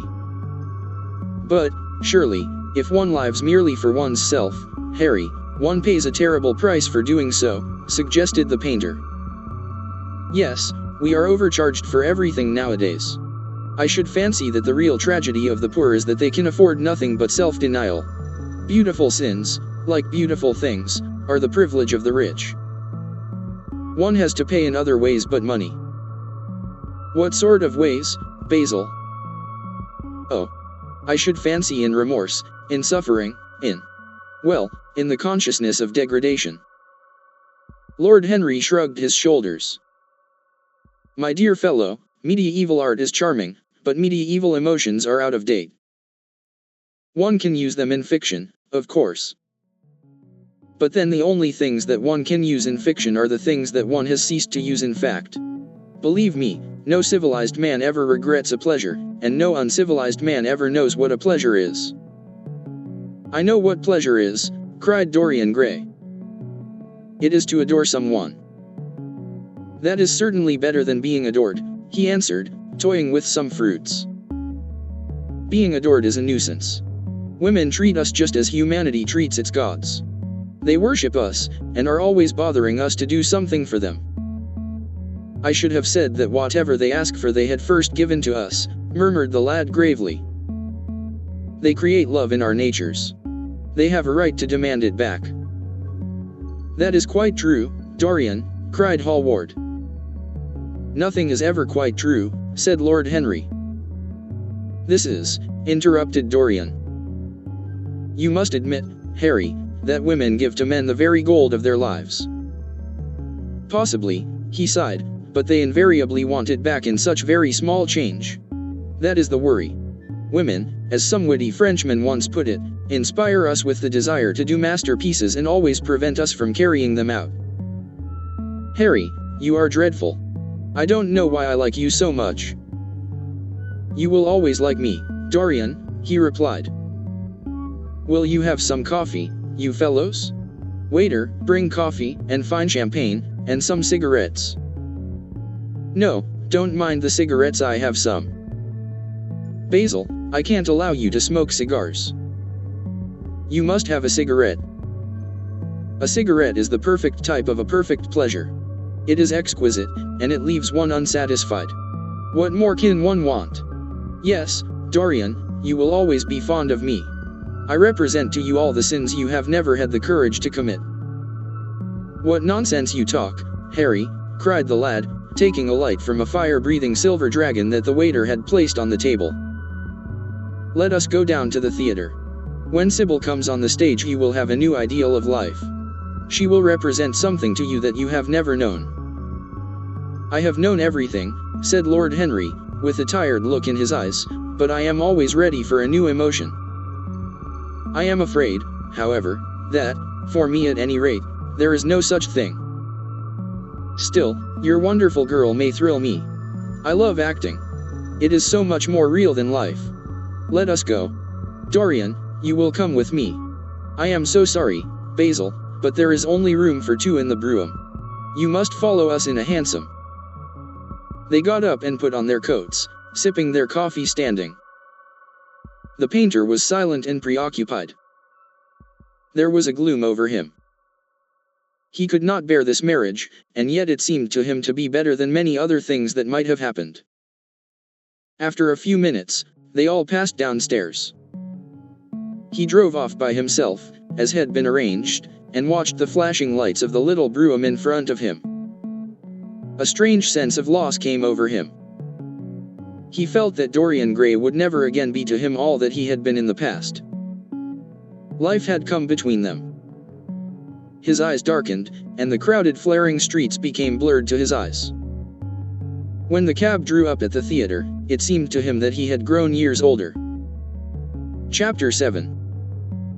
For some reason or other, the house was crowded that night, and the fat Jew manager who met them at the door was beaming from ear to ear with an oily tremulous smile. He escorted them to their box with a sort of pompous humility, waving his fat jeweled hands and talking at the top of his voice. Dorian Gray loathed him more than ever. He felt as if he had come to look for Miranda and had been met by Caliban. Lord Henry, upon the other hand, rather liked him. At least he declared he did, and insisted on shaking him by the hand and assuring him that he was proud to meet a man who had discovered a real genius and gone bankrupt over a poet. Hallward amused himself with watching the faces in the pit. The heat was terribly oppressive, and the huge sunlight flamed like a monstrous dahlia with petals of yellow fire. The youths in the gallery had taken off their coats and waistcoats and hung them over the side. They talked to each other across the theater and shared their oranges with the tawdry girls who sat beside them. Some women were laughing in the pit. Their voices were horribly shrill and discordant. The sound of the popping of corks came from the bar. "What a place to find one's divinity in," said Lord Henry. "Yes," answered Dorian Gray. "It was here I found her, and she is divine beyond all living things. When she acts, you will forget everything. These common rough people, with their coarse faces and brutal gestures, become quite different when she is on the stage. They sit silently and watch her. They weep and laugh as she wills them to do. She makes them as responsive as a violin. She spiritualizes them, and one feels that they are of the same flesh and blood as one's self. The same flesh and blood as one's self. Oh, I hope not," exclaimed Lord Henry, who was scanning the occupants of the gallery through his opera glass. "Don't pay any attention to him, Dorian," said the painter.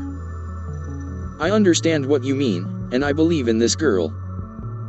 Anyone you love must be marvelous, and any girl who has the effect you describe must be fine and noble.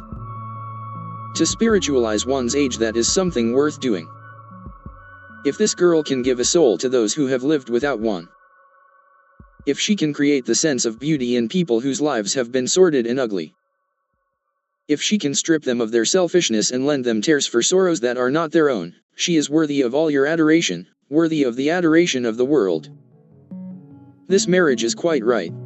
I did not think so at first, but I admit it now. The gods made Sybil Vane for you. Without her you would have been incomplete." "Thanks, Basil," answered Dorian Gray, pressing his hand. "I knew that you would understand me. Harry is so cynical, he terrifies me. But here is the orchestra. It is quite dreadful, but it only lasts for about 5 minutes. Then the curtain rises, and you will see the girl to whom I am going to give all my life, to whom I have given everything that is good in me." A quarter of an hour afterwards, amidst an extraordinary turmoil of applause, Sybil Vane stepped onto the stage. Yes, she was certainly lovely to look at, one of the loveliest creatures, Lord Henry thought, that he had ever seen. There was something of the fawn in her shy grace and startled eyes. A faint blush, like the shadow of a rose in a mirror of silver, came to her cheeks as she glanced at the crowded, enthusiastic house. She stepped back a few paces and her lips seemed to tremble. Basil Hallward leaped to his feet and began to applaud. Motionless, and as one in a dream, sat Dorian Gray, gazing at her. Lord Henry peered through his glasses, murmuring, "Charming! Charming!" The scene was the hall of Capulet's house, and Romeo in his pilgrim's dress had entered with Mercutio and his other friends. The band, such as it was, struck up a few bars of music, and the dance began. Through the crowd of ungainly, shabbily dressed actors, Sybil Vane moved like a creature from a finer world. Her body swayed, while she danced, as a plant sways in the water. The curves of her throat were the curves of a white lily. Her hands seemed to be made of cool ivory. Yet she was curiously listless. She showed no sign of joy when her eyes rested on Romeo. The few words she had to speak. "Good pilgrim, you do wrong your hand too much, which mannerly devotion shows in this, for saints have hands that pilgrims' hands do touch, and palm to palm is holy palmer's kiss." With the brief dialogue that follows, were spoken in a thoroughly artificial manner. The voice was exquisite, but from the point of view of tone it was absolutely false. It was wrong in color. It took away all the life from the verse. It made the passion unreal. Dorian Gray grew pale as he watched her. He was puzzled and anxious. Neither of his friends dared to say anything to him. She seemed to them to be absolutely incompetent. They were horribly disappointed. Yet they felt that the true test of any Juliet is the balcony scene of the second act. They waited for that. If she failed there was nothing in her. She looked charming as she came out in the moonlight. That could not be denied. But the staginess of her acting was unbearable, and grew worse as she went on. Her gestures became absurdly artificial. She overemphasized everything that she had to say. The beautiful passage. "Thou knowest the mask of night is on my face, else would a maiden blush bepaint my cheek for that which thou hast heard me speak tonight," was declaimed with the painful precision of a schoolgirl who has been taught to recite by some second-rate professor of elocution. When she leaned over the balcony and came to those wonderful lines, "Although I joy in thee, I have no joy of this contract tonight. It is too rash, too unadvised, too sudden, too like the lightning, which doth cease to be ere one can say, it lightens. Sweet, good night. This bud of love by summer's ripening breath may prove a beauteous flower when next we meet." She spoke the words as though they conveyed no meaning to her. It was not nervousness. Indeed, so far from being nervous, she was absolutely self-contained. It was simply bad art. She was a complete failure. Even the common uneducated audience of the pit and gallery lost their interest in the play. They got restless, and began to talk loudly and to whistle. The Jew manager, who was standing at the back of the dress circle, stamped and swore with rage. The only person unmoved was the girl herself. When the second act was over, there came a storm of hisses, and Lord Henry got up from his chair and put on his coat. "She is quite beautiful, Dorian," he said, "but she can't act. Let us go." "I am going to see the play through," answered the lad, in a hard, bitter voice. "I am awfully sorry that I have made you waste an evening, Harry. I apologize to you both." "My dear Dorian, I should think Miss Vane was ill," interrupted Hallward. "We will come some other night." "I wished she were ill," he rejoined. "But she seems to me to be simply callous and cold. She has entirely altered. Last night she was a great artist. This evening she is merely a commonplace mediocre actress." "Don't talk like that about anyone you love, Dorian. Love is a more wonderful thing than art." "They are both simply forms of imitation," remarked Lord Henry. "But do let us go. Dorian, you must not stay here any longer. It is not good for one's morals to see bad acting. Besides, I don't suppose you will want your wife to act, so what does it matter if she plays Juliet like a wooden doll? She is very lovely, and if she knows as little about life as she does about acting, she will be a delightful experience. There are only two kinds of people who are really fascinating: people who know absolutely everything, and people who know absolutely nothing. Good heavens, my dear boy, don't look so tragic. The secret of remaining young is never to have an emotion that is unbecoming. Come to the club with Basil and myself.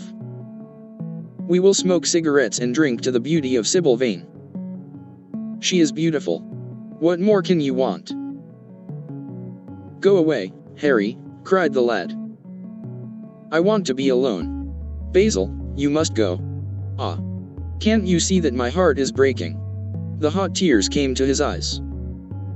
His lips trembled, and rushing to the back of the box, he leaned up against the wall, hiding his face in his hands. "Let us go, Basil," said Lord Henry with a strange tenderness in his voice, and the two young men passed out together. A few moments afterwards the footlights flared up and the curtain rose on the third act. Dorian Gray went back to his seat. He looked pale, and proud, and indifferent. The play dragged on, and seemed interminable. Half of the audience went out, tramping in heavy boots and laughing. The whole thing was a fiasco. The last act was played to almost empty benches. The curtain went down on a titter and some groans. As soon as it was over, Dorian Gray rushed behind the scenes into the green room. The girl was standing there alone, with a look of triumph on her face.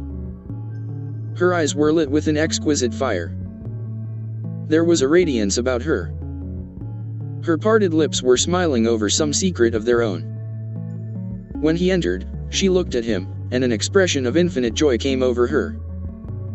"How badly I acted tonight, Dorian," she cried. "Horribly," he answered, gazing at her in amazement. "Horribly. It was dreadful. Are you ill? You have no idea what it was. You have no idea what I suffered."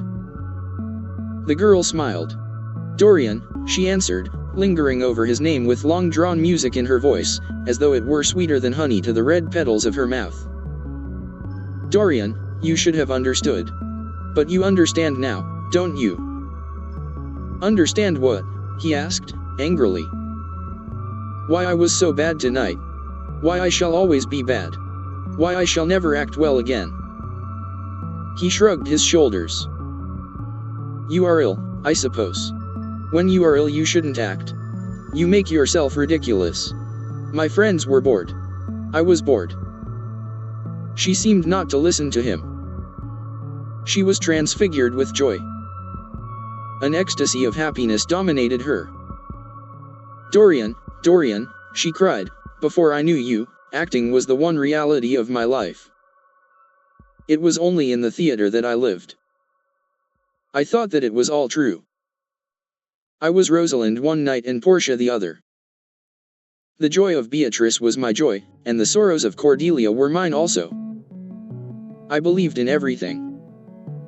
The common people who acted with me seemed to me to be godlike. The painted scenes were my world. I knew nothing but shadows, and I thought them real. You came, oh, my beautiful love. And you freed my soul from prison. You taught me what reality really is. Tonight, for the first time in my life, I saw through the hollowness, the sham, the silliness of the empty pageant in which I had always played. Tonight, for the first time, I became conscious that the Romeo was hideous, and old, and painted, that the moonlight in the orchard was false, that the scenery was vulgar, and that the words I had to speak were unreal, were not my words, were not what I wanted to say. You had brought me something higher, something of which all art is but a reflection. You had made me understand what love really is. My love. My love. Prince Charming. Prince of life. I have grown sick of shadows. You are more to me than all art can ever be. What have I to do with the puppets of a play? When I came on tonight, I could not understand how it was that everything had gone from me. I thought that I was going to be wonderful. I found that I could do nothing. Suddenly it dawned on my soul what it all meant. The knowledge was exquisite to me. I heard them hissing, and I smiled. What could they know of love such as ours? Take me away, Dorian, take me away with you, where we can be quite alone. I hate the stage. I might mimic a passion that I do not feel, but I cannot mimic one that burns me like fire. Oh, Dorian, Dorian, you understand now what it signifies. Even if I could do it, it would be profanation for me to play at being in love. You have made me see that. He flung himself down on the sofa and turned away his face. You have killed my love, he muttered. She looked at him in wonder and laughed. He made no answer. She came across to him, and with her little fingers stroked his hair. She knelt down and pressed his hands to her lips. He drew them away, and a shudder ran through him. Then he leaped up and went to the door. Yes, he cried, you have killed my love. You used to stir my imagination. Now you don't even stir my curiosity. You simply produce no effect. I loved you because you were marvelous, because you had genius and intellect, because you realized the dreams of great poets and gave shape and substance to the shadows of art. You have thrown it all away. You are shallow and stupid. My God! How mad I was to love you! What a fool I have been! You are nothing to me now. I will never see you again. I will never think of you. I will never mention your name. You don't know what you were to me, once. Why, once? Oh, I can't bear to think of it. I wish I had never laid eyes upon you. You have spoiled the romance of my life. How little you can know of love, if you say it mars your art. Without your art, you are nothing. I would have made you famous, splendid, magnificent. The world would have worshipped you, and you would have borne my name. What are you now? A third-rate actress with a pretty face. The girl grew white, and trembled. She clenched her hands together, and her voice seemed to catch in her throat. You are not serious, Dorian, she murmured. You are acting. Acting? I leave that to you. You do it so well, he answered bitterly. She rose from her knees and, with a piteous expression of pain in her face, came across the room to him.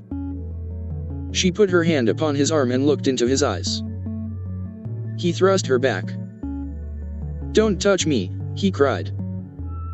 A low moan broke from her, and she flung herself at his feet and lay there like a trampled flower. Dorian, Dorian, don't leave me, she whispered. I am so sorry I didn't act well. I was thinking of you all the time. But I will try indeed, I will try. It came so suddenly across me, my love for you. I think I should never have known it if you had not kissed me, if we had not kissed each other. Kiss me again, my love. Don't go away from me. I couldn't bear it. Oh. Don't go away from me. My brother. No, never mind. He didn't mean it. He was in jest. But you, oh. Can't you forgive me for tonight? I will work so hard and try to improve. Don't be cruel to me, because I love you better than anything in the world. After all, it is only once that I have not pleased you. But you are quite right, Dorian. I should have shown myself more of an artist. It was foolish of me, and yet I couldn't help it. Oh, don't leave me, don't leave me. A fit of passionate sobbing choked her. She crouched on the floor like a wounded thing, and Dorian Gray, with his beautiful eyes, looked down at her, and his chiseled lips curled in exquisite disdain. There is always something ridiculous about the emotions of people whom one has ceased to love. Sybil Vane seemed to him to be absurdly melodramatic. Her tears and sobs annoyed him. I am going, he said at last in his calm, clear voice. I don't wish to be unkind, but I can't see you again. You have disappointed me. She wept silently, and made no answer, but crept nearer. Her little hands stretched blindly out, and appeared to be seeking for him.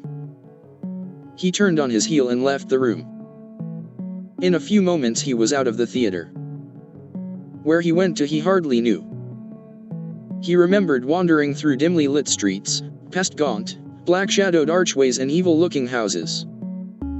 Women with hoarse voices and harsh laughter had called after him. Drunkards had reeled by, cursing and chattering to themselves like monstrous apes. He had seen grotesque children huddled upon doorsteps, and heard shrieks and oaths from gloomy courts. As the dawn was just breaking, he found himself close to Covent Garden. The darkness lifted, and, flushed with faint fires, the sky hollowed itself into a perfect pearl. Huge carts filled with nodding lilies rumbled slowly down the polished empty street. The air was heavy with the perfume of the flowers, and their beauty seemed to bring him an anodyne for his pain. He followed into the market and watched the men unloading their wagons. A white-smocked carter offered him some cherries. He thanked him, wondered why he refused to accept any money for them, and began to eat them listlessly. They had been plucked at midnight, and the coldness of the moon had entered into them. A long line of boys carrying crates of striped tulips, and of yellow and red roses, defiled in front of him, threading their way through the huge, jade-green piles of vegetables.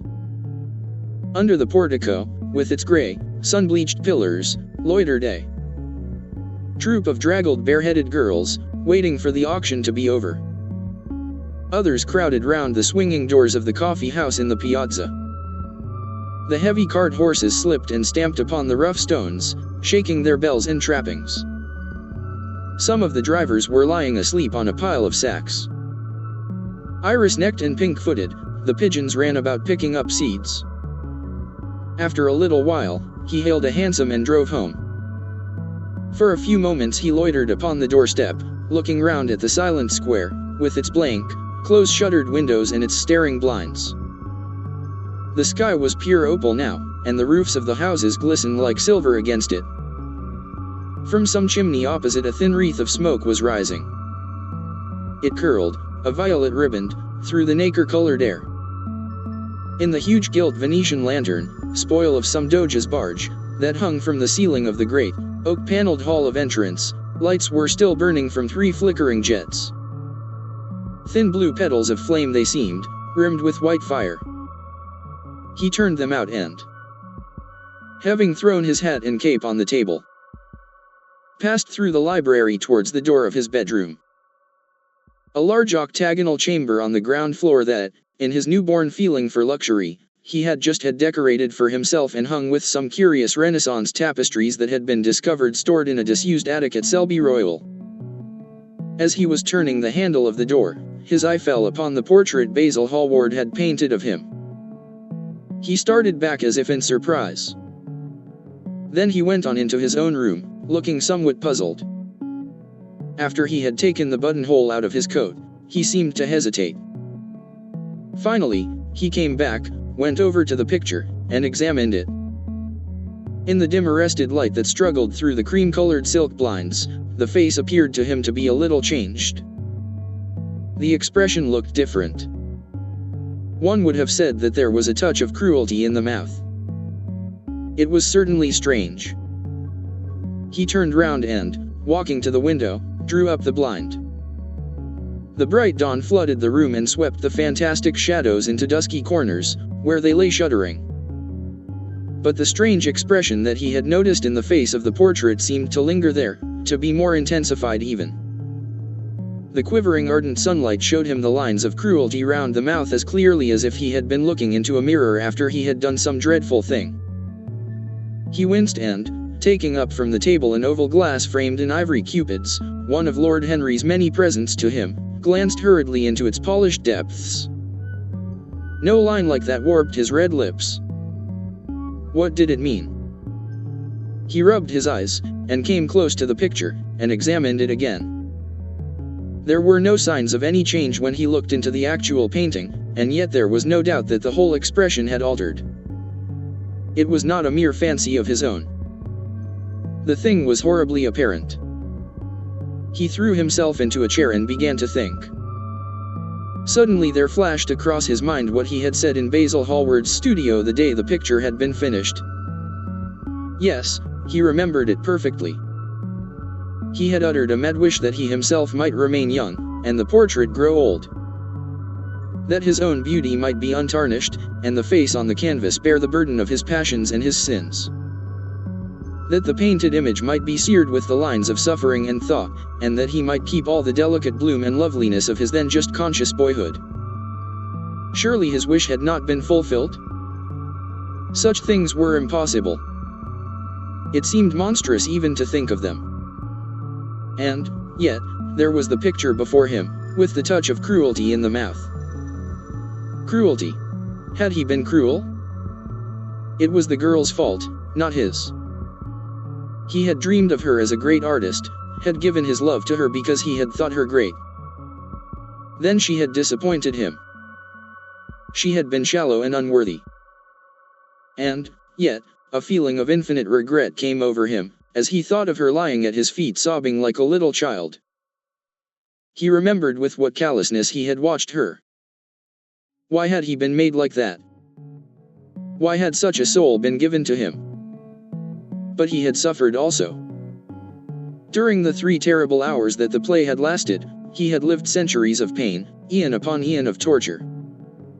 His life was well worth hers. She had marred him for a moment, if he had wounded her for an age. Besides, women were better suited to bear sorrow than men. They lived on their emotions. They only thought of their emotions. When they took lovers, it was merely to have someone with whom they could have scenes. Lord Henry had told him that, and Lord Henry knew what women were. Why should he trouble about Sybil Vane? She was nothing to him now. But the picture?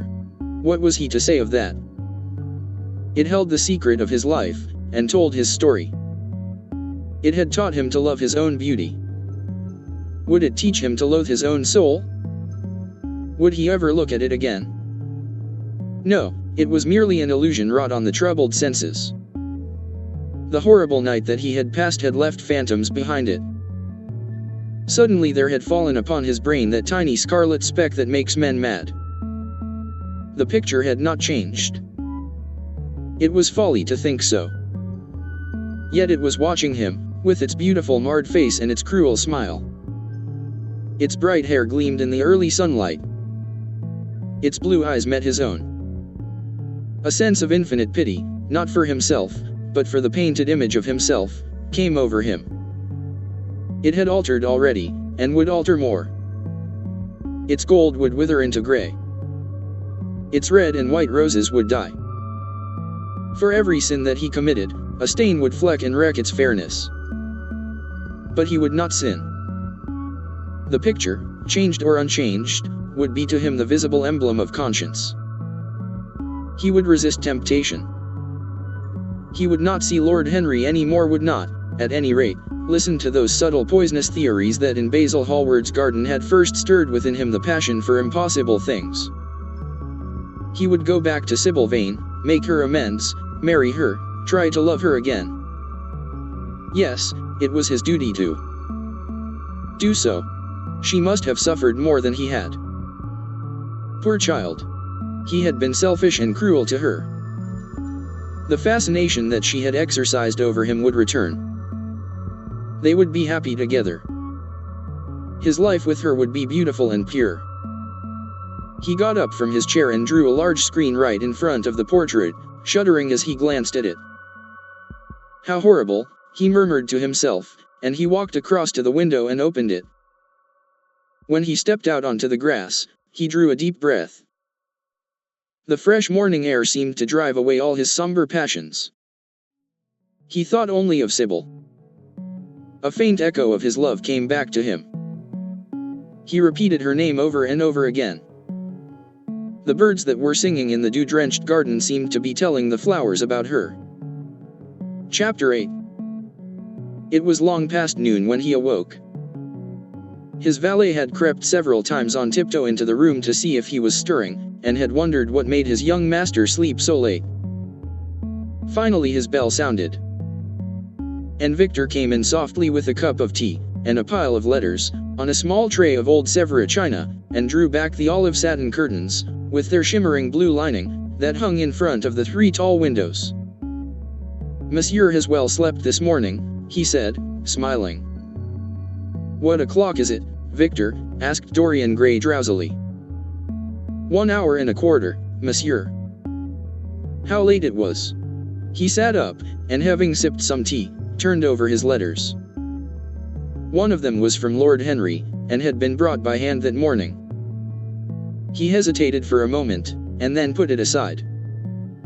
The others he opened listlessly. They contained the usual collection of cards, invitations to dinner, tickets for private views, programs of charity concerts, and the like that are showered on fashionable young men every morning during the season. There was a rather heavy bill for a chaste silver Louis Quinze toilet set that he had not yet had the courage to send on to his guardians, who were extremely old-fashioned people and did not realize that we live in an age when unnecessary things are our only necessities. And there were several very courteously worded communications from German street money-lenders offering to advance any sum of money at a moment's notice and at the most reasonable rates of interest. After about 10 minutes he got up, and throwing on an elaborate dressing gown of silk-embroidered cashmere wool, passed into the onyx-paved bathroom. The cool water refreshed him after his long sleep. He seemed to have forgotten all that he had gone through. A dim sense of having taken part in some strange tragedy came to him once or twice, but there was the unreality of a dream about it. As soon as he was dressed, he went into the library and sat down to a light French breakfast that had been laid out for him on a small round table close to the open window. It was an exquisite day. The warm air seemed laden with spices. A bee flew in and buzzed round the blue dragon bowl that, filled with sulphur yellow roses, stood before him. He felt perfectly happy. Suddenly his eye fell on the screen that he had placed in front of the portrait, and he started. "Too cold for monsieur?" asked his valet, putting an omelette on the table. "I shut the window." Dorian shook his head. "I am not cold," he murmured. Was it all true?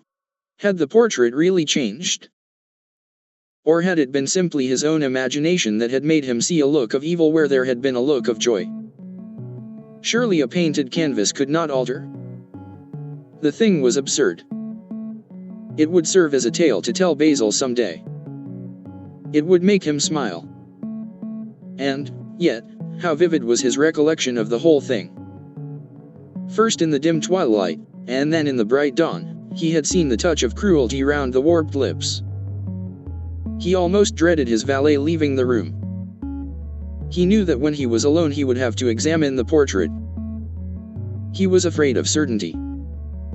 When the coffee and cigarettes had been brought and the man turned to go, he felt a wild desire to tell him to remain. As the door was closing behind him, he called him back. The man stood waiting for his orders. Dorian looked at him for a moment. "I am not at home to anyone, Victor," he said with a sigh. The man bowed and retired. Then he rose from the table, lit a cigarette, and flung himself down on a luxuriously cushioned couch that stood facing the screen. The screen was an old one, of gilt Spanish leather, stamped and wrought with a rather florid Louis XIV pattern. He scanned it curiously, wondering if ever before it had concealed the secret of a man's life. Should he move it aside, after all? Why not let it stay there? What was the use of knowing? If the thing was true, it was terrible. If it was not true, why trouble about it? But what if, by some fate or deadlier chance, eyes other than his spied behind and saw the horrible change? What should he do if Basil Hallward came and asked to look at his own picture? Basil would be sure to do that. No, the thing had to be examined, and at once. Anything would be better than this dreadful state of doubt. He got up and locked both doors. At least he would be alone when he looked upon the mask of his shame.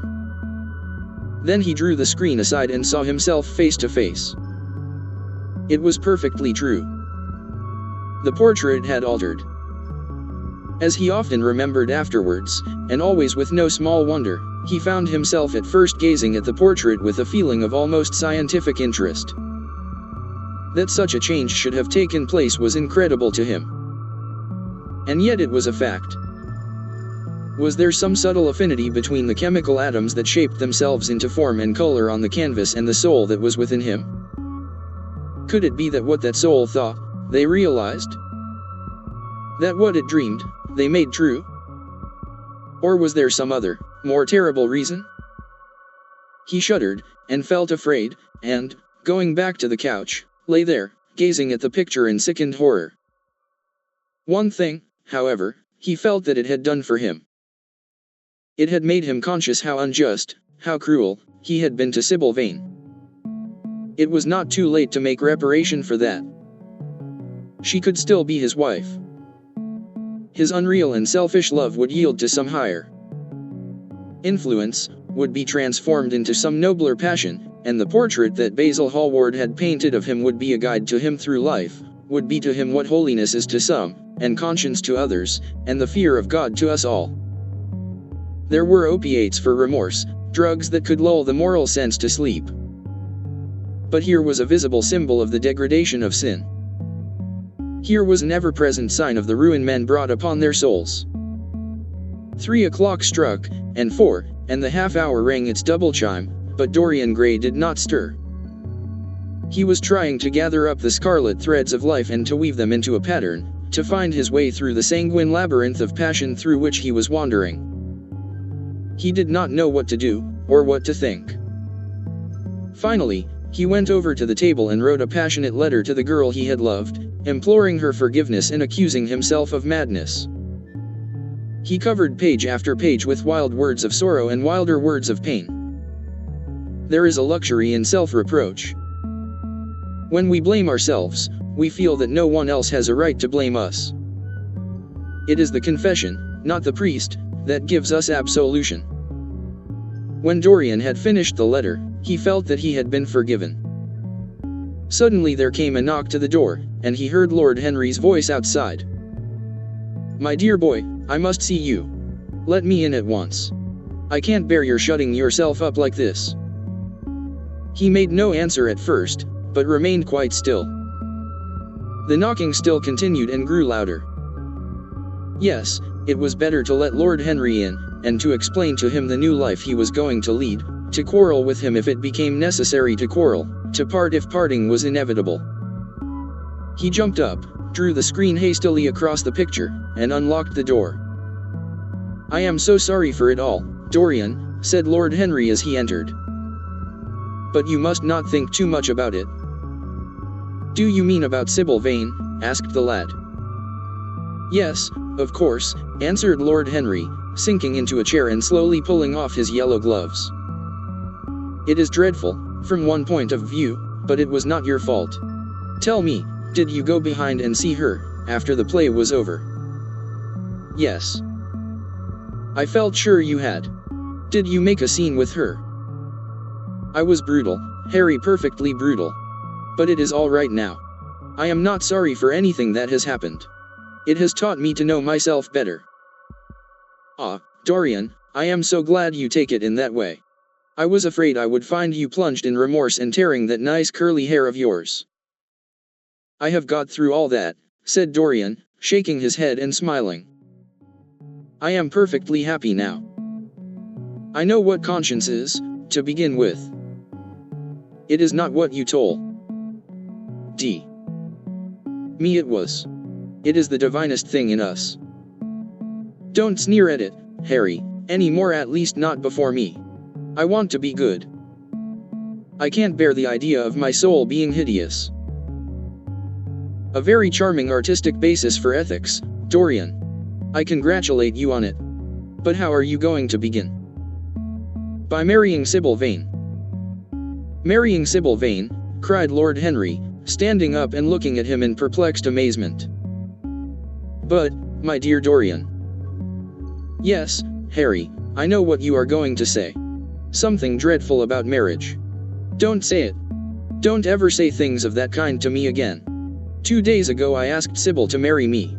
I am not going to break my word to her. She is to be my wife." "Your wife? Dorian, didn't you get my letter? I wrote to you this morning, and sent the note down by my own man." "Your letter? Oh, yes, I remember. I have not read it yet, Harry. I was afraid there might be something in it that I wouldn't like. You cut life to pieces with your epigrams." "You know nothing then." "What do you mean?" Lord Henry walked across the room, and sitting down by Dorian Gray, took both his hands in his own and held them tightly. "Dorian," he said, "my letter don't be frightened was to tell you that Sybil Vane is dead." A cry of pain broke from the lad's lips, and he leaped to his feet, tearing his hands away from Lord Henry's grasp. "Dead? Sybil dead? It is not true. It is a horrible lie. How dare you say it?" "It is quite true, Dorian," said Lord Henry, gravely. "It is in all the morning papers. I wrote down to you to ask you not to see anyone till I came. There will have to be an inquest, of course, and you must not be mixed up in it. Things like that make a man fashionable in Paris. But in London people are so prejudiced. Here, one should never make one's debut with a scandal. One should reserve that to give an interest to one's old age. I suppose they don't know your name at the theater? If they don't, it is all right. Did anyone see you going round to her room? That is an important point." Dorian did not answer for a few moments. He was dazed with horror. Finally he stammered, in a stifled voice, "Harry, did you say an inquest? What did you mean by that?" Did Sybil? Oh, Harry, I can't bear it. But be quick. Tell me everything at once. I have no doubt it was not an accident, Dorian, though it must be put in that way to the public. It seems that as she was leaving the theater with her mother, about 12:30 or so, she said she had forgotten something upstairs. They waited some time for her, but she did not come down again. They ultimately found her lying dead on the floor of her dressing room. She had swallowed something by mistake, some dreadful thing they use at theaters. I don't know what it was, but it had either prussic acid or white lead in it. I should fancy it was prussic acid, as she seems to have died instantaneously.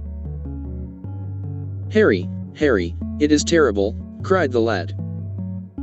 Yes, it is very tragic, of course, but you must not get yourself mixed up in it. I see by the standard that she was 17. I should have thought she was almost younger than that. She looked such a child, and seemed to know so little about acting. Dorian, you mustn't let this thing get on your nerves.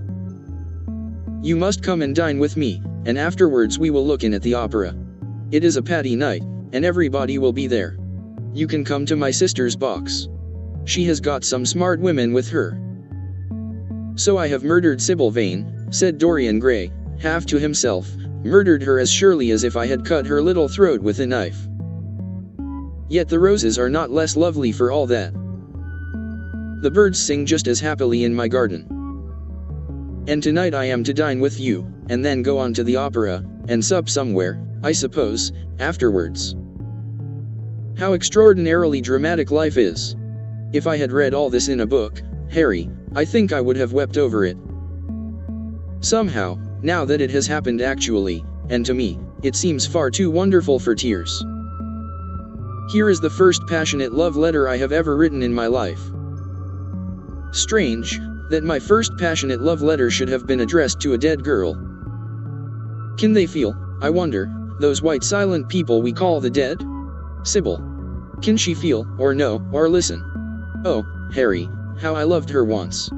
It seems years ago to me now. She was everything to me. Then came that dreadful night. Was it really only last night? When she played so badly, and my heart almost broke. She explained it all to me. It was terribly pathetic. But I was not moved a bit. I thought her shallow. Suddenly something happened that made me afraid. I can't tell you what it was, but it was terrible. I said I would go back to her. I felt I had done wrong. And now she is dead. My God. My God. Harry, what shall I do? You don't know the danger I am in, and there is nothing to keep me straight. She would have done that for me. She had no right to kill herself. It was selfish of her. My dear Dorian, answered Lord Henry, taking a cigarette from his case and producing a gold Latin matchbox, the only way a woman can ever reform a man is by boring him so completely that he loses all possible interest in life. If you had married this girl, you would have been wretched. Of course, you would have treated her kindly. One can always be kind to people about whom one cares nothing. But she would have soon found out that you were absolutely indifferent to her. And when a woman finds that out about her husband, she either becomes dreadfully dowdy, or wears very smart bonnets that some other woman's husband has to pay for. I say nothing about the social mistake, which would have been abject, which, of course, I would not have allowed, but I assure you that in any case the whole thing would have been an absolute failure. I suppose it would, muttered the lad, walking up and down the room and looking horribly pale. But I thought it was my duty. It is not my fault that this terrible tragedy has prevented my doing what was right. I remember your saying once that there is a fatality about good resolutions, that they are always made too late. Mine certainly were. Good resolutions are useless attempts to interfere with scientific laws. Their origin is pure vanity. Their result is absolutely nil. They give us, now and then, some of those luxurious sterile emotions that have a certain charm for the weak. That is all that can be said for them. They are simply checks that men draw on a bank where they have no account. Harry, cried Dorian Gray, coming over and sitting down beside him, why is it that I cannot feel this tragedy as much as I want to? I don't think I am heartless. Do you? You have done too many foolish things during the last fortnight to be entitled to give yourself that name, Dorian, answered Lord Henry with his sweet melancholy smile. The lad frowned. I don't like that explanation, Harry, he rejoined, but I am glad you don't think I am heartless. I am nothing of the kind. I know I am not. And yet I must admit that this thing that has happened does not affect me as it should. It seems to me to be simply like a wonderful ending to a wonderful play. It has all the terrible beauty of a Greek tragedy, a tragedy in which I took a great part, but by which I have not been wounded. It is an interesting question, said Lord Henry, who found an exquisite pleasure in playing on the lad's unconscious egotism, an extremely interesting question. I fancy that the true explanation is this. It often happens that the real tragedies of life occur in such an inartistic manner that they hurt us by their crude violence, their absolute incoherence, their absurd want of meaning, their entire lack of style. They affect us just as vulgarity affects us. They give us an impression of sheer brute force, and we revolt against that. Sometimes, however, a tragedy that possesses artistic elements of beauty crosses our lives. If these elements of beauty are real, the whole thing simply appeals to our sense of dramatic effect. Suddenly we find that we are no longer the actors, but the spectators of the play. Or rather we are both. We watch ourselves, and the mere wonder of the spectacle enthralls us. In the present case, what is it that has really happened? Someone has killed herself for love of you. I wish that I had ever had such an experience. It would have made me in love with love for the rest of my life. The people who have adored me there have not been very many, but there have been some have always insisted on living on, long after I had ceased to care for them, or they to care for me.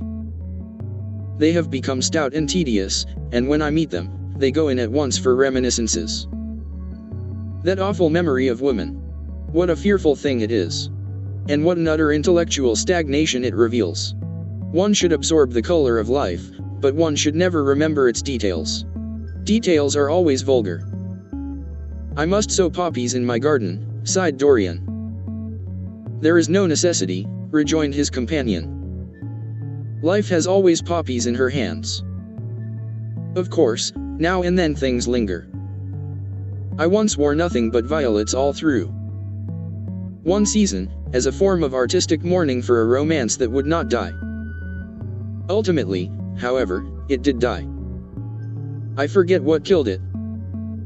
I think it was her proposing to sacrifice the whole world for me. That is always a dreadful moment. It fills one with the terror of eternity. Well, would you believe it? A week ago, at Lady Hampshire's, I found myself seated at dinner next the lady in question, and she insisted on going over the whole thing again, and digging up the past, and raking up the future.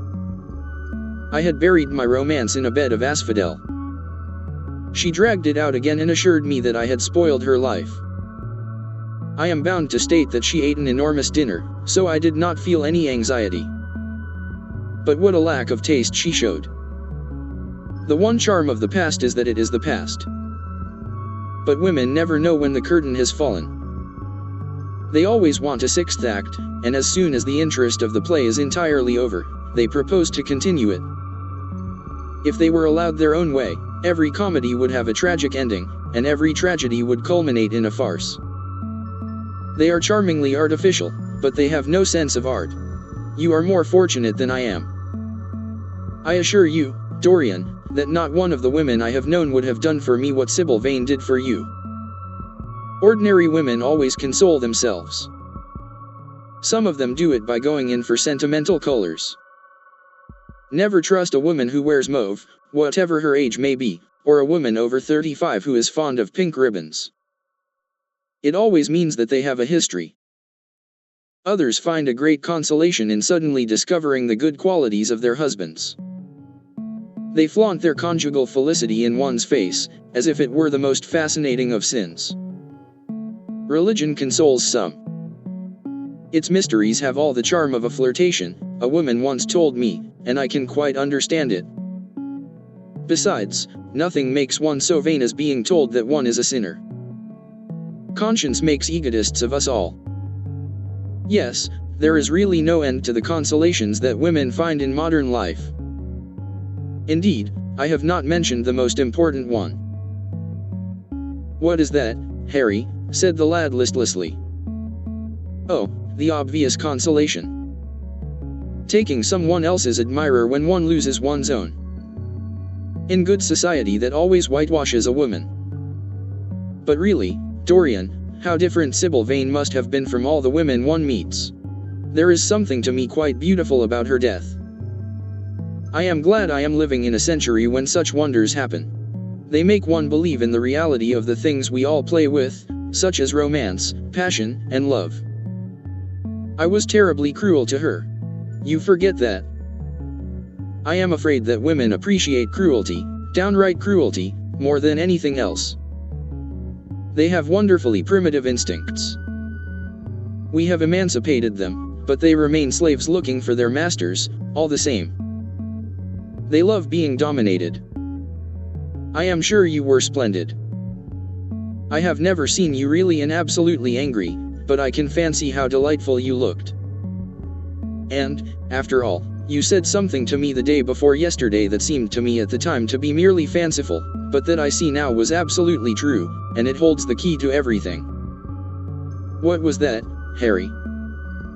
You said to me that Sybil Vane represented to you all the heroines of romance, that she was Desdemona one night, and Ophelia the other, that if she died as Juliet, she came to life as Imogen.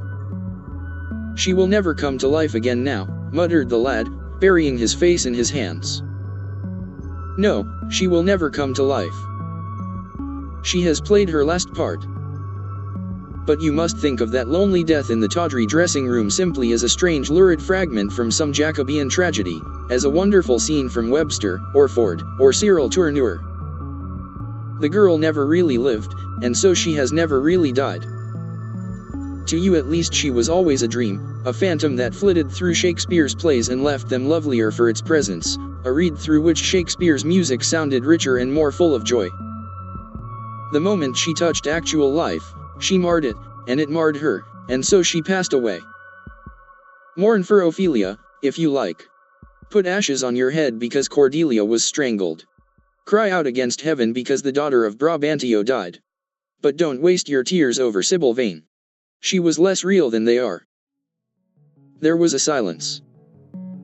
The evening darkened in the room.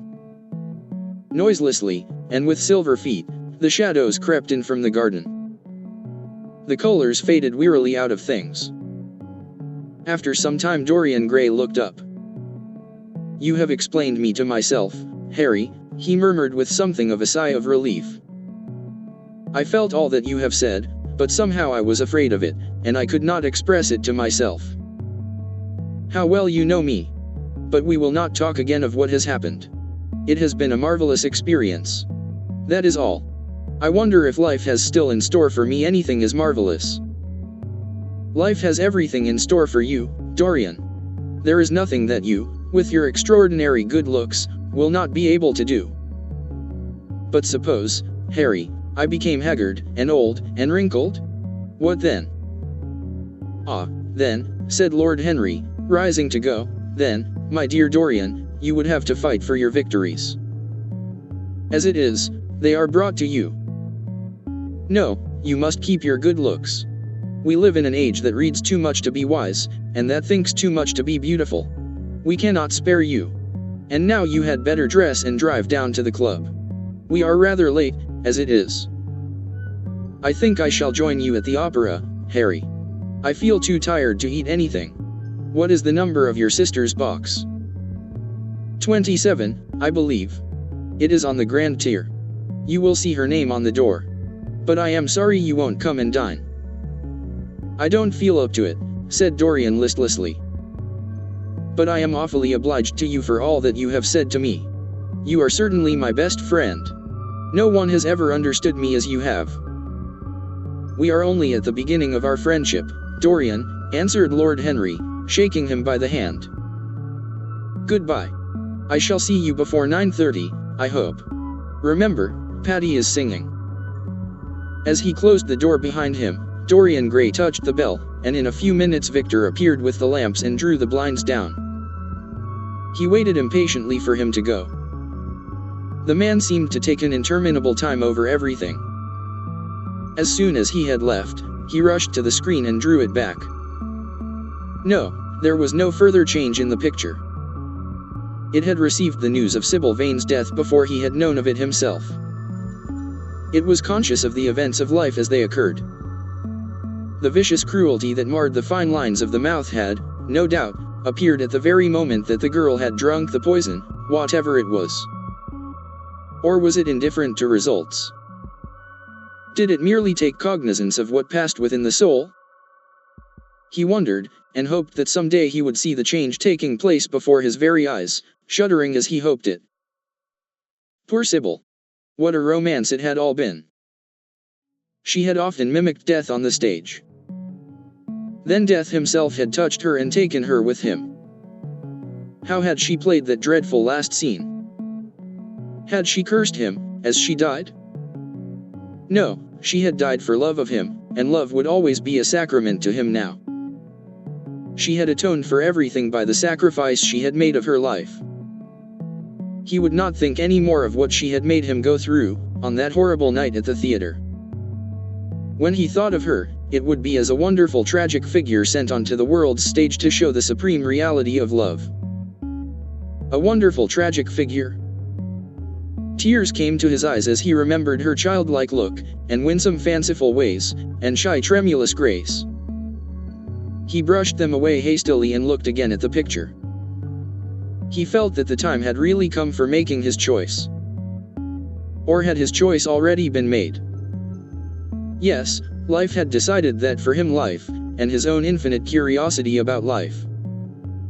Eternal youth, infinite passion, pleasures subtle and secret, wild joys and wilder sins, he was to have all these things.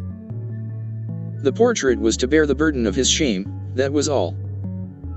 A feeling of pain crept over him as he thought of the desecration that was in store for the fair face on the canvas. Once, in boyish mockery of Narcissus, he had kissed, or feigned to kiss, those painted lips that now smiled so cruelly at him. Morning after morning he had sat before the portrait wondering at its beauty, almost enamored of it, as it seemed to him at times. Was it to alter now with every mood to which he yielded? Was it to become a monstrous and loathsome thing, to be hidden away in a locked room, to be shut out from the sunlight that had so often touched to brighter gold the waving wonder of its hair? The pity of it! The pity of it! For a moment, he thought of praying that the horrible sympathy that existed between him and the picture might cease. It had changed in answer to a prayer, perhaps in answer to a prayer it might remain unchanged. And yet, who, that knew anything about life, would surrender the chance of remaining always young, however fantastic that chance might be, or with what fateful consequences it might be fraught? Besides, was it really under his control? Had it indeed been prayer that had produced the substitution? Might there not be some curious scientific reason for it all? If thought could exercise its influence upon a living organism, might not thought exercise an influence upon dead and inorganic things?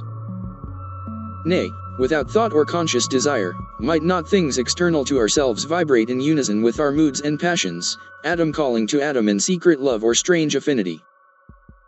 But the reason was of no importance. He would never again tempt by a prayer any terrible power. If the picture was to alter, it was to alter. That was all. Why inquire too closely into it? For there would be a real pleasure in watching it. He would be able to follow his mind into its secret places. This portrait would be to him the most magical of mirrors. As it had revealed to him his own body, so it would reveal to him his own soul. And when winter came upon it, he would still be standing where spring trembles on the verge of summer. When the blood crept from its face, and left behind a pallid mask of chalk with leaden eyes, he would keep the glamour of boyhood. Not one blossom of his loveliness would ever fade. Not one pulse of his life would ever weaken. Like the gods of the Greeks, he would be strong, and fleet, and joyous. What did it matter what happened to the colored image on the canvas? He would be safe. That was everything. He drew the screen back into its former place in front of the picture, smiling as he did so, and passed into his bedroom, where his valet was already waiting for him. An hour later he was at the opera, and Lord Henry was leaning over his chair. Chapter 9. As he was sitting at breakfast next morning, Basil Hallward was shown into the room. "I am so glad I have found you, Dorian," he said gravely. "I called last night, and they told me you were at the opera. Of course, I knew that was impossible. But I wish you had left word where you had really gone to. I passed a dreadful evening, half afraid that one tragedy might be followed by another. I think you might have telegraphed for me when you heard of it first. I read of it quite by chance in a late edition of the Globe that I picked up at the club. I came here at once and was miserable at not finding you. I can't tell you how heartbroken I am about the whole thing. I know what you must suffer. But where were you? Did you go down and see the girl's mother? For a moment I thought of following you there. They gave the address in the paper. Somewhere in the Euston Road, isn't it? But I was afraid of intruding upon a sorrow that I could not lighten. Poor woman. What a state she must be in. And her only child, too. What did she say about it all?" "My dear Basil, how do I know?" murmured Dorian Gray, sipping some pale yellow wine from a delicate, gold-beaded bubble of Venetian glass and looking dreadfully bored. "I was at the opera. You should have come on there. I met Lady Gwendolen, Harry's sister, for the first time. We were in her box. She is perfectly charming, and Patty sang divinely. Don't talk about horrid subjects. If one doesn't talk about a thing, it has never happened. It is simply expression, as Harry says, that gives reality to things. I may mention that she was not the woman's only child. There is a son, a charming fellow, I believe. But he is not on the stage. He is a sailor, or something.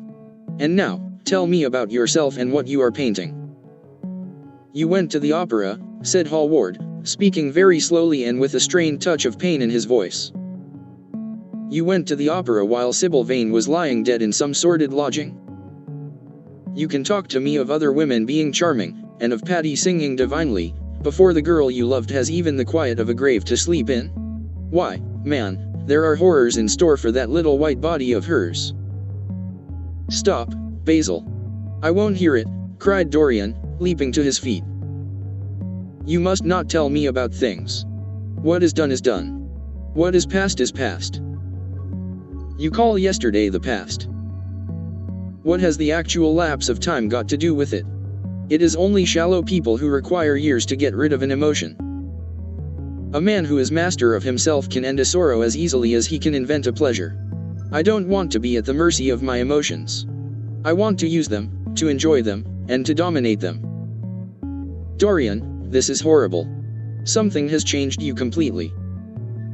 You look exactly the same wonderful boy who, day after day, used to come down to my studio to sit for his picture.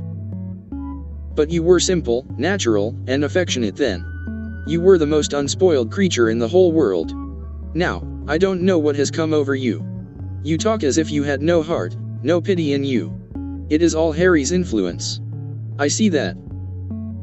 The lad flushed up and, going to the window, looked out for a few moments on the green, flickering, sun-lashed garden. "I owe a great deal to Harry, Basil," he said at last, "more than I owe to you. You only taught me to be vain." "Well, I am punished for that, Dorian, or shall be some day." "I don't know what you mean, Basil," he exclaimed, turning round. "I don't know what you want. What do you want?" "I want the Dorian Gray I used to paint," said the artist sadly.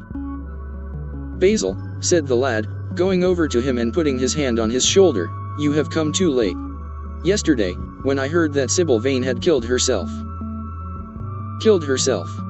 Good heavens! Is there no doubt about that?" cried Hallward, looking up at him with an expression of horror. "My dear Basil, Surely you don't think it was a vulgar accident? Of course she killed herself. The elder man buried his face in his hands.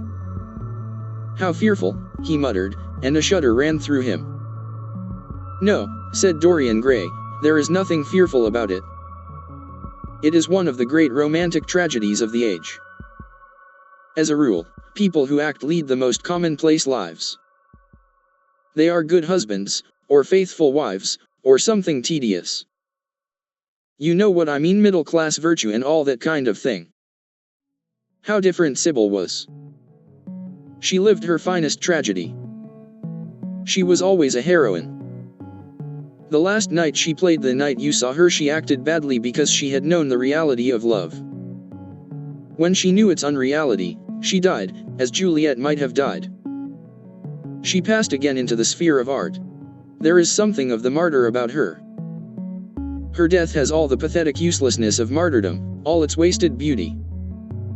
But, as I was saying, you must not think I have not suffered.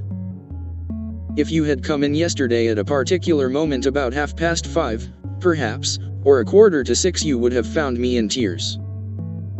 Even Harry, who was here, who brought me the news, in fact, had no idea what I was going through. I suffered immensely. Then it passed away. I cannot repeat an emotion. No one can, except sentimentalists. And you are awfully unjust, Basil. You come down here to console me. That is charming of you. You find me consoled, and you are furious. How? Like a sympathetic person. You remind me of a story Harry told me about a certain philanthropist who spent 20 years of his life in trying to get some grievance redressed, or some unjust law altered. I forget exactly what it was. Finally he succeeded, and nothing could exceed his disappointment. He had absolutely nothing to do, almost died of ennui, and became a confirmed misanthrope.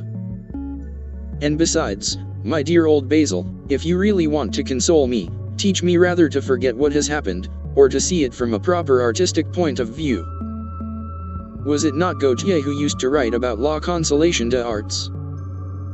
I remember picking up a little vellum-covered book in your studio one day and chancing on that delightful phrase. Well, I am not like that young man you told me of when we were down at Marlow together, the young man who used to say that yellow satin could console one for all the miseries of life. I love beautiful things that one can touch and handle. Old brocades, green bronzes, lacquer work, carved ivories, exquisite surroundings, luxury, pomp. There is much to be got from all these. But the artistic temperament that they create, or at any rate reveal, is still more to me.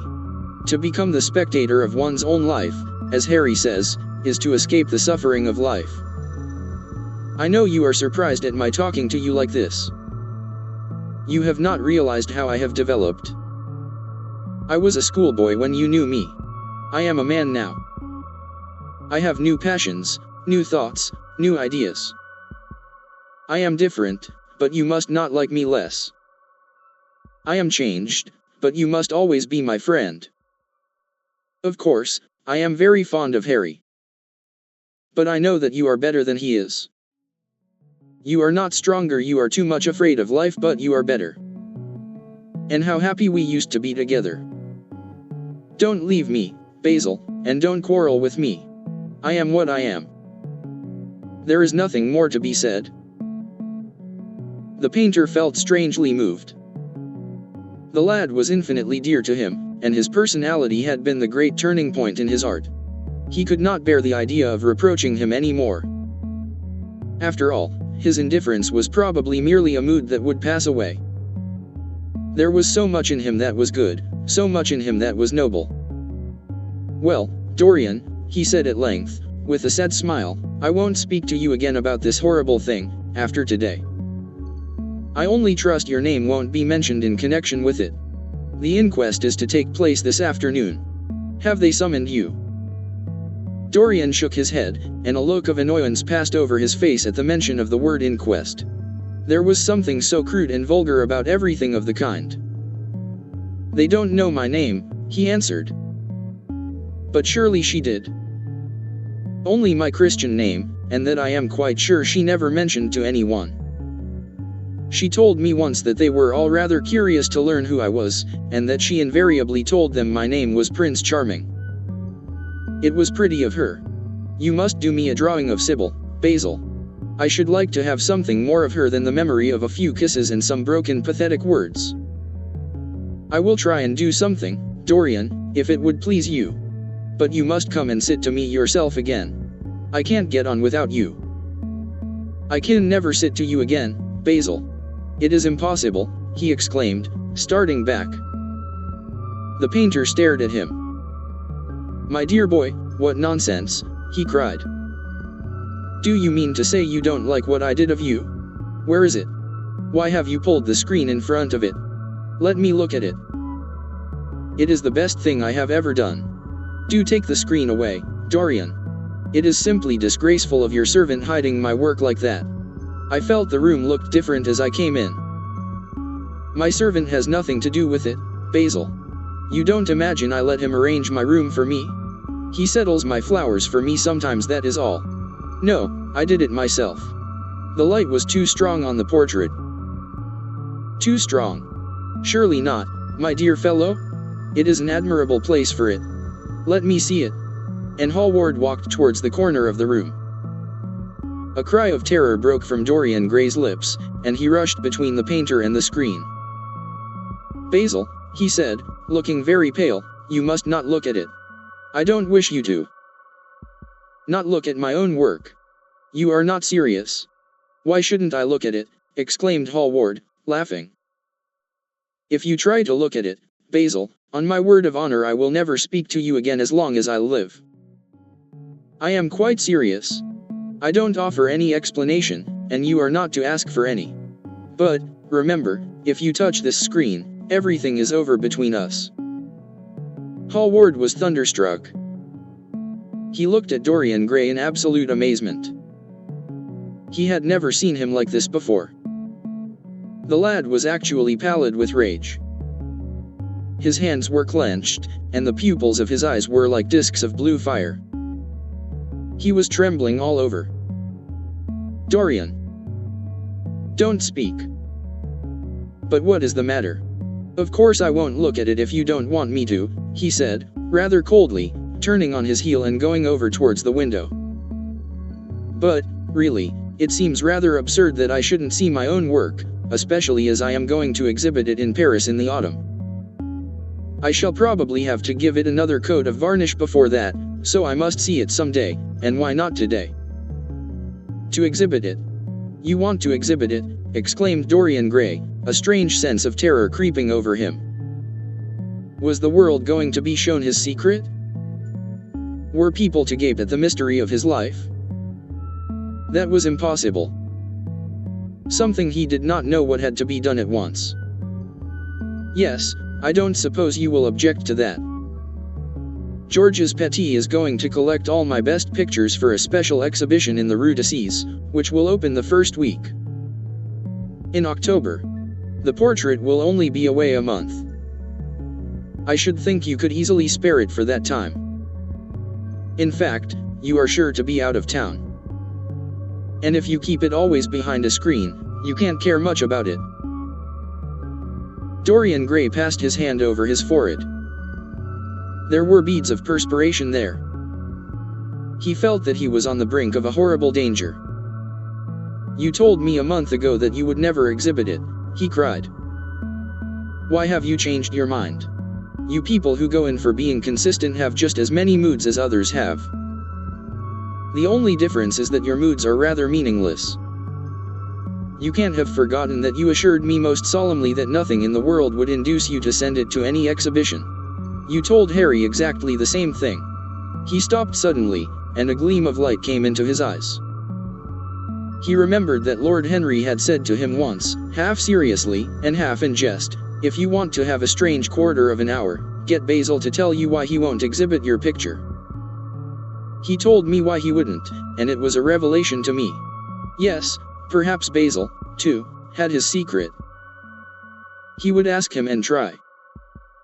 Basil, he said, coming over quite close and looking him straight in the face, we have each of us a secret. Let me know yours, and I shall tell you mine. What was your reason for refusing to exhibit my picture?" The painter shuddered in spite of himself. "Dorian, if I told you, you might like me less than you do, and you would certainly laugh at me. I could not bear your doing either of those two things. If you wish me never to look at your picture again, I am content. I have always you to look at. If you wish the best work I have ever done to be hidden from the world, I am satisfied. Your friendship is dearer to me than any fame or reputation." "No, Basil, you must tell me," insisted Dorian Gray. "I think I have a right to know." His feeling of terror had passed away, and curiosity had taken its place. He was determined to find out Basil Hallward's mystery. "Let us sit down, Dorian," said the painter, looking troubled. "Let us sit down. And just answer me one question. Have you noticed in the picture something curious, something that probably at first did not strike you, but that revealed itself to you suddenly?" "Basil," cried the lad, clutching the arms of his chair with trembling hands and gazing at him with wild, startled eyes. "I see you did. Don't speak. Wait till you hear what I have to say. Dorian, from the moment I met you, your personality had the most extraordinary influence over me. I was dominated, soul, brain, and power, by you. You became to me the visible incarnation of that unseen ideal whose memory haunts us artists like an exquisite dream. I worshipped you. I grew jealous of everyone to whom you spoke. I wanted to have you all to myself. I was only happy when I was with you. When you were away from me, you were still present in my art. Of course, I never let you know anything about this. It would have been impossible. You would not have understood it. I hardly understood it myself. I only knew that I had seen perfection face to face, and that the world had become wonderful to my eyes, too wonderful, perhaps, for in such mad worships there is peril, the peril of losing them, no less than the peril of keeping them. Weeks and weeks went on, and I grew more and more absorbed in you. Then came a new development. I had drawn you as Paris in dainty armor, and as Adonis with huntsman's cloak and polished boar spear. Crowned with heavy lotus blossoms you had sat on the prow of Adrian's barge, gazing across the green turbid Nile. You had leaned over the still pool of some Greek woodland and seen in the water's silent silver the marvel of your own face. And it had all been what art should be, unconscious, ideal, and remote. One day, a fatal day I sometimes think, I determined to paint a wonderful portrait of you as you actually are, not in the costume of dead ages, but in your own dress and in your own time. Whether it was the realism of the method, or the mere wonder of your own personality, thus directly presented to me without mist or veil, I cannot tell. But I know that as I worked at it, every flake and film of color seemed to me to reveal my secret. I grew afraid that others would know of my idolatry. I felt, Dorian, that I had told too much, that I had put too much of myself into it. Then it was that I resolved never to allow the picture to be exhibited. You were a little annoyed, but then you did not realize all that it meant to me. Harry, to whom I talked about it, laughed at me. But I did not mind that. When the picture was finished, and I sat alone with it, I felt that I was right. Well, after a few days the thing left my studio. And as soon as I had got rid of the intolerable fascination of its presence, it seemed to me that I had been foolish in imagining that I had seen anything in it, more than that you were extremely good-looking and that I could paint. Even now I cannot help feeling that it is a mistake to think that the passion one feels in creation is ever really shown in the work one creates. Art is always more abstract than we fancy. Form and color tell us of form and color, that is all. It often seems to me that art conceals the artist far more completely than it ever reveals him. And so when I got this offer from Paris, I determined to make your portrait the principal thing in my exhibition. It never occurred to me that you would refuse. I see now that you were right. The picture cannot be shown. You must not be angry with me, Dorian, for what I have told you. As I said to Harry, once, you are made to be worshipped. Dorian Gray drew a long breath. The color came back to his cheeks, and a smile played about his lips. The peril was over. He was safe for the time. Yet he could not help feeling infinite pity for the painter who had just made this strange confession to him, and wondered if he himself would ever be so dominated by the personality of a friend. Lord Henry had the charm of being very dangerous. But that was all. He was too clever and too cynical to be really fond of. Would there ever be someone who would fill him with a strange idolatry? Was that one of the things that life had in store? "It is extraordinary to me, Dorian," said Hallward, "that you should have seen this in the portrait. Did you really see it?" "I saw something in it," he answered, "something that seemed to me very curious." "Well, you don't mind my looking at the thing now?" Dorian shook his head. "You must not ask me that, Basil. I could not possibly let you stand in front of that picture." "You will someday, surely." "Never." "Well, perhaps you are right. And now goodbye, Dorian. You have been the one person in my life who has really influenced my art. Whatever I have done that is good, I owe to you. Ah. You don't know what it cost me to tell you all that I have told you." "My dear Basil," said Dorian, "what have you told me?" "Simply that you felt that you admired me too much. That is not even a compliment." "It was not intended as a compliment. It was a confession. Now that I have made it, something seems to have gone out of me. Perhaps one should never put one's worship into words."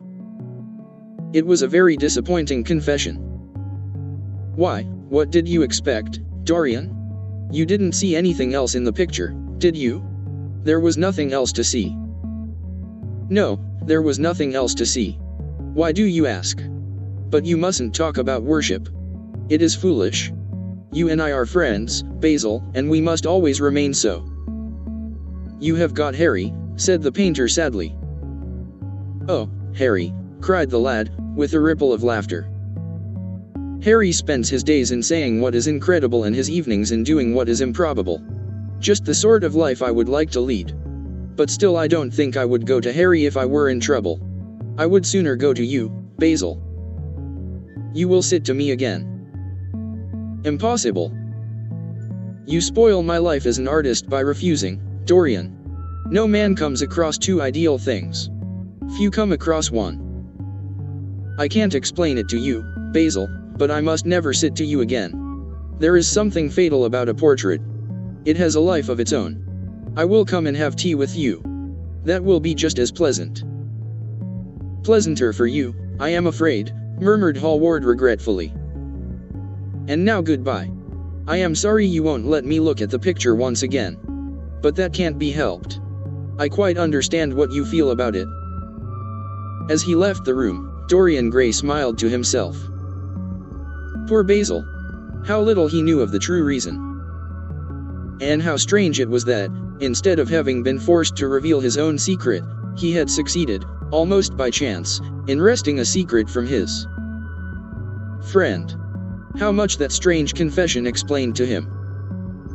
The painter's absurd fits of jealousy, his wild devotion, his extravagant panegyrics, his curious reticences, he understood them all now, and he felt sorry.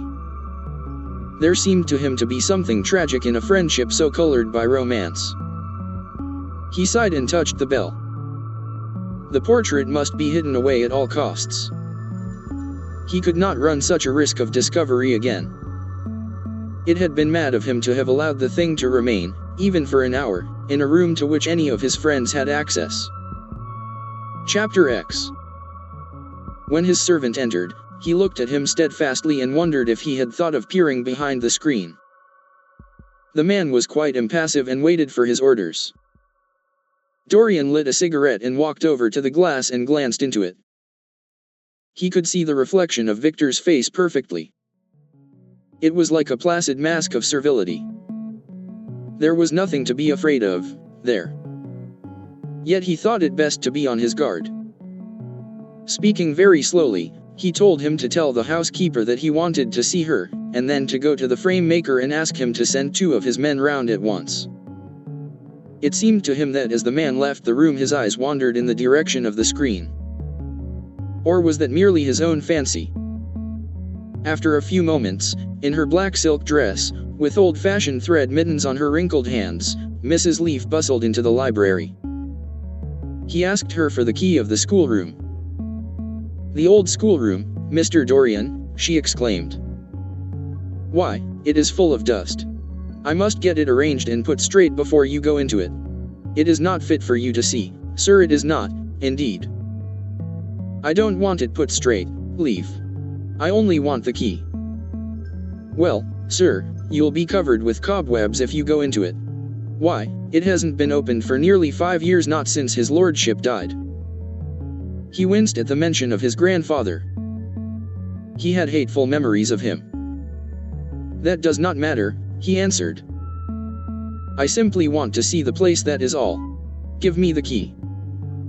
"And here is the key, sir," said the old lady, going over the contents of her bunch with tremulously uncertain hands. "Here is the key. I'll have it off the bunch in a moment. But you don't think of living up there, sir, and you so comfortable here." "No, no," he cried petulantly. "Thank you, Leaf. That will do." She lingered for a few moments, and was garrulous over some detail of the household. He sighed and told her to manage things as she thought best.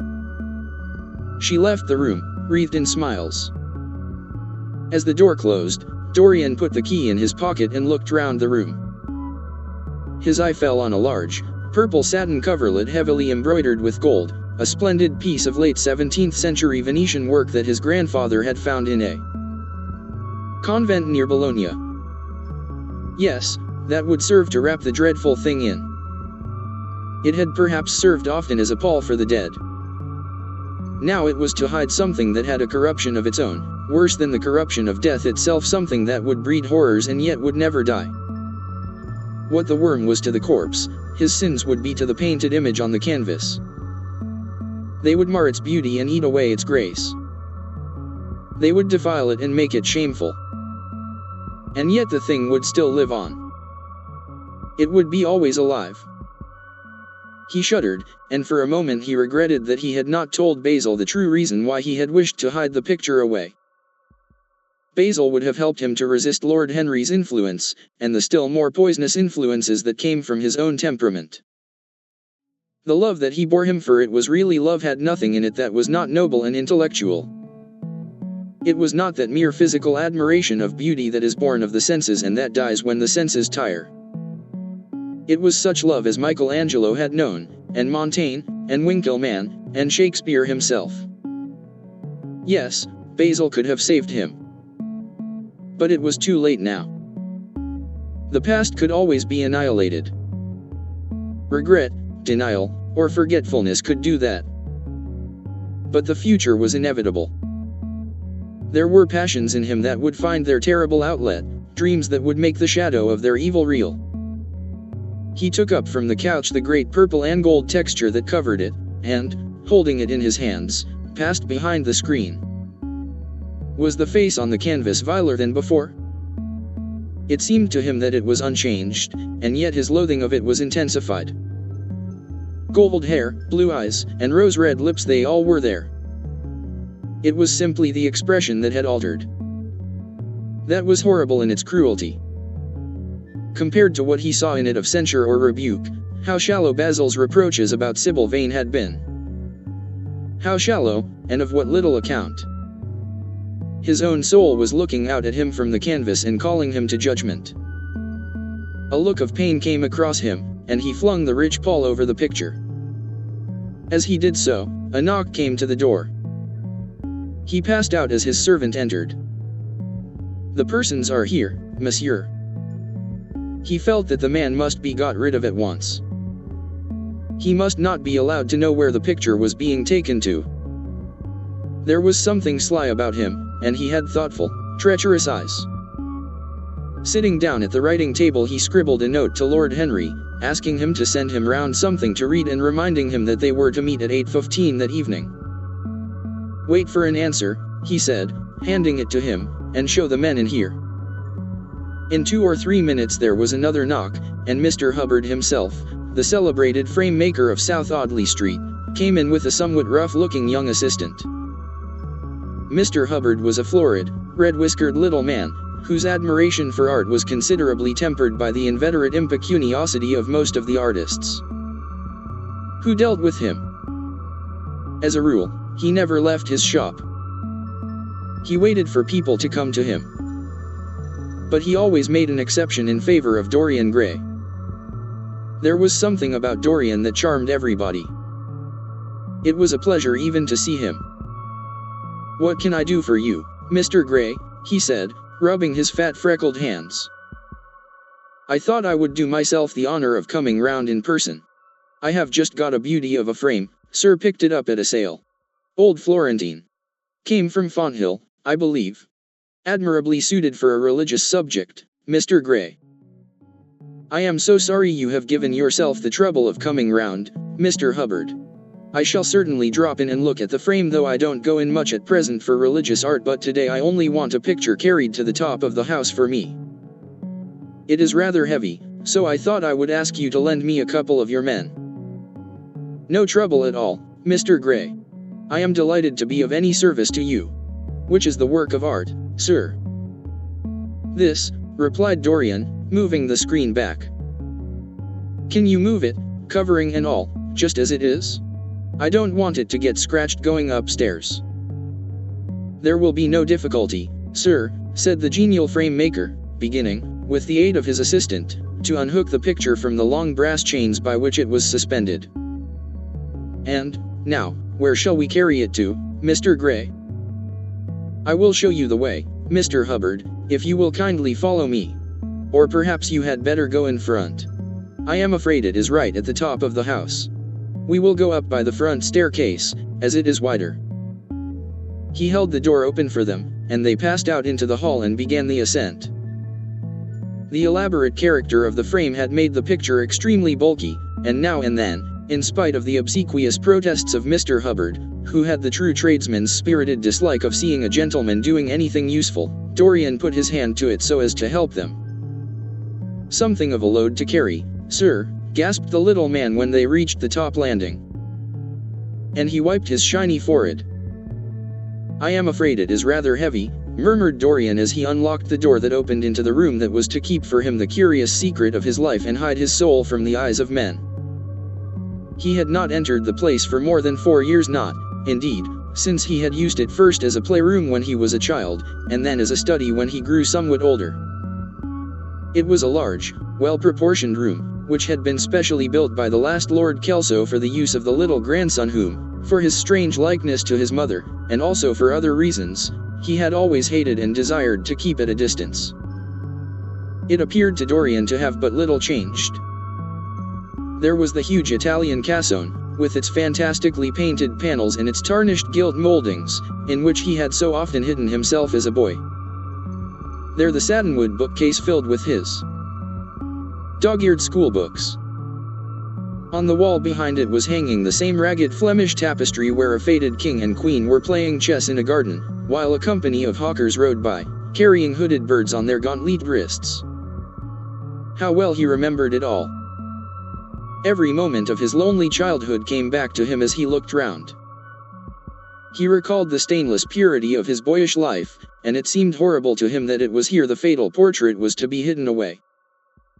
How little he had thought, in those dead days, of all that was in store for him. But there was no other place in the house so secure from prying eyes as this. He had the key, and no one else could enter it.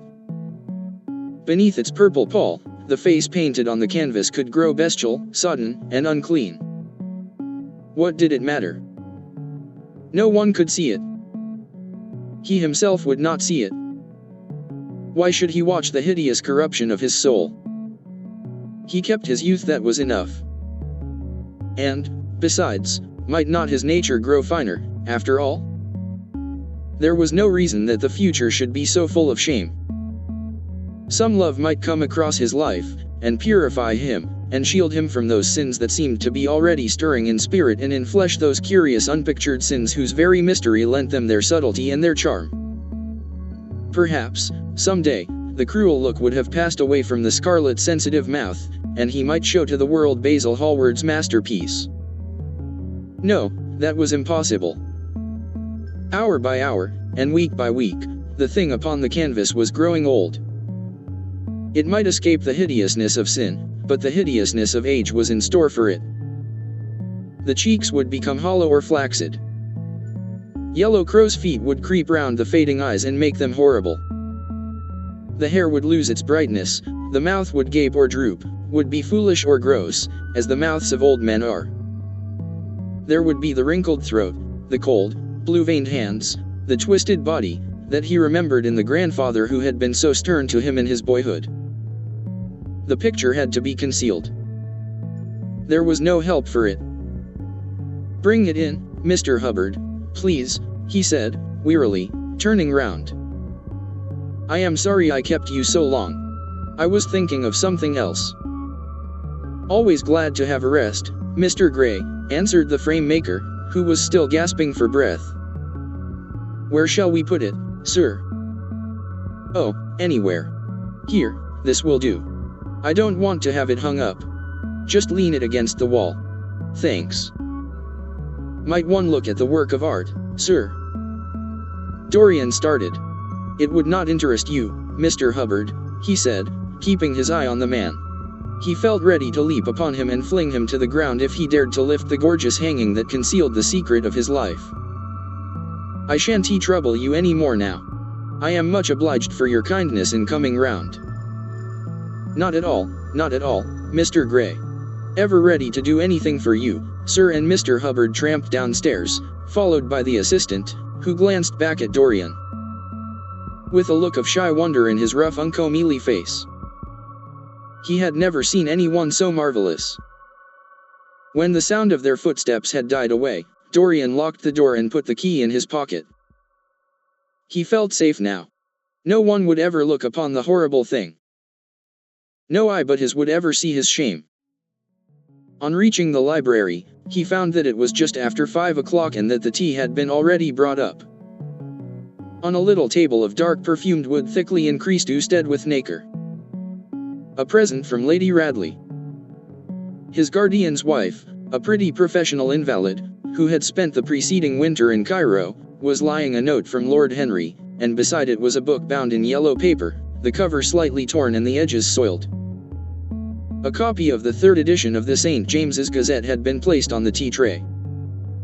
It was evident that Victor had returned. He wondered if he had met the men in the hall as they were leaving the house and had wormed out of them what they had been doing. He would be sure to miss the picture, had no doubt missed it already, while he had been laying the tea things. The screen had not been set back, and a blank space was visible on the wall. Perhaps some night he might find him creeping upstairs and trying to force the door of the room. It was a horrible thing to have a spy in one's house.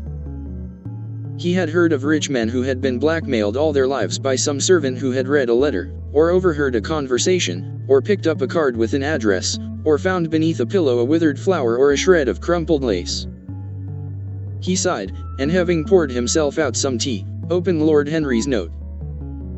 It was simply to say that he sent him round the evening paper, and a book that might interest him, and that he would be at the club at 8:15. He opened the St. James's languidly, and looked through it. A red pencil mark on the 5th page caught his eye. It drew attention to the following paragraph.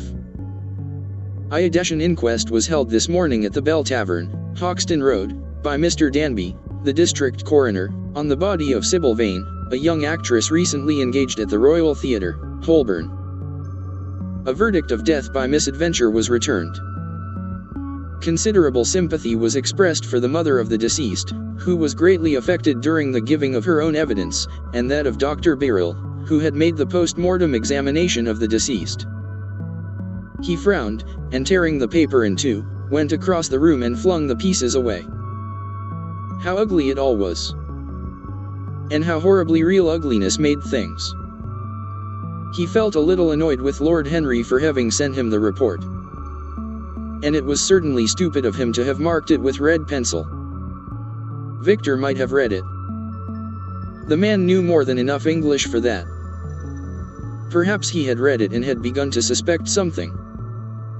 And, yet, what did it matter? What had Dorian Gray to do with Sybil Vane's death? There was nothing to fear. Dorian Gray had not killed her. His eye fell on the yellow book that Lord Henry had sent him. What was it, he wondered. He went towards the little, pearl-colored octagonal stand that had always looked to him like the work of some strange Egyptian bees that wrought in silver, and taking up the volume, flung himself into an armchair and began to turn over the leaves. After a few minutes he became absorbed. It was the strangest book that he had ever read. It seemed to him that in exquisite riment, and to the delicate sound of flutes, the sins of the world were passing in dumb show before him. Things that he had dimly dreamed of were suddenly made real to him. Things of which he had never dreamed were gradually revealed. It was a novel without a plot and with only one character. Being, indeed, simply a psychological study of a certain young Parisian who spent his life trying to realize in the 19th century all the passions and modes of thought that belonged to every century except his own. And to sum up, as it were, in himself the various moods through which the world spirit had ever passed, loving for their mere artificiality those renunciations that men have unwisely called virtue, as much as those natural rebellions that wise men still call sin. The style in which it was written was that curious jeweled style.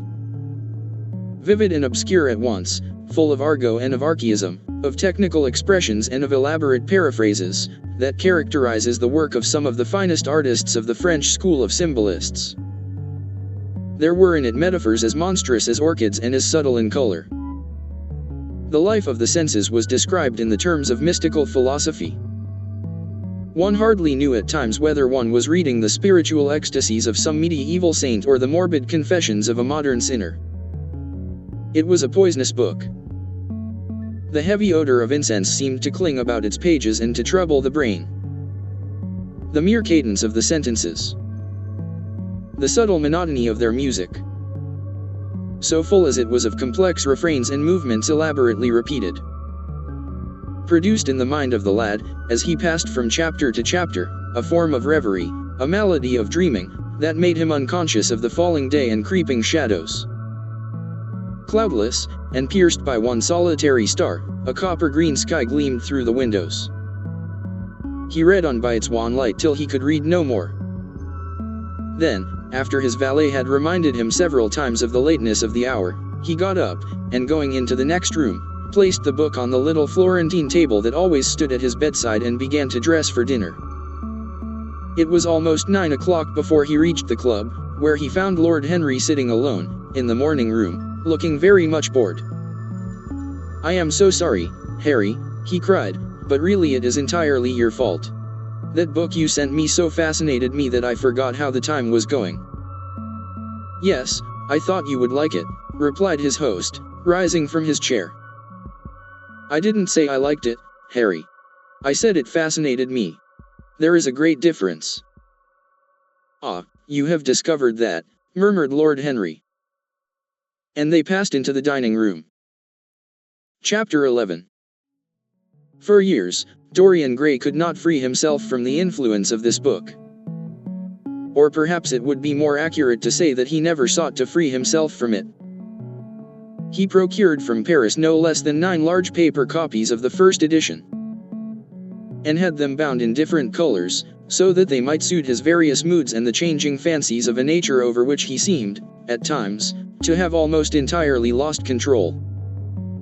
The hero, the wonderful young Parisian in whom the romantic and the scientific temperaments were so strangely blended, became to him a kind of prefiguring type of himself. And, indeed, the whole book seemed to him to contain the story of his own life, written before he had lived it. In one point he was more fortunate than the novel's fantastic hero. He never knew never, indeed, had any cause to know that somewhat grotesque dread of mirrors and polished metal surfaces, and still water which came upon the young Parisian so early in his life, and was occasioned by the sudden decay of a beau that had once, apparently, been so remarkable. It was with an almost cruel joy, and perhaps in nearly every joy, as certainly in every pleasure, Cruelty has its place that he used to read the latter part of the book, with its really tragic, if somewhat overemphasized, account of the sorrow and despair of one who had himself lost what in others, and the world, he had most dearly valued. For the wonderful beauty that had so fascinated Basil Hallward, and many others besides him, seemed never to leave him. Even those who had heard the most evil things against him, and from time to time strange rumors about his mode of life crept through London and became the chatter of the clubs, could not believe anything to his dishonor when they saw him. He had always the look of one who had kept himself unspotted from the world. Men who talked grossly became silent when Dorian Gray entered the room. There was something in the purity of his face that rebuked them. His mere presence seemed to recall to them the memory of the innocence that they had tarnished. They wondered how one so charming and graceful as he was could have escaped the stain of an age that was at once sordid and sensual. Often, on returning home from one of those mysterious and prolonged absences that gave rise to such strange conjecture among those who were his friends, or thought that they were so, he himself would creep upstairs to the locked room, open the door with the key that never left him now, and stand, with a mirror, in front of the portrait that Basil Hallward had painted of him, looking now at the evil and aging face on the canvas, and now at the fair young face that laughed back at him from the polished glass. The very sharpness of the contrast used to quicken his sense of pleasure. He grew more and more enamored of his own beauty, more and more interested in the corruption of his own soul. He would examine with minute care, and sometimes with a monstrous and terrible delight, the hideous lines that seared the wrinkling forehead or crawled around the heavy sensual mouth, wondering sometimes which were the more horrible, the signs of sin or the signs of age. He would place his white hands beside the coarse bloated hands of the picture, and smile. He mocked the misshapen body and the failing limbs. There were moments, indeed, at night, when, lying sleepless in his own delicately scented chamber, or in the sordid room of the little ill-famed tavern near the docks which, under an assumed name and in disguise, it was his habit to frequent, he would think of the ruin he had brought upon his soul with a pity that was all the more poignant because it was purely selfish. But moments such as these were rare. That curiosity about life which Lord Henry had first stirred in him, as they sat together in the garden of their friend, seemed to increase with gratification. The more he knew, the more he desired to know. He had met hungers that grew more ravenous as he fed them. Yet he was not really reckless, at any rate in his relations to society. Once or twice every month during the winter, and on each Wednesday evening while the season lasted, he would throw open to the world his beautiful house and have the most celebrated musicians of the day to charm his guests with the wonders of their art. His little dinners, in the settling of which Lord Henry always assisted him, were noted as much for the careful selection and placing of those invited, as for the exquisite taste shown in the decoration of the table, with its subtle symphonic arrangements of exotic flowers, and embroidered cloths, and antique plate of gold and silver. Indeed, there were many, especially among the very young men, who saw, or fancied that they saw, in Dorian Gray the true realization of a type of which they had often dreamed in Eton or Oxford days. A type that was to combine something of the real culture of the scholar with all the grace and distinction and perfect manner of a citizen of the world. To them he seemed to be of the company of those whom Dante describes as having sought to make themselves perfect by the worship of beauty. Like Gautier, he was one for whom the visible world existed. And, certainly, to him life itself was the first, the greatest, of the arts, and for it all the other arts seemed to be but a preparation.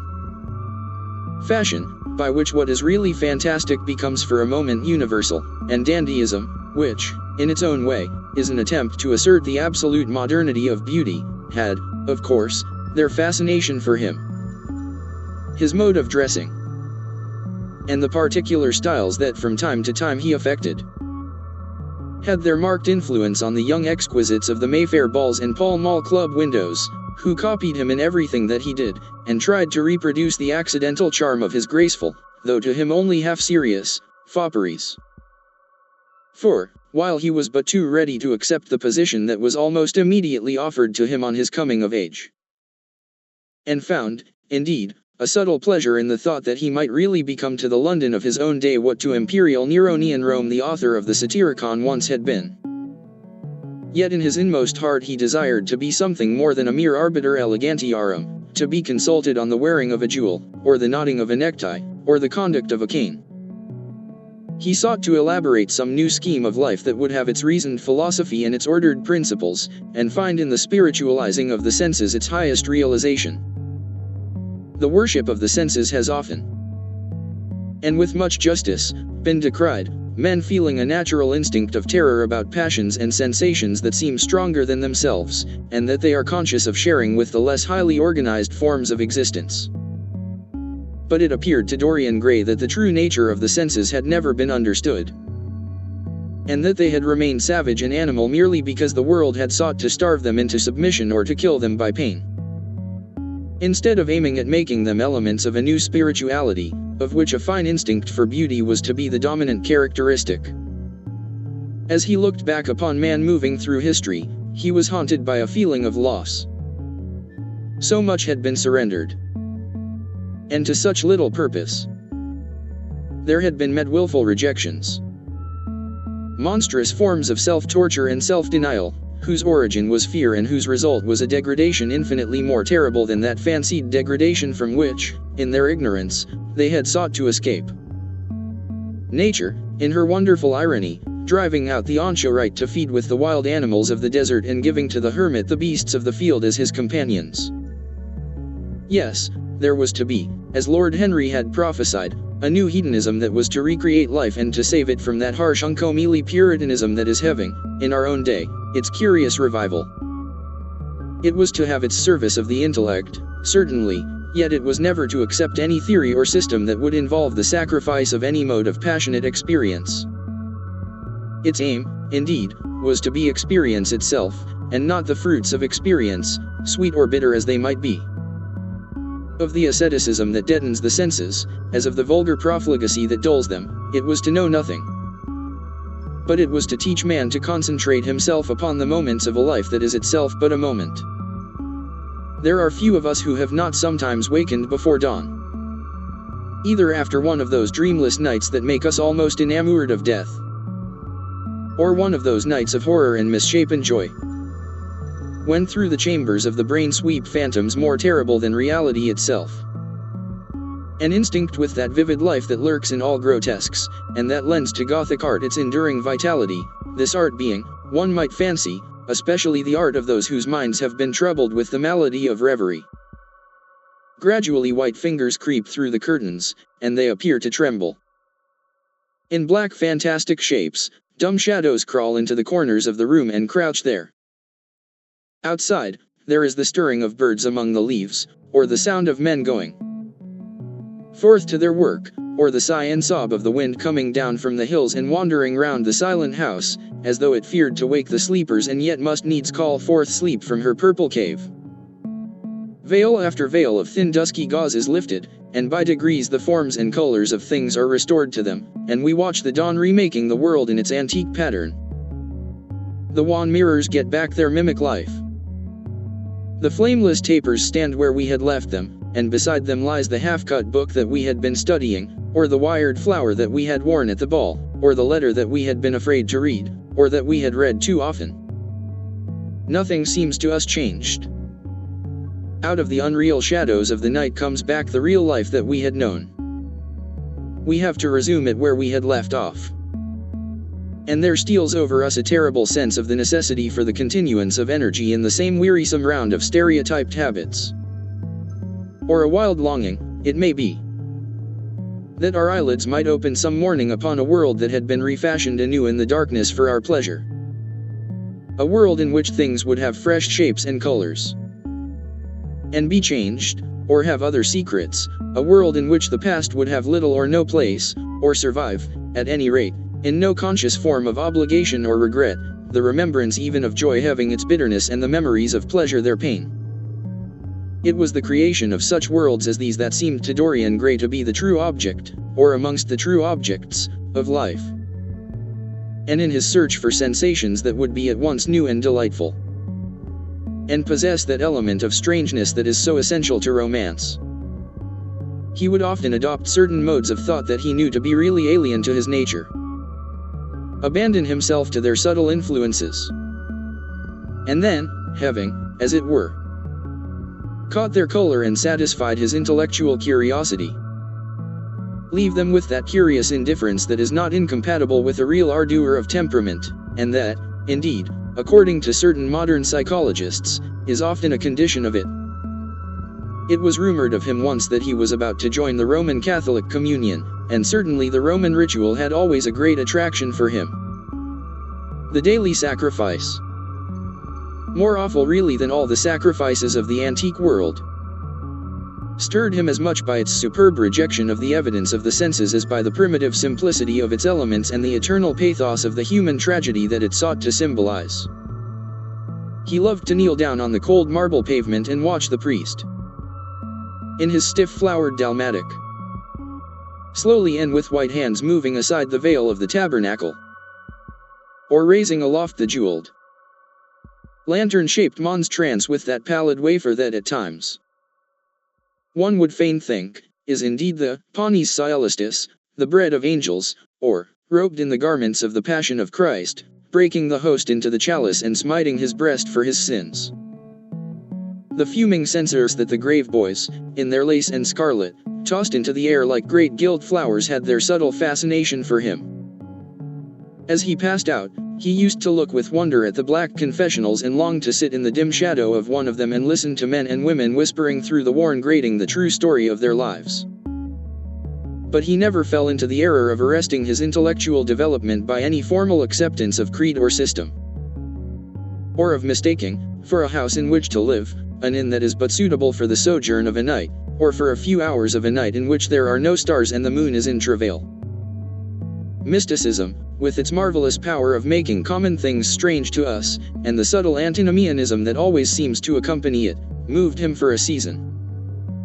And for a season he inclined to the materialistic doctrines of the Darwinismus movement in Germany, and found a curious pleasure in tracing the thoughts and passions of men to some pearly cell in the brain, or some white nerve in the body, delighting in the conception of the absolute dependence of the spirit on certain physical conditions, morbid or healthy, normal or diseased. Yet, as has been said of him before, no theory of life seemed to him to be of any importance compared with life itself.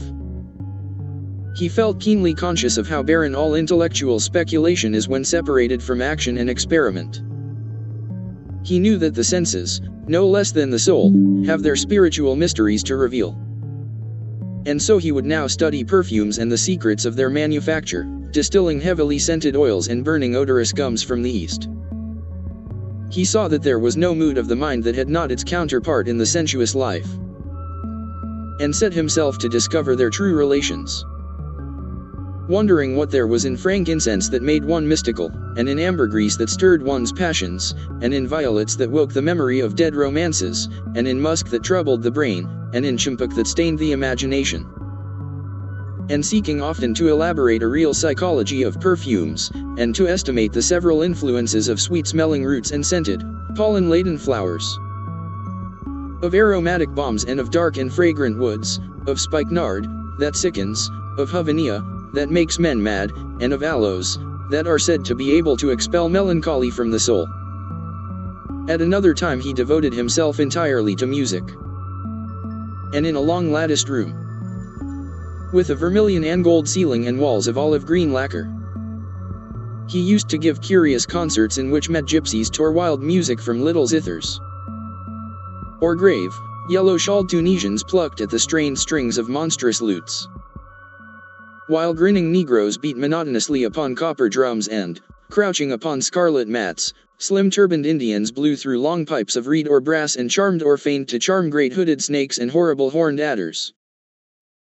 The harsh intervals and shrill discords of barbaric music stirred him at times when Schubert's Grace, and Chopin's Beautiful Sorrows, and the mighty harmonies of Beethoven himself, fell unheeded on his ear.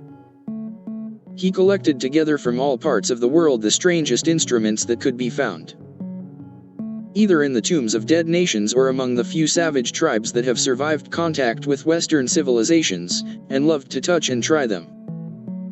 He had the mysterious juriperies of the Rio Negro Indians, that women are not allowed to look at, and that even youths may not see till they have been subjected to fasting and scourging, and the earthen jars of the Peruvians that have the shrill cries of birds, and flutes of human bones such as Alfonso de Ovalle heard in Chile, and the sonorous green jaspers that are found near Cuzco and give forth a note of singular sweetness.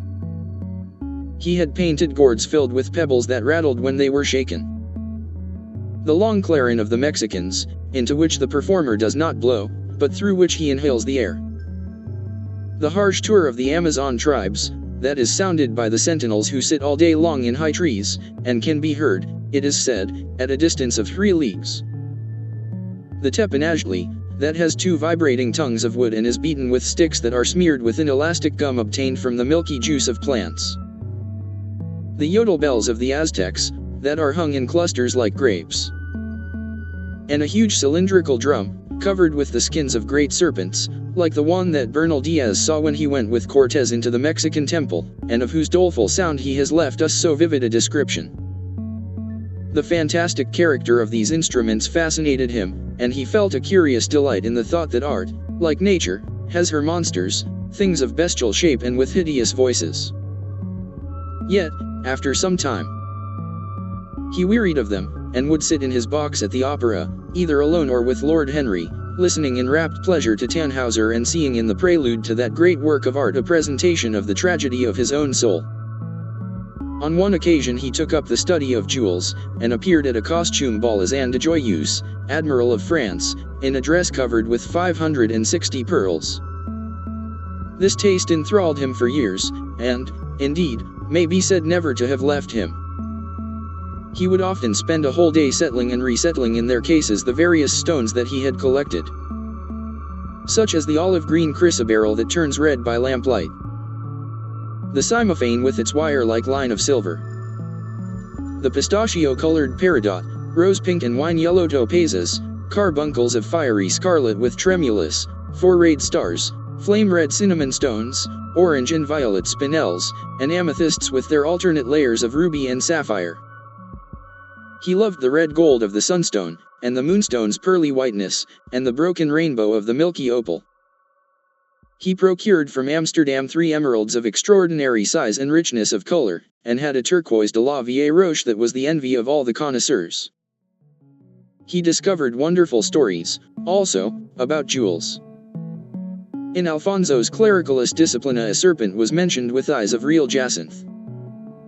And in the romantic history of Alexander, the conqueror of Emathia was said to have found in the Vale of Jordan snakes with collars of real emeralds growing on their backs. There was a gem in the brain of the dragon, Philostratus told us, and, by the exhibition of golden letters in a scarlet robe the monster could be thrown into a magical sleep and slain. According to the great alchemist, Pierre de Boniface, the diamond rendered a man invisible, and the agate of India made him eloquent. The cornelian appeased anger, and the hyacinth provoked sleep, and the amethyst drove away the fumes of wine.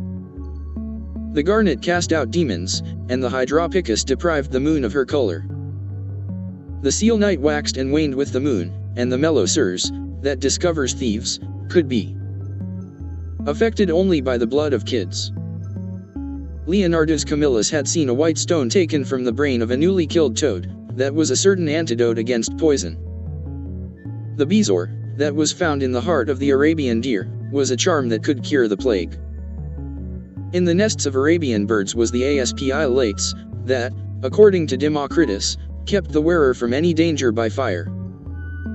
The king of Ceylon rode through his city with a large ruby in his hand, as the ceremony of his coronation. The gates of the palace of John the priest were made of sardius, with the horn of the horned snake in raw, so that no man might bring poison within.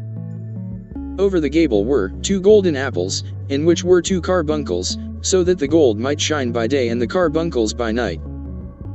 In Lodge's strange romance, A Marguerite of America, it was stated that in the chamber of the queen one could behold all the chaste ladies of the world, enchased out of silver, looking through fair mirrors of chrysolites, carbuncles, sapphires, and green emeralds. Marco Polo had seen the inhabitants of Zipangu place rose-colored pearls in the mouths of the dead. A sea monster had been enamored of the pearl that the diver brought to King Perozes, and had slain the thief, and mourned for 7 moons over its loss. When the Huns lured the king into the great pit, he flung it away. Procopius tells the story, nor was it ever found again, though the Emperor Anastasius offered 500 weight of gold pieces for it. The king of Malabar had shown to a certain Venetian a rosary of 304 pearls, one for every god that he worshipped. When the Duke de Valentinois, son of Alexander VI, visited Louis XII of France, his horse was loaded with gold leaves, according to Brantome, and his cap had double rows of rubies that threw out a great light. Charles of England had ridden in stirrups hung with 421 diamonds. Richard II had a coat, valued at 30,000 marks, which was covered with balas rubies. Hall described Henry VIII on his way to the Tower previous to his coronation, as wearing a jacket of raised gold, the placard embroidered with diamonds and other rich stones, and a great baldric about his neck of large balasses. The favorites of James I wore earrings of emeralds set in gold filigrane. Edward II gave to Piers Gaveston a suit of red gold armor studded with jacinths, a collar of gold roses set with turquoise stones, and a skullcap parsemé with pearls. Henry II wore jeweled gloves reaching to the elbow, and had a hawk glove sewn with 12 rubies and 52 great orients. The ducal hat of Charles the Rash, the last Duke of Burgundy of his race, was hung with pear-shaped pearls and studded with sapphires. How exquisite life had once been! How gorgeous in its pomp and decoration! Even to read of the luxury of the dead was wonderful. Then he turned his attention to embroideries and to the tapestries that performed the office of frescoes in the chill rooms of the northern nations of Europe.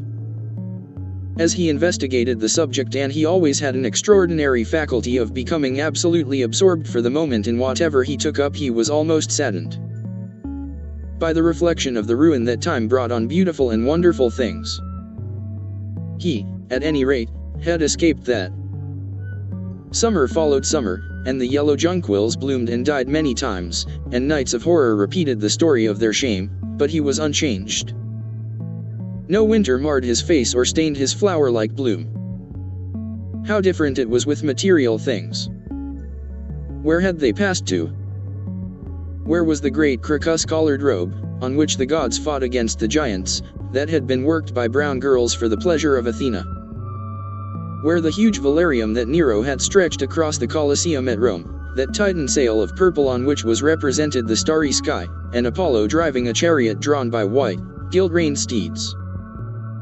He longed to see the curious table napkins wrought for the priest of the sun, on which were displayed all the dainties and viands that could be wanted for a feast. The mortuary cloth of King Chilperic, with its 300 golden bees. The fantastic robes that excited the indignation of the Bishop of Pontus and were figured with lions, panthers, bears, dogs, forests, rocks, hunters, all, in fact, that a painter can copy from nature. And the coat that Charles of Orleans once wore, on the sleeves of which were embroidered the verses of a song beginning, Madame, je suis tout joyeux, the musical accompaniment of the words being wrought in gold thread, and each note, of square shape in those days, formed with 4 pearls.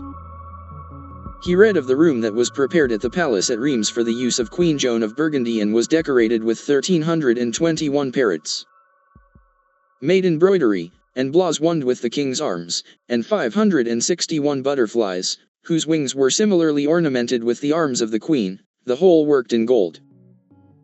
Catherine de Medicis had a mourning bed made for her of black velvet powdered with crescents and suns.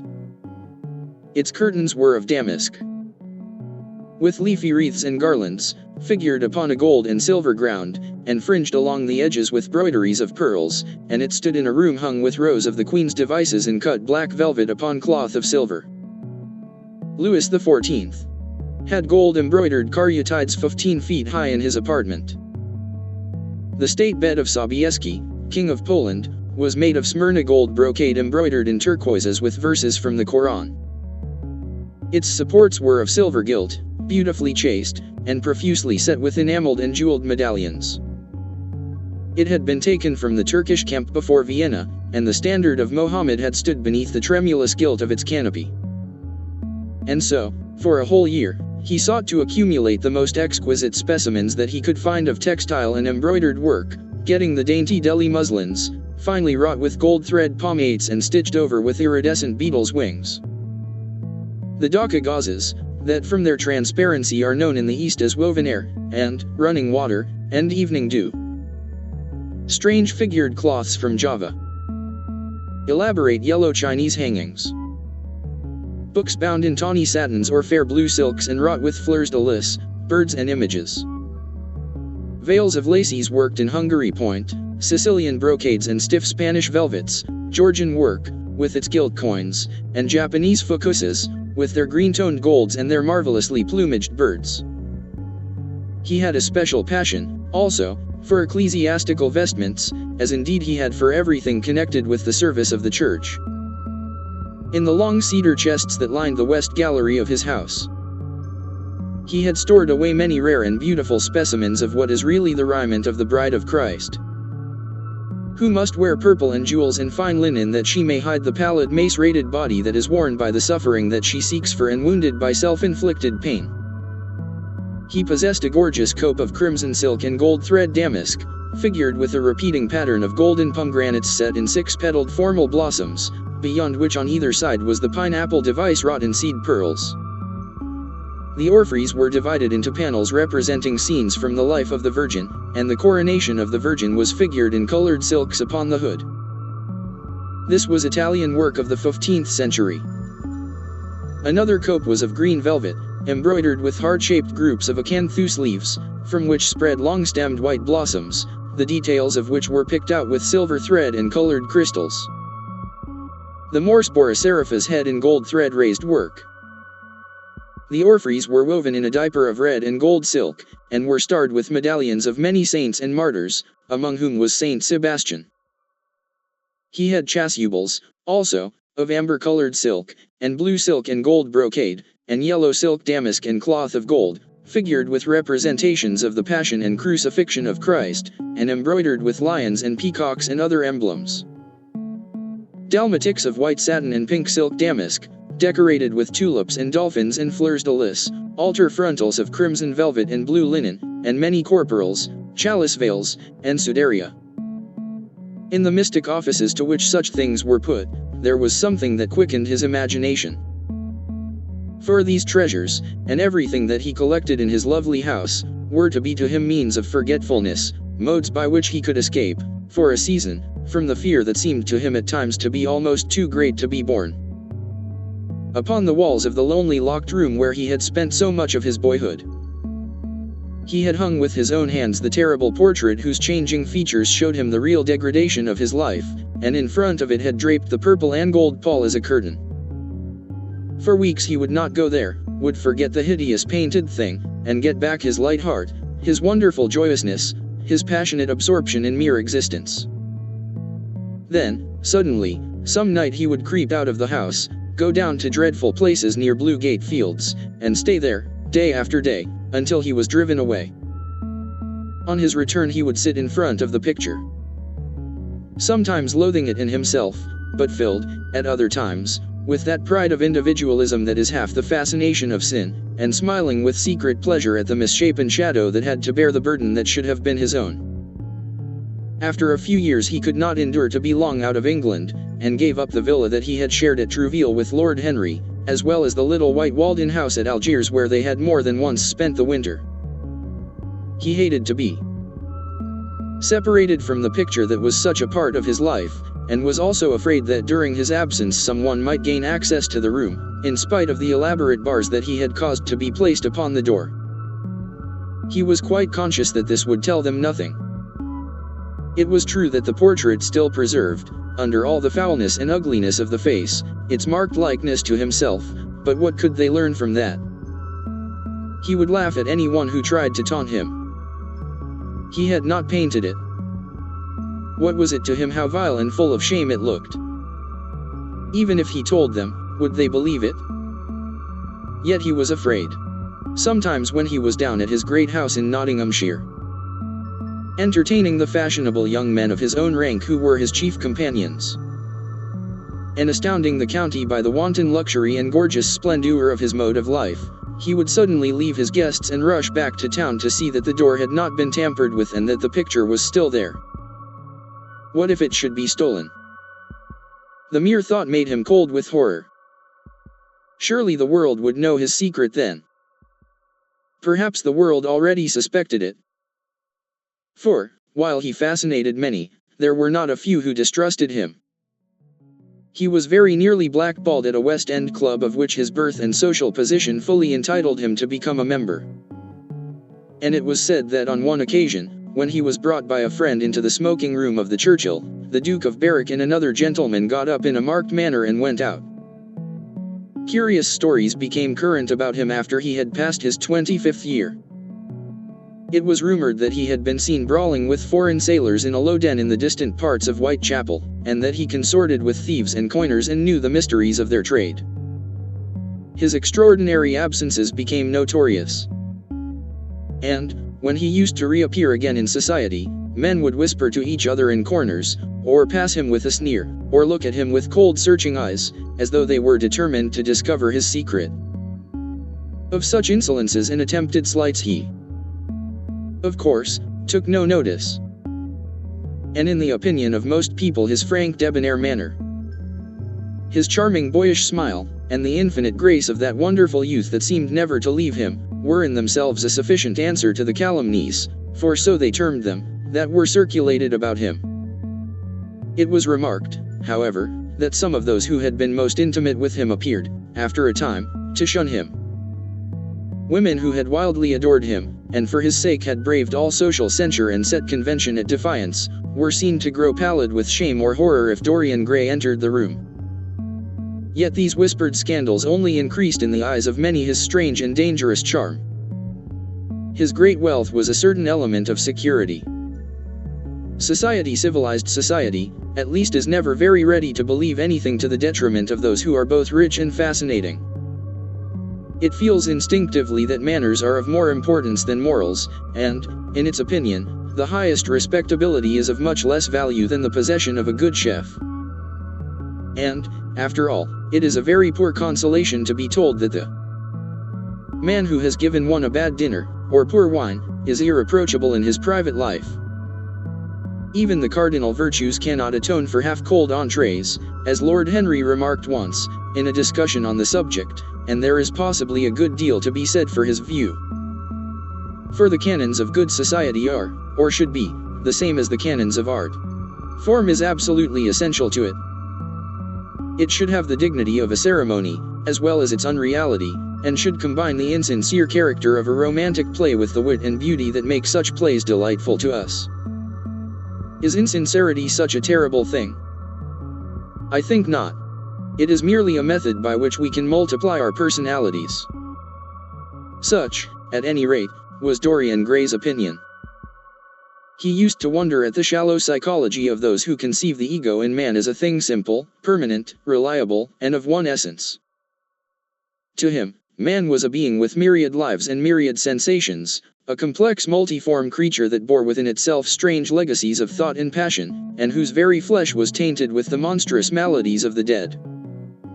He loved to stroll through the gaunt cold picture gallery of his country house and look at the various portraits of those whose blood flowed in his veins.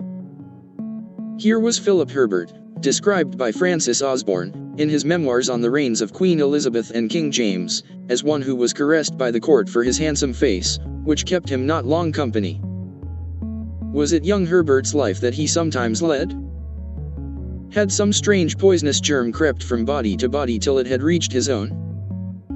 Was it some dim sense of that ruined grace that had made him so suddenly, and almost without cause, give utterance, in Basil Hallward's studio, to the med-prayer that had so changed his life? Here, in gold-embroidered red doublet, jeweled surcoat, and gilt-edged ruff and wristbands, stood Sir Anthony Sherard, with his silver and black armor piled at his feet. What had this man's legacy been? Had the lover of Giovanna of Naples bequeathed him some inheritance of sin and shame? Were his own actions merely the dreams that the dead man had not dared to realize? Here, from the fading canvas, smiled Lady Elizabeth Devereux, in her gauze hood, pearl stomacher, and pink-slashed sleeves. A flower was in her right hand, and her left clasped an enameled collar of white and damask roses. On a table by her side lay a mandolin and an apple. There were large green rosettes upon her little pointed shoes. He knew her life, and the strange stories that were told about her lovers. Had he something of her temperament in him? These oval, heavy-lidded eyes seemed to look curiously at him. What of George Willoughby, with his powdered hair and fantastic patches? How evil he looked. The face was saturnine and swarthy, and the sensual lips seemed to be twisted with disdain. Delicate lace ruffles fell over the lean yellow hands that were so overladen with rings. He had been a macaroni of the 18th century, and the friend, in his youth, of Lord Ferrers. What of the second Lord Beckenham, the companion of the Prince Regent in his wildest days, and one of the witnesses at the secret marriage with Mrs. Fitzherbert? How proud and handsome he was, with his chestnut curls and insolent pose. What passions had he bequeathed? The world had looked upon him as infamous. He had led the orgies at Carlton House. The Star of the Garter glittered upon his breast. Beside him hung the portrait of his wife, a pallid, thin-lipped woman in black. Her blood, also, stirred within him. How curious it all seemed. And his mother with her Lady Hamilton face and her moist, wine-dashed lips. He knew what he had got from her. He had got from her his beauty, and his passion for the beauty of others. She laughed at him in her loose bacchanti dress. There were vine leaves in her hair. The purple spilled from the cup she was holding. The carnations of the painting had withered, but the eyes were still wonderful in their depth and brilliancy of color. They seemed to follow him wherever he went. Yet one had ancestors in literature as well as in one's own race, nearer perhaps in type and temperament, many of them, and certainly with an influence of which one was more absolutely conscious. There were times when it appeared to Dorian Gray that the whole of history was merely the record of his own life. Not as he had lived it in act and circumstance, but as his imagination had created it for him, as it had been in his brain and in his passions. He felt that he had known them all, those strange terrible figures that had passed across the stage of the world and made sin so marvelous and evil so full of subtlety. It seemed to him that in some mysterious way their lives had been his own. The hero of the wonderful novel that had so influenced his life had himself known this curious fancy. In the 7th chapter he tells how, crowned with laurel, lest lightning might strike him, he had sat, as Tiberius, in a garden at Capri, reading the shameful books of Elephantes, while dwarfs and peacocks strutted round him and the flute player mocked the swinger of the censer. And, as Caligula, had Caro used with the green-shirt jockeys in their stables and supped in an ivory manger with a jewel-frontaled horse.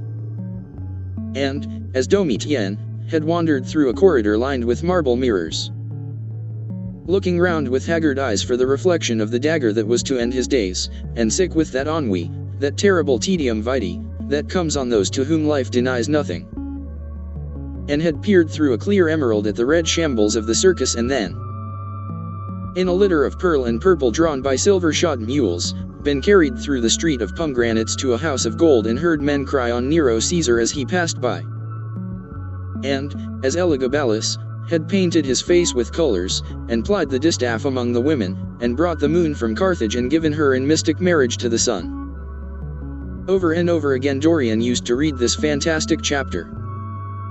And the 2 chapters immediately following, in which, as in some curious tapestries or cunningly wrought enamels, were pictured the awful and beautiful forms of those whom vice and blood and weariness had made monstrous or mad. Filippo, Duke of Milan, who slew his wife and painted her lips with a scarlet poison that her lover might suck death from the dead thing he fondled. Pietro Barbi, the Venetian, known as Paul II, who sought in his vanity to assume the title of Formosus, and whose tiara, valued at 200,000 florins, was bought at the price of a terrible sin. Gian Maria Visconti, who used hounds to chase living men and whose murdered body was covered with roses by a harlot who had loved him, the Borgia on his white horse, with fratricide riding beside him and his mantle stained with the blood of Perato, Pietro Riario, the young Cardinal Archbishop of Florence, child and minion of Sixtus IV, whose beauty was equaled only by his debauchery, and who received Leonora of Aragon in a pavilion of white and crimson silk, filled with nymphs and centaurs, and gilded a boy that he might serve at the feast as Ganymede or Hylas. Ezelin, whose melancholy could be cured only by the spectacle of death, and who had a passion for red blood, as other men have for red wine, the son of the fiend, as was reported, and one who had cheated his father at dice when gambling with him for his own soul. Gyambatus de Cebo, who in mockery took the name of innocent and into whose torpid veins the blood of 3 lads was infused by a Jewish doctor. Sigismondo Malatesta, the lover of Isotta and the lord of Rimini, whose effigy was burned at Rome as the enemy of God and man, who strangled Polysena with a napkin, and gave poison to Ginvridest in a cup of emerald, and in honor of a shameful passion built a pagan church for Christian worship, Charles VI, who had so wildly adored his brother's wife that a leper had warned him of the insanity that was coming on him, and who, when his brain had sickened and grown strange, could only be soothed by Saracen cards painted with the images of love and death and madness, and in his trimmed jerkin and jeweled cap and acanthus-like curls, Griffonetto Baglioni, who slew Astor with his bride, and Simonetto with his page, and whose comeliness was such that, as he lay dying in the yellow piazza of Perugia, those who had hated him could not choose but weep, and Atlanta, who had cursed him, blessed him. There was a horrible fascination in them all. He saw them at night, and they troubled his imagination in the day. The Renaissance knew of strange manners of poisoning by a helmet and a lighted torch, by an embroidered glove and a jeweled fan, by a gilded pomander and by an amber chain. Dorian Gray had been poisoned by a book. There were moments when he looked on evil simply as a mode through which he could realize his conception of the beautiful. Chapter 12. It was on the 9th of November, the eve of his own 38th birthday, as he often remembered afterwards. He was walking home about 11 o'clock from Lord Henry's, where he had been dining, and was wrapped in heavy furs, as the night was cold and foggy. At the corner of Grosvenor Square and South Audley Street, a man passed him in the mist, walking very fast and with the collar of his grey ulster turned up. He had a bag in his hand. Dorian recognized him. It was Basil Hallward.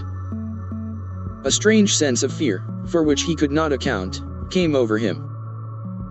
He made no sign of recognition and went on quickly in the direction of his own house. But Hallward had seen him. Dorian heard him first stopping on the pavement and then hurrying after him. In a few moments, his hand was on his arm. "Dorian! What an extraordinary piece of luck! I have been waiting for you in your library ever since 9 o'clock. Finally I took pity on your tired servant and told him to go to bed, as he let me out. I am off to Paris by the midnight train, and I particularly wanted to see you before I left. I thought it was you, or rather your fur coat, as you passed me. But I wasn't quite sure. Didn't you recognize me? In this fog, my dear Basil? Why, I can't even recognize Grosvenor Square. I believe my house is somewhere about here, but I don't feel at all certain about it. I am sorry you are going away, as I have not seen you for ages. But I suppose you will be back soon." "No, I am going to be out of England for 6 months. I intend to take a studio in Paris and shut myself up till I have finished a great picture I have in my head. However, it wasn't about myself I wanted to talk. Here we are at your door. Let me come in for a moment. I have something to say to you." "I shall be charmed. But won't you miss your train?" said Dorian Gray languidly as he passed up the steps and opened the door with his latchkey. The lamplight struggled out through the fog, and Hallward looked at his watch. "I have heaps of time," he answered. "The train doesn't go till 12:15, and it is only just 11. In fact, I was on my way to the club to look for you, when I met you. You see, I shan't have any delay about luggage, as I have sent on my heavy things. All I have with me is in this bag, and I can easily get to Victoria in 20 minutes. Dorian looked at him and smiled. What a way for a fashionable painter to travel. A Gladstone bag in an ulster. Come in, or the fog will get into the house. And mind you don't talk about anything serious. Nothing is serious nowadays. At least nothing should be. Hallward shook his head as he entered, and followed Dorian into the library. There was a bright wood fire blazing in the large open hearth. The lamps were lit, and an open Dutch silver spirit case stood, with some siphons of soda water and large cut glass tumblers, on a little marqueterie table. "You see, your servant made me quite at home, Dorian. He gave me everything I wanted, including your best gold-tipped cigarettes. He is a most hospitable creature. I like him much better than the Frenchman you used to have. What has become of the Frenchman, by the by?" Dorian shrugged his shoulders. "I believe he married Lady Radley's maid, and has established her in Paris as an English dressmaker. Anglomanie is very fashionable over there now, I hear. It seems silly of the French, doesn't it? But do you know, he was not at all a bad servant. I never liked him, but I had nothing to complain about. One often imagines things that are quite absurd. He was really very devoted to me and seemed quite sorry when he went away. Have another brandy and soda? Or would you like hock and seltzer? I always take hock and seltzer myself. There is sure to be some in the next room." "Thanks, I won't have anything more," said the painter, taking his cap and coat off and throwing them on the bag that he had placed in the corner. "And now, my dear fellow, I want to speak to you seriously. Don't frown like that. You make it so much more difficult for me." "What is it all about?" cried Dorian in his petulant way, flinging himself down on the sofa. "I hope it is not about myself. I am tired of myself tonight. I should like to be somebody else." "It is about yourself," answered Hallward in his grave deep voice, "and I must say it to you. I shall only keep you half an hour." Dorian sighed and lit a cigarette. "Half an hour," he murmured. "It is not much to ask of you, Dorian, and it is entirely for your own sake that I am speaking. I think it right that you should know that the most dreadful things are being said against you in London. I don't wish to know anything about them. I love scandals about other people, but scandals about myself don't interest me. They have not got the charm of novelty. They must interest you, Dorian. Every gentleman is interested in his good name. You don't want people to talk of you as something vile and degraded. Of course, you have your position, and your wealth, and all that kind of thing. But position and wealth are not everything. Mind you, I don't believe these rumors at all. At least, I can't believe them when I see you. Sin is a thing that writes itself across a man's face. It cannot be concealed. People talk sometimes of secret vices. There are no such things. If a wretched man has a vice, it shows itself in the lines of his mouth, the droop of his eyelids, the molding of his hands even. Somebody, I won't mention his name, but you know him, came to me last year to have his portrait done. I had never seen him before, and had never heard anything about him at the time, though I have heard a good deal since. He offered an extravagant price. I refused him. There was something in the shape of his fingers that I hated. I know now that I was quite right in what I fancied about him. His life is dreadful. But you, Dorian, with your pure, bright, innocent face, and your marvelous untroubled youth, I can't believe anything against you. And yet I see you very seldom, and you never come down to the studio now, and when I am away from you, and I hear all these hideous things that people are whispering about you, I don't know what to say. Why is it, Dorian, that a man like the Duke of Berwick leaves the room of a club when you enter it? Why is it that so many gentlemen in London will neither go to your house or invite you to theirs? You used to be a friend of Lord Staveley. I met him at dinner last week. Your name happened to come up in conversation, in connection with the miniatures you have lent to the exhibition at the Dudley. Staveley curled his lip and said that you might have the most artistic tastes, but that you were a man whom no pure-minded girl should be allowed to know, and whom no chaste woman should sit in the same room with. I reminded him that I was a friend of yours, and asked him what he meant. He told me right out before everybody. It was horrible. Why is your friendship so fatal to young men? there was that wretched boy in the Guards who committed suicide. You were his great friend. There was Sir Henry Ashton, who had to leave England with a tarnished name. You and he were inseparable. What about Adrian Singleton and his dreadful end? What about Lord Kent's only son and his career? I met his father yesterday in St. James's Street. He seemed broken with shame and sorrow. What about the young Duke of Perth? What sort of life has he got now? What gentleman would associate with him? Stop, Basil. You are talking about things of which you know nothing, said Dorian Gray, biting his lip, and with a note of infinite contempt in his voice. You ask me why Barrack leaves a room when I enter it. It is because I know everything about his life, not because he knows anything about mine. With such blood as he has in his veins, how could his record be clean?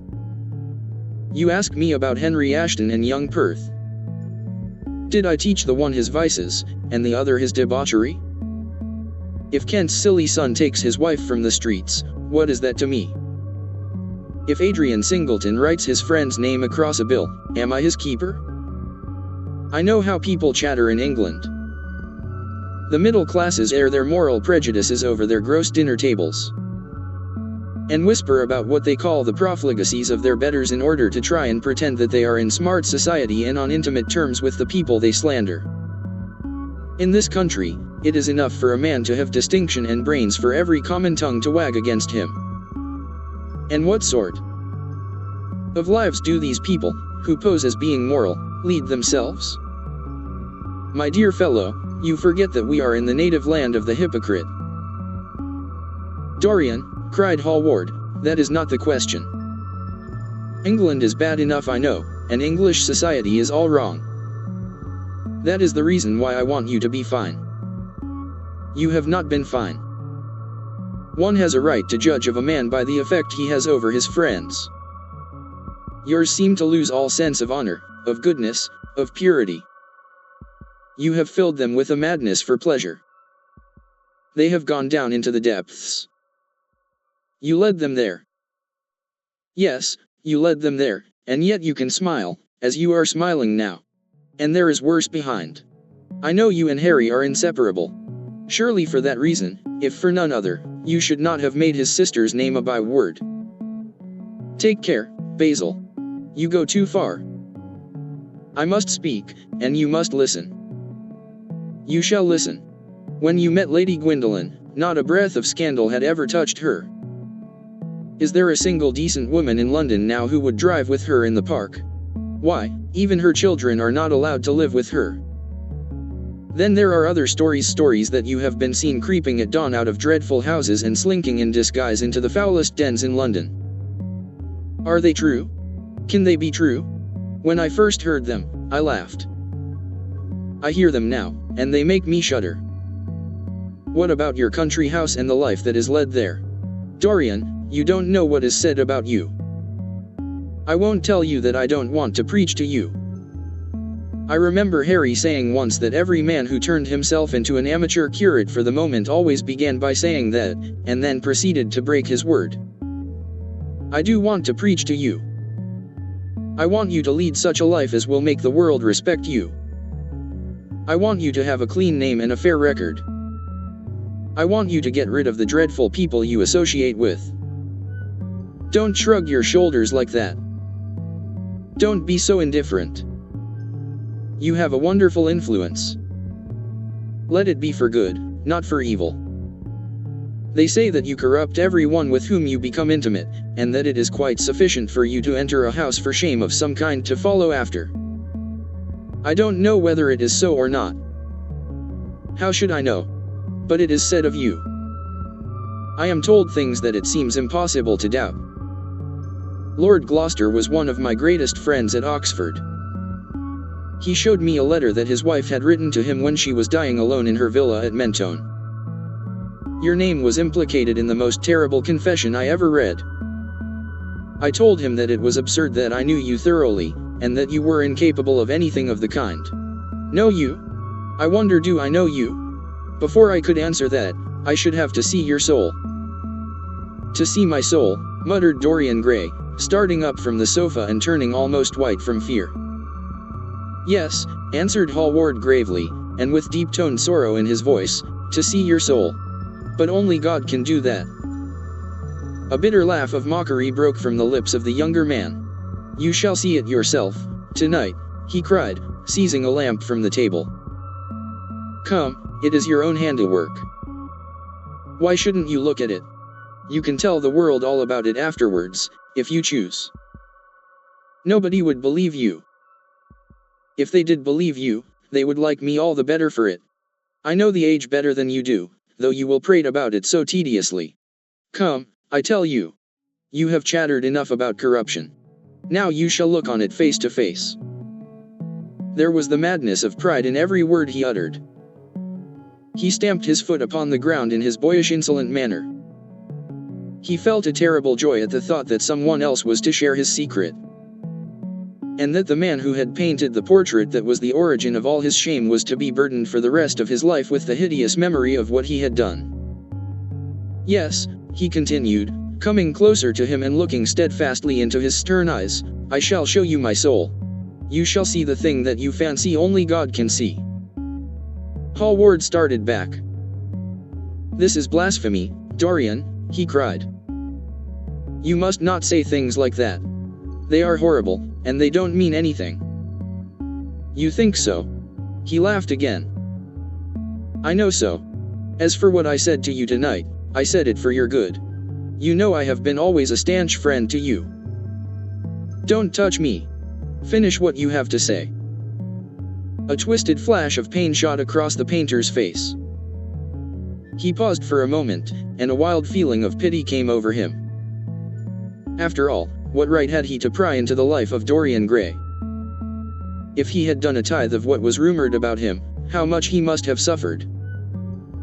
Then he straightened himself up, and walked over to the fireplace, and stood there, looking at the burning logs with their frost-like ashes and their throbbing cores of flame.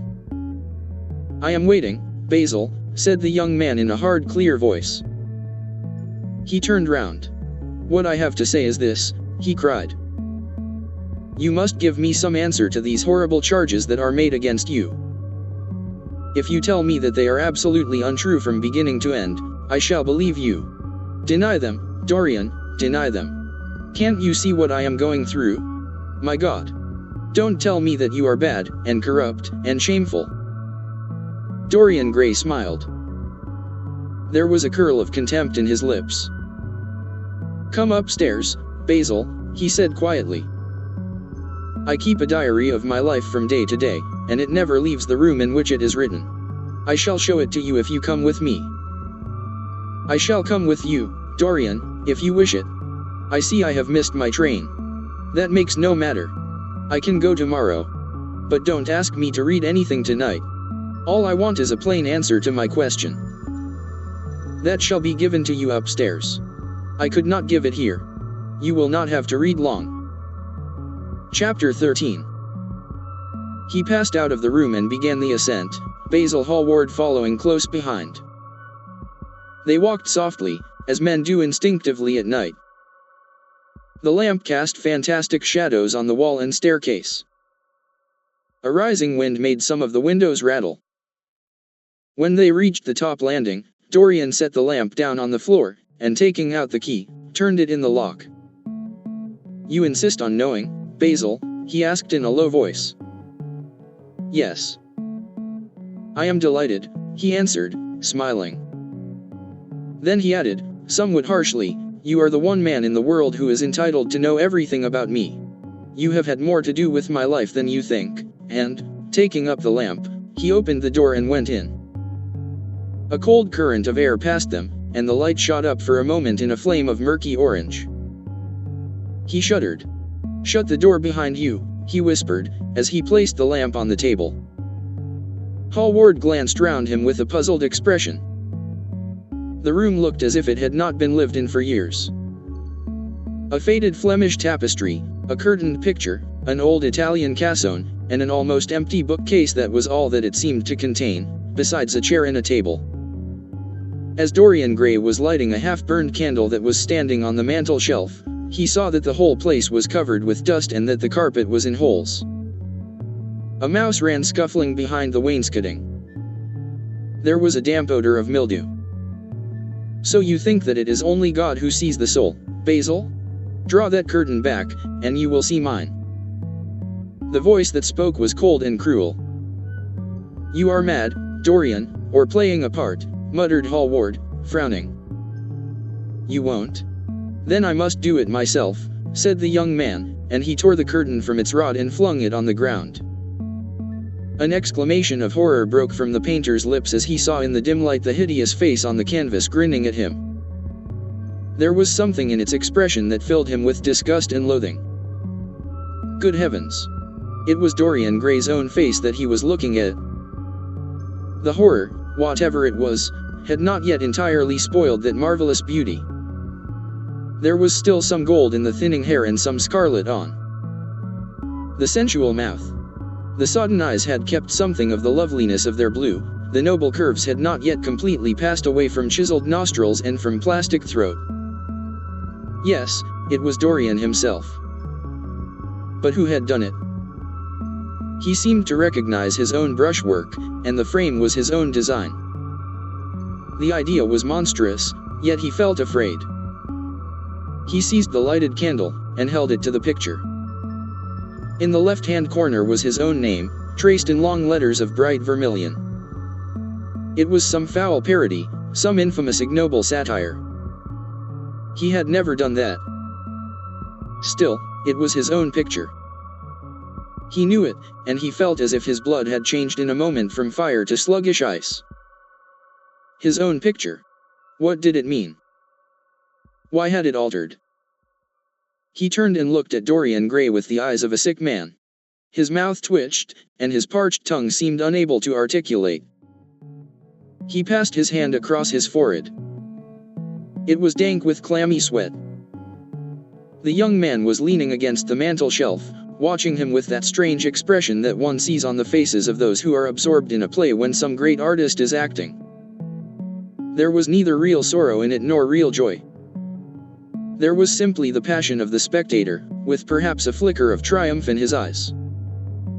He had taken the flower out of his coat, and was smelling it, or pretending to do so. What does this mean? Cried Hallward, at last. His own voice sounded shrill and curious in his ears. Years ago, when I was a boy, said Dorian Gray, crushing the flower in his hand, you met me, flattered me, and taught me to be vain of my good looks.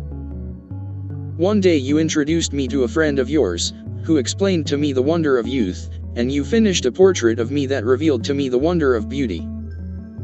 In a mad moment that, even now, I don't know whether I regret or not, I made a wish, perhaps you would call it a prayer. I remember it. Oh, how well I remember it. No. The thing is impossible. The room is damp. Mildew has got into the canvas. The paints I used had some wretched mineral poison in them. I tell you the thing is impossible. Ah, what is impossible? Murmured the young man, going over to the window and leaning his forehead against the cold, mist-stained glass. You told me you had destroyed it. I was wrong. It has destroyed me. I don't believe it is my picture. Can't you see your ideal in it? Said Dorian bitterly. My ideal, as you call it. As you called it. There was nothing evil in it, nothing shameful. You were to me such an ideal as I shall never meet again. This is the face of a satyr. It is the face of my soul. Christ! What a thing I must have worshipped. It has the eyes of a devil. Each of us has heaven and hell in him, Basil, cried Dorian with a wild gesture of despair. Hallward turned again to the portrait and gazed at it. My God! If it is true, he exclaimed, and this is what you have done with your life, why, you must be worse even than those who talk against you fancy you to be. He held the light up again to the canvas and examined it. The surface seemed to be quite undisturbed and as he had left it. It was from within, apparently, that the foulness and horror had come. Through some strange quickening of inner life the leprosies of sin were slowly eating the thing away. The rotting of a corpse in a watery grave was not so fearful. His hand shook, and the candle fell from its socket on the floor and lay there sputtering. He placed his foot on it and put it out. Then he flung himself into the rickety chair that was standing by the table and buried his face in his hands. Good God, Dorian, what a lesson! What an awful lesson!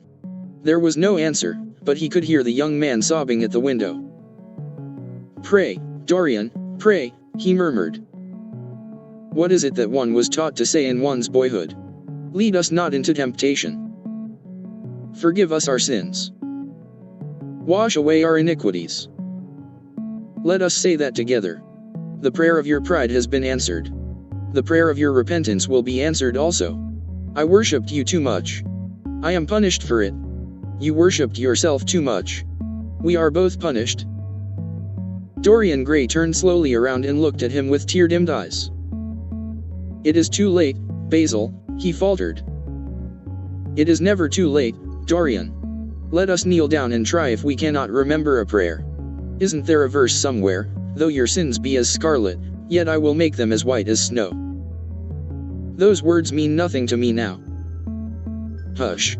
Don't say that. You have done enough evil in your life. My God. Don't you see that accursed thing leering at us?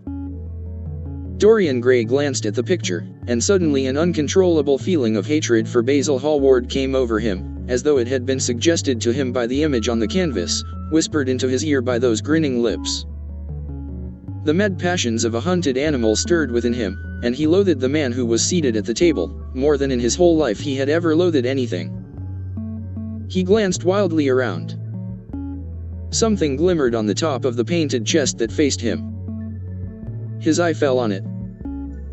He knew what it was. It was a knife that he had brought up, some days before, to cut a piece of cord, and had forgotten to take away with him. He moved slowly towards it, passing Hallward as he did so. As soon as he got behind him, he seized it and turned round. Hallward stirred in his chair as if he was going to rise.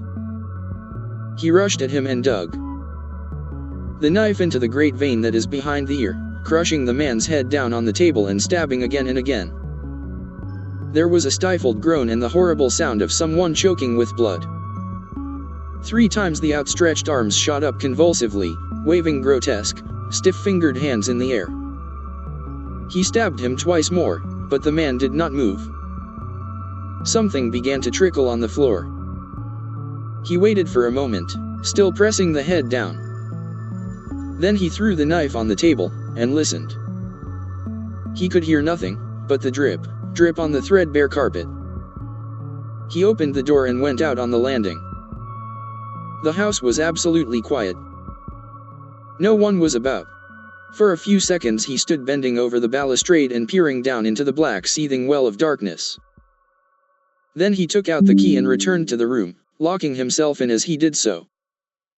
The thing was still seated in the chair, straining over the table with bowed head, and humped back, and long fantastic arms. Had it not been for the red jagged tear in the neck and the clotted black pool that was slowly widening on the table, one would have said that the man was simply asleep. How quickly it had all been done. He felt strangely calm, and walking over to the window, opened it and stepped out on the balcony. The wind had blown the fog away, and the sky was like a monstrous peacock's tail, starred with myriads of golden eyes. He looked down and saw the policeman going his rounds and flashing the long beam of his lantern on the doors of the silent houses. The crimson spot of a prowling hansom gleamed at the corner and then vanished. A woman in a fluttering shawl was creeping slowly by the railings, staggering as she went. Now and then she stopped and peered back. Once, she began to sing in a hoarse voice. The policeman strolled over and said something to her. She stumbled away, laughing. A bitter blast swept across the square. The gas lamps flickered and became blue, and the leafless trees shook their black iron branches to and fro.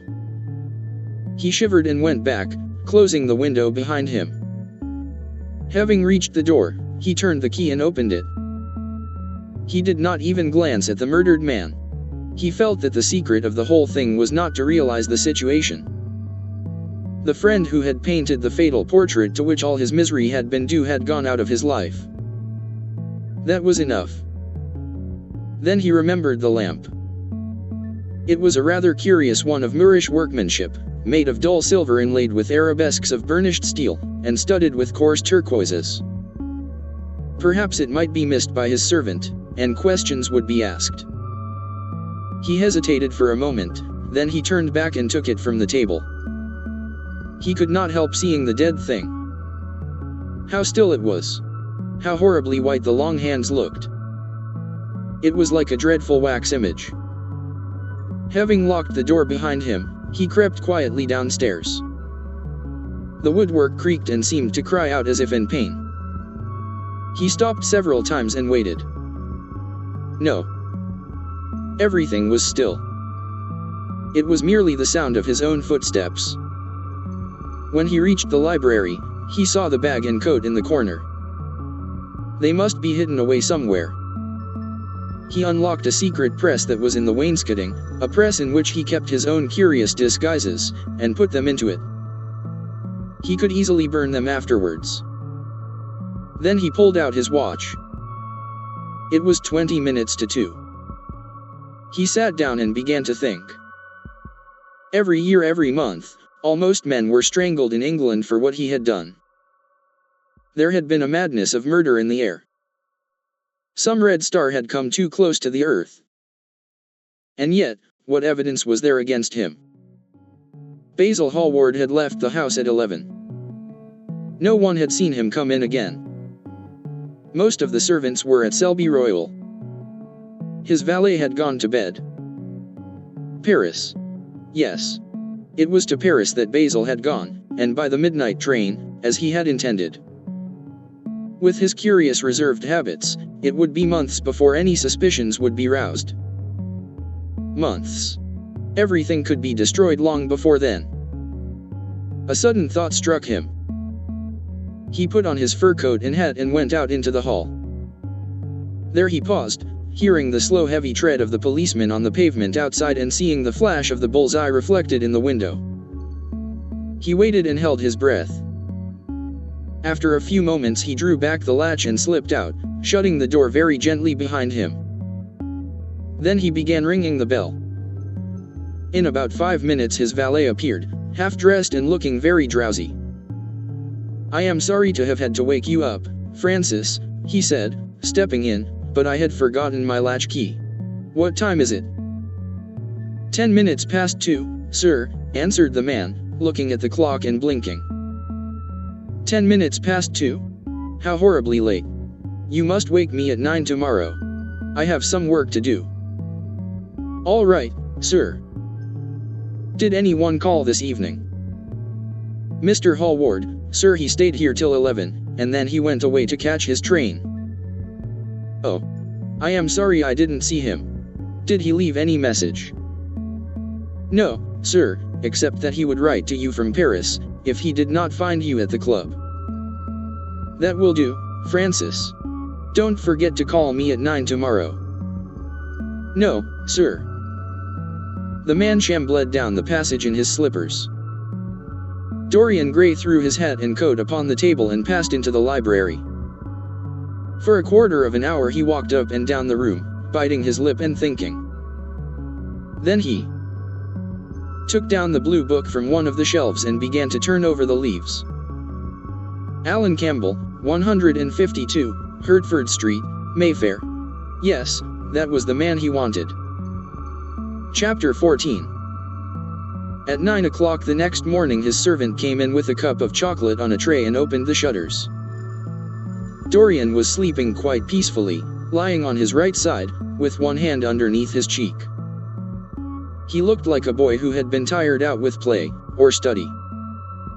The man had to touch him twice on the shoulder before he woke, and as he opened his eyes a faint smile passed across his lips, as though he had been lost in some delightful dream. Yet he had not dreamed at all. His night had been untroubled by any images of pleasure or of pain. But youth smiles without any reason. It is one of its chiefest charms.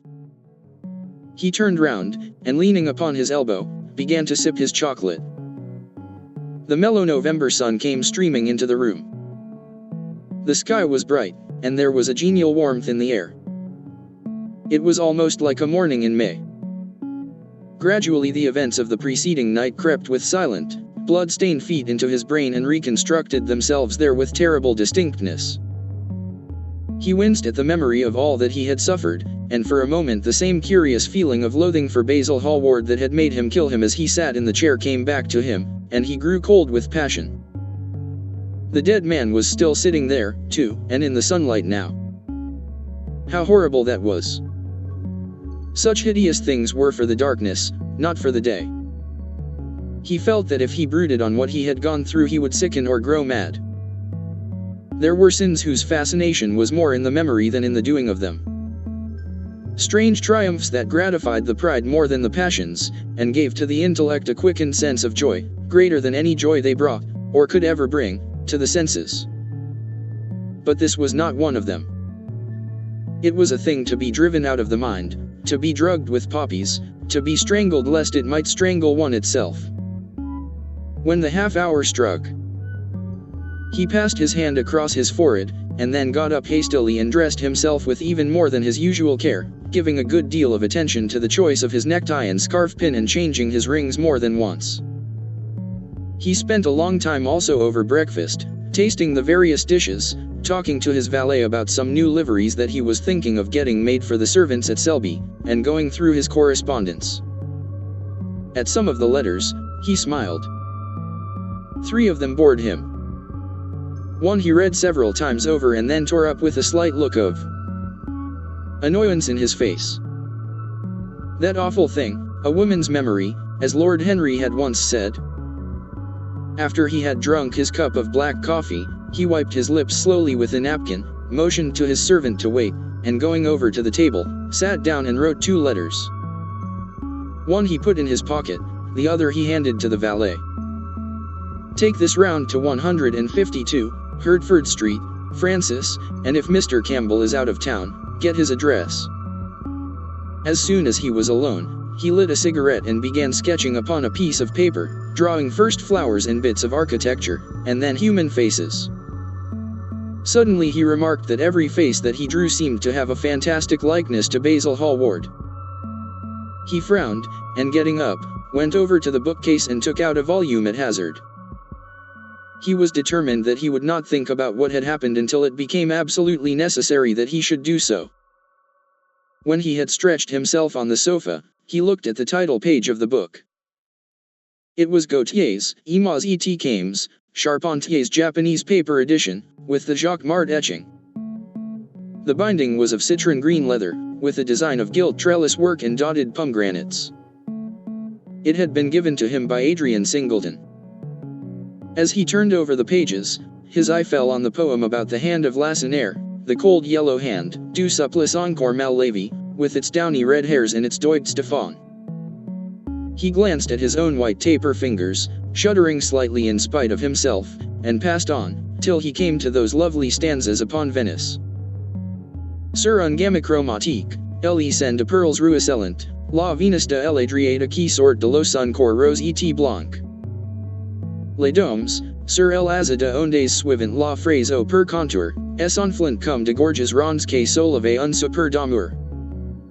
El esquif aboard et me depose, jetant son amaro pilier, devant un façade rose, sur le marbre d'un escalier. How exquisite they were! As one read them, one seemed to be floating down the green waterways of the pink and pearl city, seated in a black gondola with silver prow and trailing curtains. The mere lines looked to him like those straight lines of turquoise blue that follow one as one pushes out to the Lido. The sudden flashes of color reminded him of the gleam of the opal and iris throat birds that flutter round the tall honeycombed campanile, or stalk, with such stately grace, through the dim, dust-stained arcades.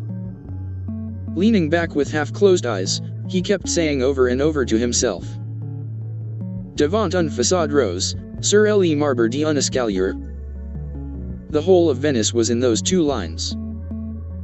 He remembered the autumn that he had passed there, and a wonderful love that had stirred him to mad delightful follies. There was romance in every place. But Venice, like Oxford, had kept the background for romance, and, to the true romantic, background was everything, or almost everything. Basil had been with him part of the time, and had gone wild over Tintoret. Poor Basil. What a horrible way for a man to die. He sighed, and took up the volume again, and tried to forget. He read of the swallows that fly in and out of the little cafe at Smyrna where the Hagis sit counting their amber beads and the turbaned merchants smoke their long tasseled pipes and talk gravely to each other. He read of the obelisk in the Place de la Concorde that weeps tears of granite in its lonely sunless exile and longs to be back by the hot, lotus-covered Nile, where there are sphinxes, and rose-red ibises, and white vultures with gilded claws, and crocodiles with small barrel eyes that crawl over the green steaming mud. He began to brood over those verses which, drawing music from kiss-stained marble, tell of that curious statue that Gautier compares to a contralto voice, the monstre charmant, that couches in the porphyry room of the Louvre. But after a time the book fell from his hand. He grew nervous, and a horrible fit of terror came over him. What if Alan Campbell should be out of England? Days would elapse before he could come back. Perhaps he might refuse to come. What could he do then? Every moment was of vital importance. They had been great friends once, 5 years before, almost inseparable, indeed. Then the intimacy had come suddenly to an end. When they met in society now, it was only Dorian Gray who smiled. Alan Campbell never did.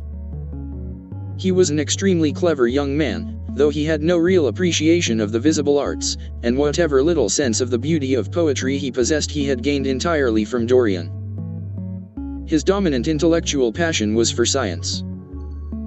At Cambridge he had spent a great deal of his time working in the laboratory, and had taken a good class in the natural science tripos of his year. Indeed, he was still devoted to the study of chemistry, and had a laboratory of his own in which he used to shut himself up all day long. Greatly to the annoyance of his mother, who had set her heart on his standing for Parliament and had a vague idea that a chemist was a person who made up prescriptions. He was an excellent musician, however, as well, and played both the violin and the piano better than most amateurs. In fact, it was music that had first brought him and Dorian Gray together, music and that indefinable attraction that Dorian seemed to be able to exercise whenever he wished and, indeed, exercised often without being conscious of it. They had met at Lady Berkshire's the night that Rubinstein played there, and after that used to be always seen together at the opera and wherever good music was going on. For 18 months their intimacy lasted. Campbell was always either at Selby Royal or in Grosvenor Square. To him, as to many others, Dorian Gray was the type of everything that is wonderful and fascinating in life. Whether or not a quarrel had taken place between them no one ever knew.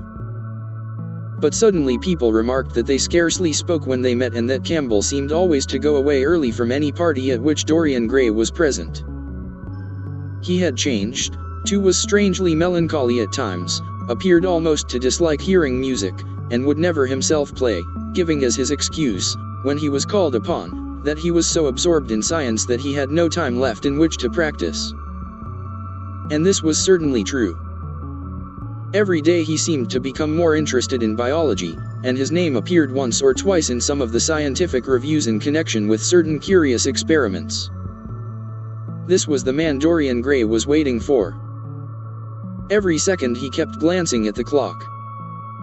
As the minutes went by he became horribly agitated. At last he got up and began to pace up and down the room, looking like a beautiful caged thing. He took long stealthy strides.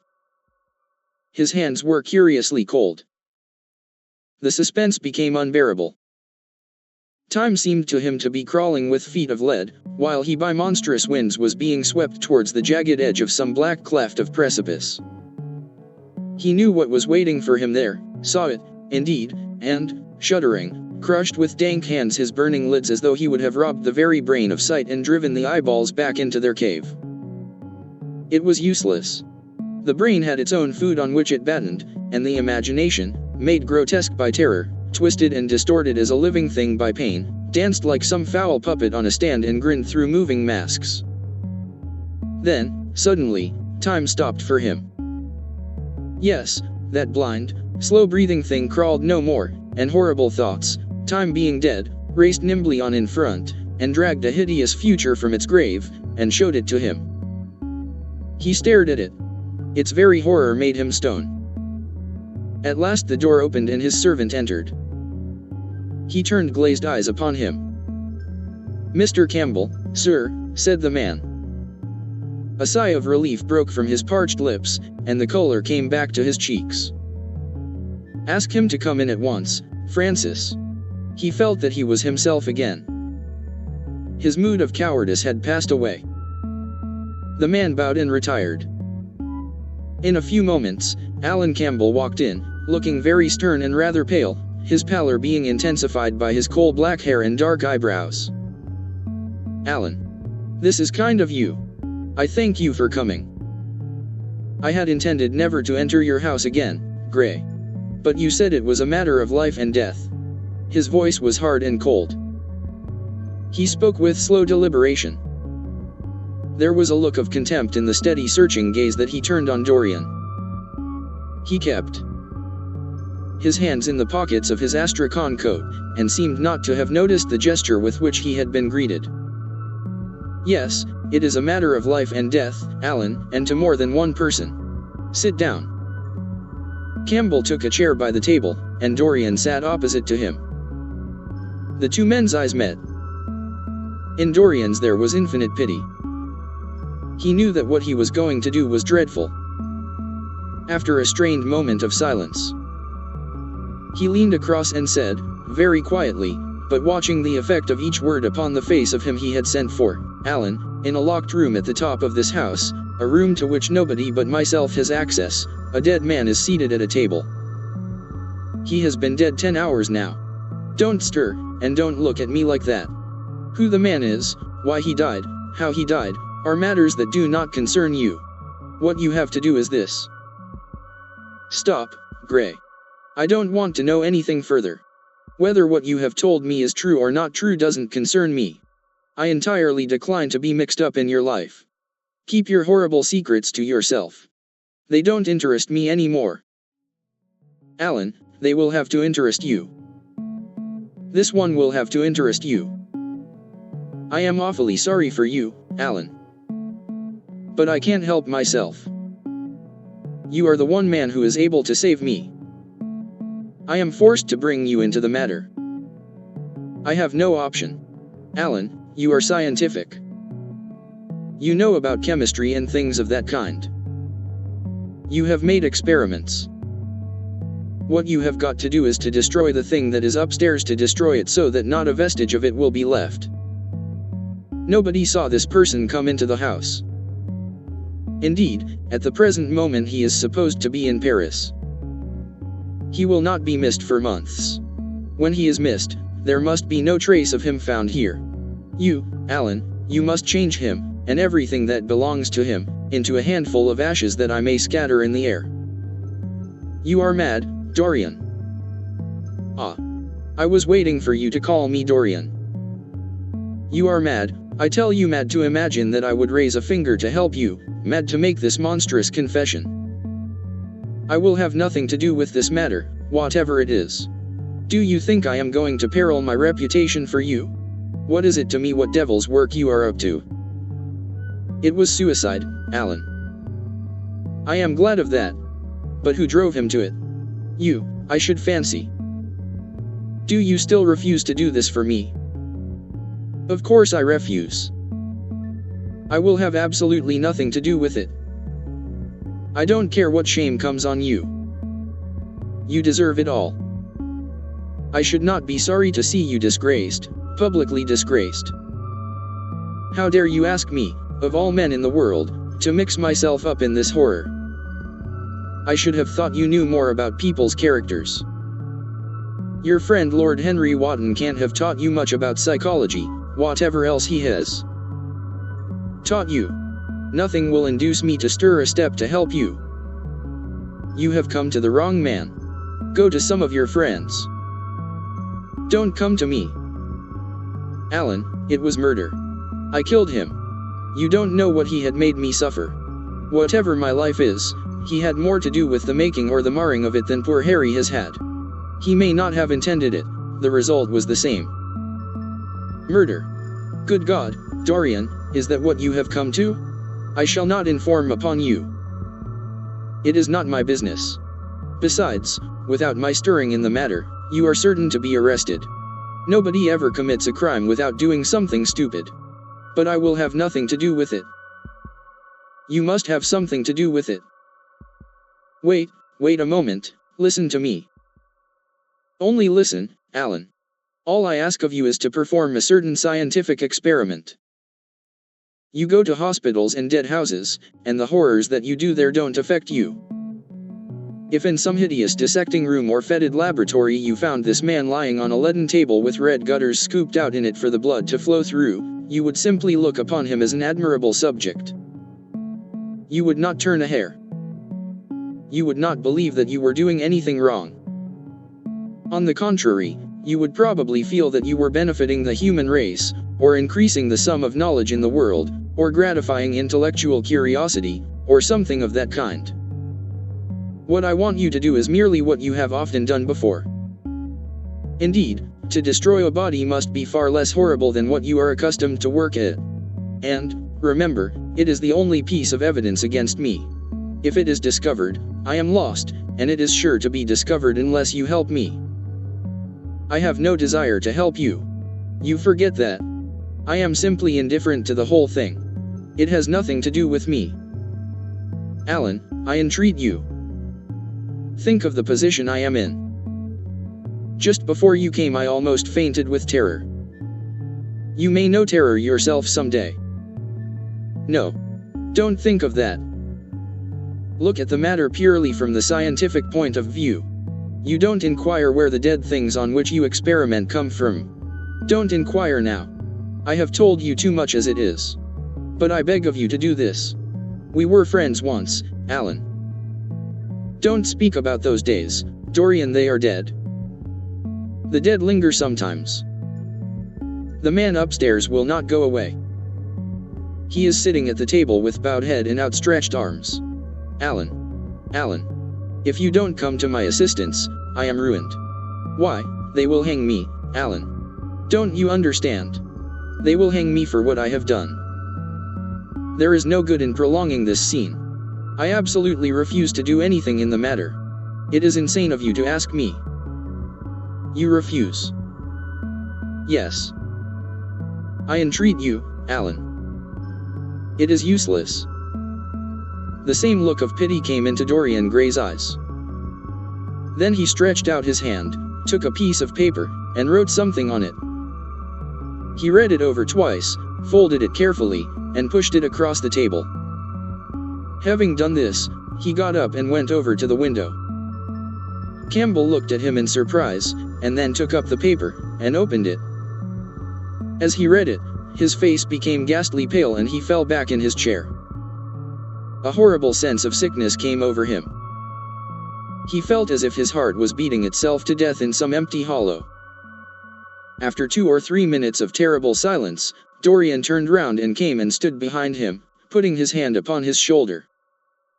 I am so sorry for you, Alan, he murmured, but you leave me no alternative. I have a letter written already. Here it is. You see the address. If you don't help me, I must send it. If you don't help me, I will send it. You know what the result will be. But you are going to help me. It is impossible for you to refuse now. I tried to spare you. You will do me the justice to admit that. You were stern, harsh, offensive. You treated me as no man has ever dared to treat me, no living man, at any rate. I bore it all. Now it is for me to dictate terms. Campbell buried his face in his hands, and a shudder passed through him. Yes, it is my turn to dictate terms, Alan. You know what they are. The thing is quite simple. Come, don't work yourself into this fever. The thing has to be done. Face it, and do it. A groan broke from Campbell's lips and he shivered all over. The ticking of the clock on the mantelpiece seemed to him to be dividing time into separate atoms of agony, each of which was too terrible to be borne. He felt as if an iron ring was being slowly tightened round his forehead, as if the disgrace with which he was threatened had already come upon him. The hand upon his shoulder weighed like a hand of lead. It was intolerable. It seemed to crush him. "Come, Alan, you must decide at once." "I cannot do it," he said, mechanically, as though words could alter things. "You must. You have no choice. Don't delay." He hesitated a moment. "Is there a fire in the room upstairs?" "Yes, there is a gas fire with asbestos." "I shall have to go home and get some things from the laboratory." "No, Alan, you must not leave the house. Write out on a sheet of note paper what you want and my servant will take a cab and bring the things back to you." Campbell scrawled a few lines, blotted them, and addressed an envelope to his assistant. Dorian took the note up and read it carefully. Then he rang the bell and gave it to his valet, with orders to return as soon as possible and to bring the things with him. As the hall door shut, Campbell started nervously, and having got up from the chair, went over to the chimney piece. He was shivering with a kind of ague. For nearly 20 minutes, neither of the men spoke. A fly buzzed noisily about the room, and the ticking of the clock was like the beat of a hammer. As the chime struck 1, Campbell turned round, and looking at Dorian Gray, saw that his eyes were filled with tears. There was something in the purity and refinement of that set face that seemed to enrage him. "You are infamous, absolutely infamous," he muttered. "Hush, Alan. You have saved my life," said Dorian. "Your life? Good heavens! What a life that is! You have gone from corruption to corruption, and now you have culminated in crime. In doing what I am going to do, what you force me to do, it is not of your life that I am thinking." "Ah, Alan," murmured Dorian with a sigh, "I wish you had 1,000th part of the pity for me that I have for you." He turned away as he spoke and stood looking out at the garden. Campbell made no answer.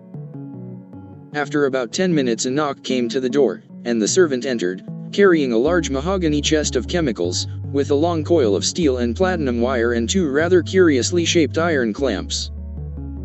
"Shall I leave the things here, sir?" he asked Campbell. "Yes," said Dorian. "And I am afraid, Francis, that I have another errand for you. What is the name of the man at Richmond who supplies Selby with orchids?" "Harden, sir." "Yes, Harden. You must go down to Richmond at once, see Harden personally, and tell him to send twice as many orchids as I ordered, and to have as few white ones as possible. In fact, I don't want any white ones. It is a lovely day, Francis, and Richmond is a very pretty place, otherwise I wouldn't bother you about it." "No trouble, sir. At what time shall I be back?" Dorian looked at Campbell. "How long will your experiment take, Alan?" he said in a calm, indifferent voice. The presence of a third person in the room seemed to give him extraordinary courage. Campbell frowned and bit his lip. "It will take about 5 hours, he answered. "It will be time enough, then, if you are back at 7:30, Francis. Or stay, just leave my things out for dressing. You can have the evening to yourself. I am not dining at home, so I shall not want you." "Thank you, sir," said the man, leaving the room. "Now, Alan, there is not a moment to be lost. How heavy this chest is. I'll take it for you. You bring the other things." He spoke rapidly and in an authoritative manner. Campbell felt dominated by him. They left the room together. When they reached the top landing, Dorian took out the key and turned it in the lock. Then he stopped, and a troubled look came into his eyes. He shuddered. "I don't think I can go in, Alan," he murmured. "It is nothing to me. I don't require you," said Campbell coldly. Dorian half opened the door. As he did so, he saw the face of his portrait leering in the sunlight. On the floor in front of it the torn curtain was lying. He remembered that the night before he had forgotten, for the first time in his life, to hide the fatal canvas, and was about to rush forward, when he drew back with a shudder. What was that loathsome red dew that gleamed, wet and glistening, on one of the hands, as though the canvas had sweated blood. How horrible it was! More horrible, it seemed to him for the moment, than the silent thing that he knew was stretched across the table, the thing whose grotesque misshapen shadow on the spotted carpet showed him that it had not stirred, but was still there, as he had left it. He heaved a deep breath, opened the door a little wider, and with half-closed eyes and averted head, walked quickly in, determined that he would not look even once upon the dead man. Then, stooping down, and taking up the gold and purple hanging, he flung it right over the picture. There he stopped, feeling afraid to turn round, and his eyes fixed themselves on the intricacies of the pattern before him. He heard Campbell bringing in the heavy chest, and the irons, and the other things that he had required for his dreadful work. He began to wonder if he and Basil Hallward had ever met, and, if so, what they had thought of each other. "Leave me now," said a stern voice behind him. He turned and hurried out, just conscious that the dead man had been thrust back into the chair and that Campbell was gazing into a glistening yellow face. As he was going downstairs, he heard the key being turned in the lock. It was long after 7 when Campbell came back into the library. He was pale, but absolutely calm. "I have done what you asked me to do," he muttered. "And now, goodbye. Let us never see each other again. You have saved me from ruin, Alan." "I cannot forget that," said Dorian simply. As soon as Campbell had left, he went upstairs. There was a horrible smell of nitric acid in the room. But the thing that had been sitting at the table was gone. Chapter 15. That evening, at 8:30, exquisitely dressed and wearing a large buttonhole of Parma violets, Dorian Gray was ushered into Lady Narborough's drawing room by bowing servants. His forehead was throbbing with maddened nerves, and he felt wildly excited, but his manner as he bent over his hostess's hand was as easy and graceful as ever. Perhaps one never seems so much at one's ease as when one has to play a part. Certainly no one looking at Dorian Gray that night could have believed that he had passed through a tragedy as horrible as any tragedy of our age. Those finely shaped fingers could never have clutched a knife for sin, nor those smiling lips have cried out on God and goodness. He himself could not help wondering at the calm of his demeanor, and for a moment felt keenly the terrible pleasure of a double life. It was a small party, got up rather in a hurry by Lady Narborough, who was a very clever woman with what Lord Henry used to describe as the remains of really remarkable ugliness. She had proved an excellent wife to one of our most tedious ambassadors. And having buried her husband properly in a marble mausoleum, which she had herself designed, and married off her daughters to some rich, rather elderly men, she devoted herself now to the pleasures of French fiction, French cookery, and French esprit when she could get it. Dorian was one of her especial favorites, and she always told him that she was extremely glad she had not met him in early life. "I know, my dear, I should have fallen madly in love with you," she used to say, "and thrown my bonnet right over the mills for your sake. It is most fortunate that you were not thought of at the time. As it was, our bonnets were so unbecoming, and the mills were so occupied in trying to raise the wind, that I never had even a flirtation with anybody." However, that was all Narborough's fault. He was dreadfully short-sighted, and there is no pleasure in taking in a husband who never sees anything. Her guests this evening were rather tedious. The fact was, as she explained to Dorian, behind a very shabby fan, one of her married daughters had come up quite suddenly to stay with her, and, to make matters worse, had actually brought her husband with her. "I think it is most unkind of her, my dear," she whispered. "Of course I go and stay with them every summer after I come from Hamburg, but then an old woman like me must have fresh air sometimes, and besides, I really wake them up. You don't know what an existence they lead down there. It is pure unadulterated country life. They get up early, because they have so much to do, and go to bed early, because they have so little to think about. There has not been a scandal in the neighborhood since the time of Queen Elizabeth, and consequently they all fall asleep after dinner. You shan't sit next either of them. You shall sit by me and amuse me. Dorian murmured a graceful compliment and looked round the room. Yes, it was certainly a tedious party. Two of the people he had never seen before, and the others consisted of Ernest Harrowden, one of those middle-aged mediocrities so common in London clubs who have no enemies, but are thoroughly disliked by their friends. Lady Ruxton, an overdressed woman of 47, with a hooked nose, who was always trying to get herself compromised, but was so peculiarly plain that to her great disappointment no one would ever believe anything against her, Mrs. Erlyn, a pushing nobody, with a delightful lisp and Venetian red hair. Lady Alice Chapman, his hostess's daughter, a dowdy dull girl, with one of those characteristic British faces that, once seen, are never remembered. And her husband, a red-cheeked, white-whiskered creature who, like so many of his class, was under the impression that inordinate joviality can atone for an entire lack of ideas. He was rather sorry he had come, till Lady Narborough, looking at the great ormolu gilt clock that sprawled in gaudy curves on the mauve-draped mantel-shelf, exclaimed, "How horrid of Henry Wotton to be so late. I sent round to him this morning on chance and he promised faithfully not to disappoint me." It was some consolation that Harry was to be there, and when the door opened and he heard his slow musical voice lending charm to some insincere apology, he ceased to feel bored. But at dinner he could not eat anything. Plate after plate went away untasted. Lady Narborough kept scolding him for what she called an insult to poor Adolphe, who invented the menu specially for you, and now and then Lord Henry looked across at him, wondering at his silence and abstracted manner. From time to time the butler filled his glass with champagne. He drank eagerly, and his thirst seemed to increase. "Dorian," said Lord Henry at last, as the chaudfroid was being handed round, "what is the matter with you tonight? You are quite out of sorts."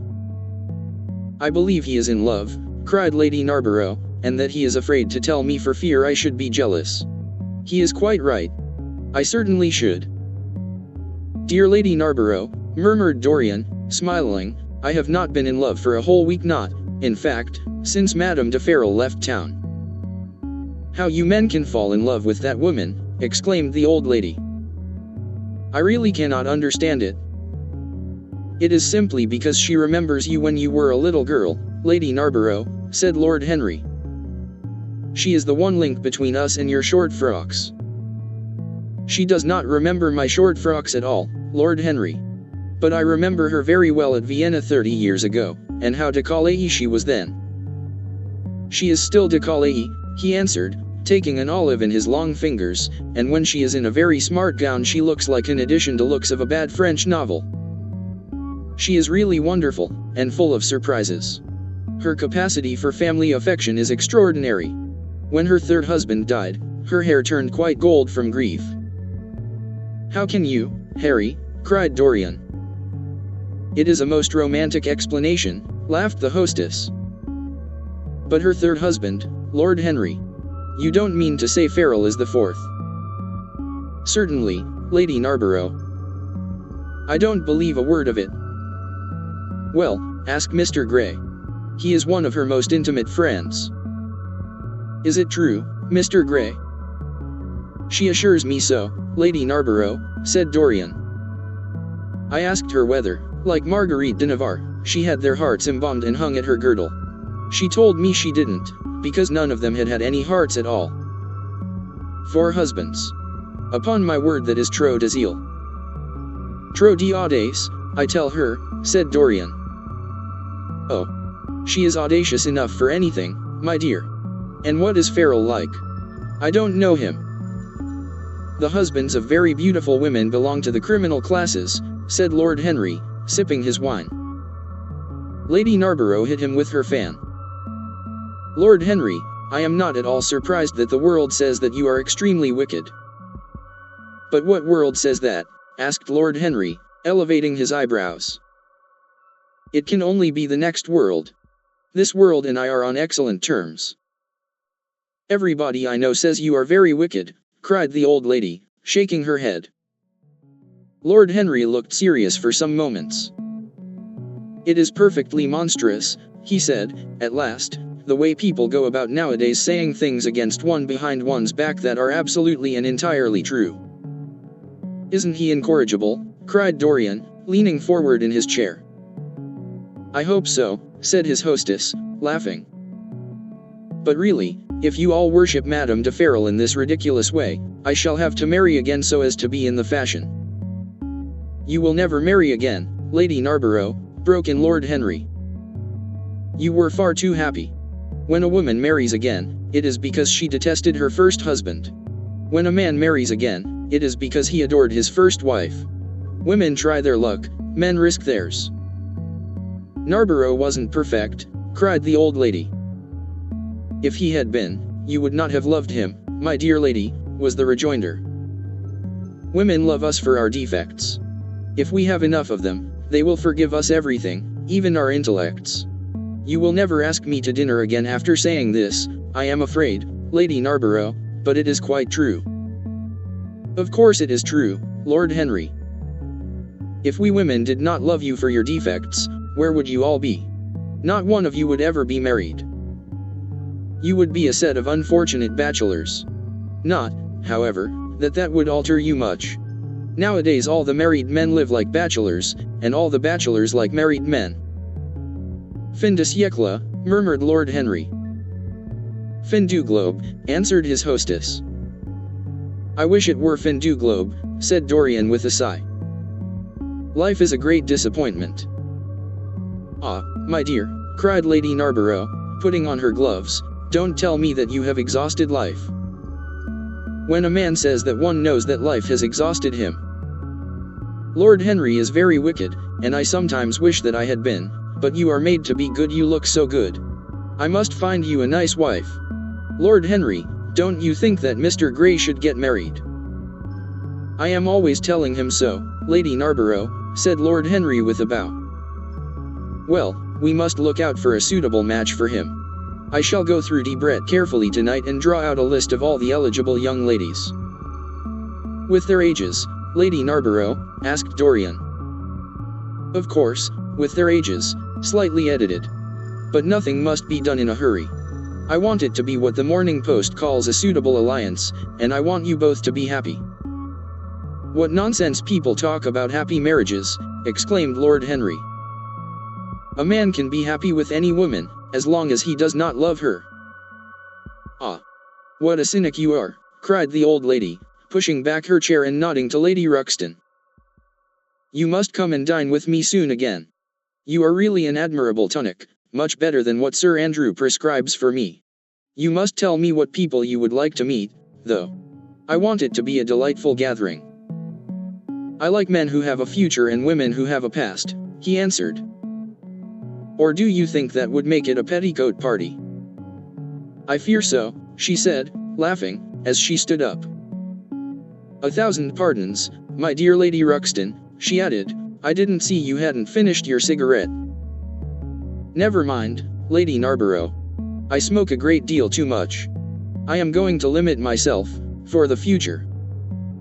"Pray don't, Lady Ruxton," said Lord Henry. "Moderation is a fatal thing. Enough is as bad as a meal. More than enough is as good as a feast." Lady Ruxton glanced at him curiously. "You must come and explain that to me some afternoon, Lord Henry. It sounds a fascinating theory," she murmured, as she swept out of the room. "Now, mind you don't stay too long over your politics and scandal," cried Lady Narborough from the door. "If you do, we are sure to squabble upstairs." The men laughed, and Mr. Chapman got up solemnly from the foot of the table and came up to the top. Dorian Gray changed his seat and went and sat by Lord Henry. Mr. Chapman began to talk in a loud voice about the situation in the House of Commons. He guffawed at his adversaries. The word doctrinaire, word full of terror to the British mind, reappeared from time to time between his explosions. An alliterative prefix served as an ornament of oratory. He hoisted the Union Jack on the pinnacles of thought. The inherited stupidity of the race, sound English common sense, he jovially termed it, was shown to be the proper bulwark for society. A smile curved Lord Henry's lips, and he turned round and looked at Dorian. "Are you better, my dear fellow?" he asked. "You seemed rather out of sorts at dinner." "I am quite well, Harry. I am tired. That is all. You were charming last night. The little Duchess is quite devoted to you. She tells me she is going down to Selby. She has promised to come on the 20th. Is Monmouth to be there, too? Oh, yes, Harry. He bores me dreadfully, almost as much as he bores her. She is very clever, too clever for a woman. She lacks the indefinable charm of weakness. It is the feet of clay that make the gold of the image precious. Her feet are very pretty, but they are not feet of clay. White porcelain feet, if you like. They have been through the fire, and what fire does not destroy, it hardens. She has had experiences. How long has she been married? Asked Dorian. An eternity, she tells me. I believe, according to the peerage, it is 10 years, but 10 years with Monmouth must have been like eternity, with time thrown in. Who else is coming? Oh, the Willoughbys, Lord Rugby, and his wife, our hostess, Geoffrey Clouston, the usual set. I have asked Lord Grot-Ryan. I like him, said Lord Henry. A great many people don't, but I find him charming. He atones for being occasionally somewhat overdressed by being always absolutely overeducated. He is a very modern type. I don't know if he will be able to come, Harry. He may have to go to Monte Carlo with his father. Ah. What a nuisance people's people are. Try and make him come. By the way, Dorian, you ran off very early last night. You left before 11. What did you do afterwards? Did you go straight home? Dorian glanced at him hurriedly and frowned. No, Harry, he said at last, I did not get home till nearly 3. Did you go to the club? Yes, he answered. Then he bit his lip. No, I don't mean that. I didn't go to the club. I walked about. I forget what I did. How inquisitive you are, Harry. You always want to know what one has been doing. I always want to forget what I have been doing. I came in at 2:30, if you wish to know the exact time. I had left my latchkey at home, and my servant had to let me in. If you want any corroborative evidence on the subject, you can ask him. Lord Henry shrugged his shoulders. My dear fellow, as if I cared. Let us go up to the drawing room. No sherry, thank you, Mr. Chapman. Something has happened to you, Dorian. Tell me what it is. You are not yourself tonight. Don't mind me, Harry. I am irritable, and out of temper. I shall come round and see you tomorrow, or next day. Make my excuses to Lady Narborough. I shan't go upstairs. I shall go home. I must go home. All right, Dorian. I dare say I shall see you tomorrow at tea time. The Duchess is coming. I will try to be there, Harry, he said, leaving the room. As he drove back to his own house, he was conscious that the sense of terror he thought he had strangled had come back to him. Lord Henry's casual questioning had made him lose his nerve for the moment, and he wanted his nerve still. Things that were dangerous had to be destroyed. He winced. He hated the idea of even touching them. Yet it had to be done. He realized that, and when he had locked the door of his library, he opened the secret press into which he had thrust Basil Hallward's coat and bag. A huge fire was blazing. He piled another log on it. The smell of the singeing clothes and burning leather was horrible. It took him 3/4 of an hour to consume everything. At the end he felt faint and sick, and having lit some Algerian pastils in a pierced copper brazier, he bathed his hands and forehead with a cool musk-scented vinegar. Suddenly he started. His eyes grew strangely bright, and he gnawed nervously at his underlip. Between two of the windows stood a large Florentine cabinet, made out of ebony and inlaid with ivory and blue lapis. He watched it as though it were a thing that could fascinate and make afraid, as though it held something that he longed for and yet almost loathed. His breath quickened. A mad craving came over him. He lit a cigarette and then threw it away. His eyelids drooped till the long fringed lashes almost touched his cheek. but he still watched the cabinet. At last he got up from the sofa on which he had been lying, went over to it, and having unlocked it, touched some hidden spring. A triangular drawer passed slowly out. His fingers moved instinctively towards it, dipped in, and closed on something. It was a small Chinese box of black and gold dust lacquer, elaborately wrought, the sides patterned with curved waves, and the silken cords hung with round crystals and tasseled in plated metal threads. He opened it. Inside was a green paste, waxy in luster, the odor curiously heavy and persistent. He hesitated for some moments, with a strangely immobile smile upon his face. Then shivering, though the atmosphere of the room was terribly hot, he drew himself up and glanced at the clock. It was 20 minutes to 12. He put the box back, shutting the cabinet doors as he did so, and went into his bedroom. As midnight was striking bronze blows upon the dusky air, Dorian Gray, dressed commonly, and with a muffler wrapped round his throat, crept quietly out of his house. In Bond Street he found a hansom with a good horse. He hailed it and in a low voice gave the driver an address. The man shook his head. "It is too far for me," he muttered. "Here is a sovereign for you," said Dorian. "You shall have another if you drive fast." "All right, sir," answered the man, "you will be there in an hour," and after his fare had got in he turned his horse round and drove rapidly towards the river. Chapter 16. A cold rain began to fall, and the blurred street lamps looked ghastly in the dripping mist. The public houses were just closing, and dim men and women were clustering in broken groups round their doors. From some of the bars came the sound of horrible laughter. In others, drunkards brawled and screamed.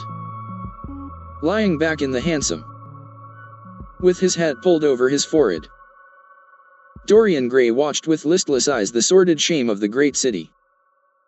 And now and then he repeated to himself the words that Lord Henry had said to him on the first day they had met, to cure the soul by means of the senses, and the senses by means of the soul. Yes, that was the secret. He had often tried it, and would try it again now.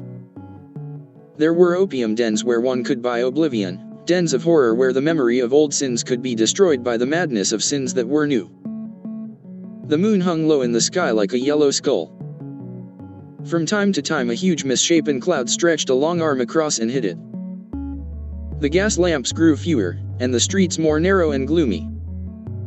Once the man lost his way and had to drive back half a mile. A steam rose from the horse as it splashed up the puddles. The side windows of the hansom were clogged with a grey flannel mist. To cure the soul by means of the senses, and the senses by means of the soul. How the words rang in his ears. His soul, certainly, was sick to death. Was it true that the senses could cure it? Innocent blood had been spilled. What could atone for that? Ah! For that there was no atonement, but though forgiveness was impossible, forgetfulness was possible still, and he was determined to forget, to stamp the thing out, to crush it as one would crush the adder that had stung one. Indeed, what right had Basil to have spoken to him as he had done? Who had made him a judge over others? He had said things that were dreadful, horrible, not to be endured. On and on plodded the hansom, going slower, it seemed to him, at each step. He thrust up the trap and called to the man to drive faster. The hideous hunger for opium began to gnaw at him. His throat burned and his delicate hands twitched nervously together. He struck at the horse madly with his stick. The driver laughed and whipped up. He laughed in answer, and the man was silent. The way seemed interminable, and the streets like the black web of some sprawling spider. The monotony became unbearable, and as the mist thickened, he felt afraid. Then they passed by lonely brick fields. The fog was lighter here, and he could see the strange, bottle-shaped kills with their orange, fan-like tongues of fire. A dog barked as they went by, and far away in the darkness some wandering seagull screamed. The horse stumbled in a rut, then swerved aside and broke into a gallop. After some time they left the clay road and rattled again over rough paven streets. Most of the windows were dark, but now and then fantastic shadows were silhouetted against some lamplit blind. He watched them curiously.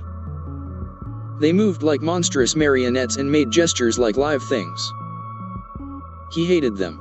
A dull rage was in his heart.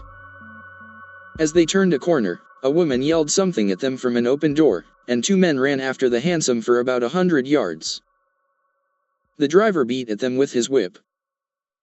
It is said that passion makes one think in a circle. Certainly with hideous iteration the bitten lips of Dorian Gray shaped and reshaped those subtle words that dealt with soul and sense, till he had found in them the full expression, as it were, of his mood, and justified, by intellectual approval, passions that without such justification would still have dominated his temper. From cell to cell of his brain crept the one thought, and the wild desire to live, most terrible of all man's appetites, quickened into force each trembling nerve and fiber. Ugliness that had once been hateful to him because it made things real, became dear to him now for that very reason. Ugliness was the one reality. The coarse brawl, the loathsome den, the crude violence of disordered life, the very vileness of thief and outcast, were more vivid, in their intense actuality of impression, than all the gracious shapes of art, the dreamy shadows of song. They were what he needed for forgetfulness. In 3 days he would be free. Suddenly the man drew up with a jerk at the top of a dark lane. Over the low roofs and jagged chimney stacks of the houses rose the black masts of ships. Wreaths of white mist clung like ghostly sails to the yards. "Somewhere about here, sir, ain't it?" he asked huskily through the trap. Dorian started and peered round. "This will do," he answered, and having got out hastily and given the driver the extra fare he had promised him, he walked quickly in the direction of the quay. Here and there a lantern gleamed at the stern of some huge merchantman. The light shook and splintered in the puddles. A red glare came from an outward-bound steamer that was coaling. The slimy pavement looked like a wet mackintosh. He hurried on towards the left, glancing back now and then to see if he was being followed. In about 7 or 8 minutes he reached a small shabby house that was wedged in between two gaunt factories. In one of the top windows stood a lamp. He stopped and gave a peculiar knock. After a little time he heard steps in the passage and the chain being unhooked. The door opened quietly, and he went in without saying a word to the squat misshapen figure that flattened itself into the shadow as he passed. At the end of the hall hung a tattered green curtain that swayed and shook in the gusty wind which had followed him in from the street. He dragged it aside and entered a long low room which looked as if it had once been a third-rate dancing saloon. Shrill flaring gas jets, dulled and distorted in the fly-blown mirrors that faced them, were ranged round the walls. Greasy reflectors of ribbed tin backed them, making quivering discs of light. The floor was covered with ochre-colored sawdust, trampled here and there into mud, and stained with dark rings of spilled liquor. Some Malays were crouching by a little charcoal stove, playing with bone counters and showing their white teeth as they chattered. In one corner, with his head buried in his arms, a sailor sprawled over a table, and by the tawdrily painted bar that ran across one complete side stood two haggard women, mocking an old man who was brushing the sleeves of his coat with an expression of disgust. "He thinks he's got red ants on him," laughed one of them, as Dorian passed by. The man looked at her in terror and began to whimper. At the end of the room there was a little staircase, leading to a darkened chamber. As Dorian hurried up its 3 rickety steps, the heavy odor of opium met him.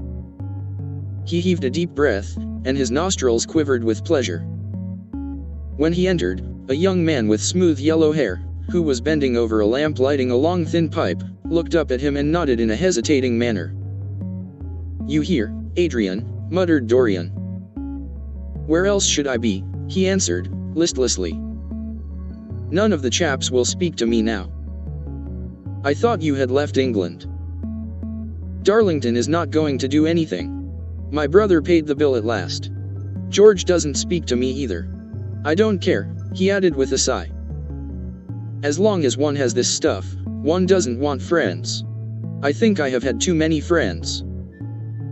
Dorian winced and looked round at the grotesque things that lay in such fantastic postures on the ragged mattresses. The twisted limbs, the gaping mouths, the staring lustreless eyes, fascinated him. He knew in what strange heavens they were suffering, and what dull hells were teaching them the secret of some new joy.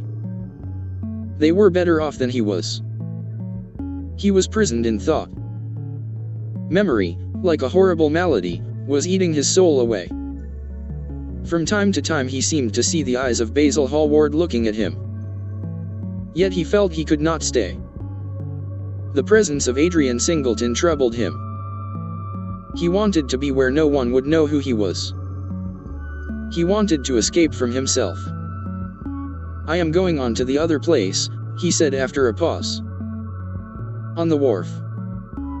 "Yes. That mad cat is sure to be there. They won't have her in this place now." Dorian shrugged his shoulders. "I am sick of women who love one. Women who hate one are much more interesting.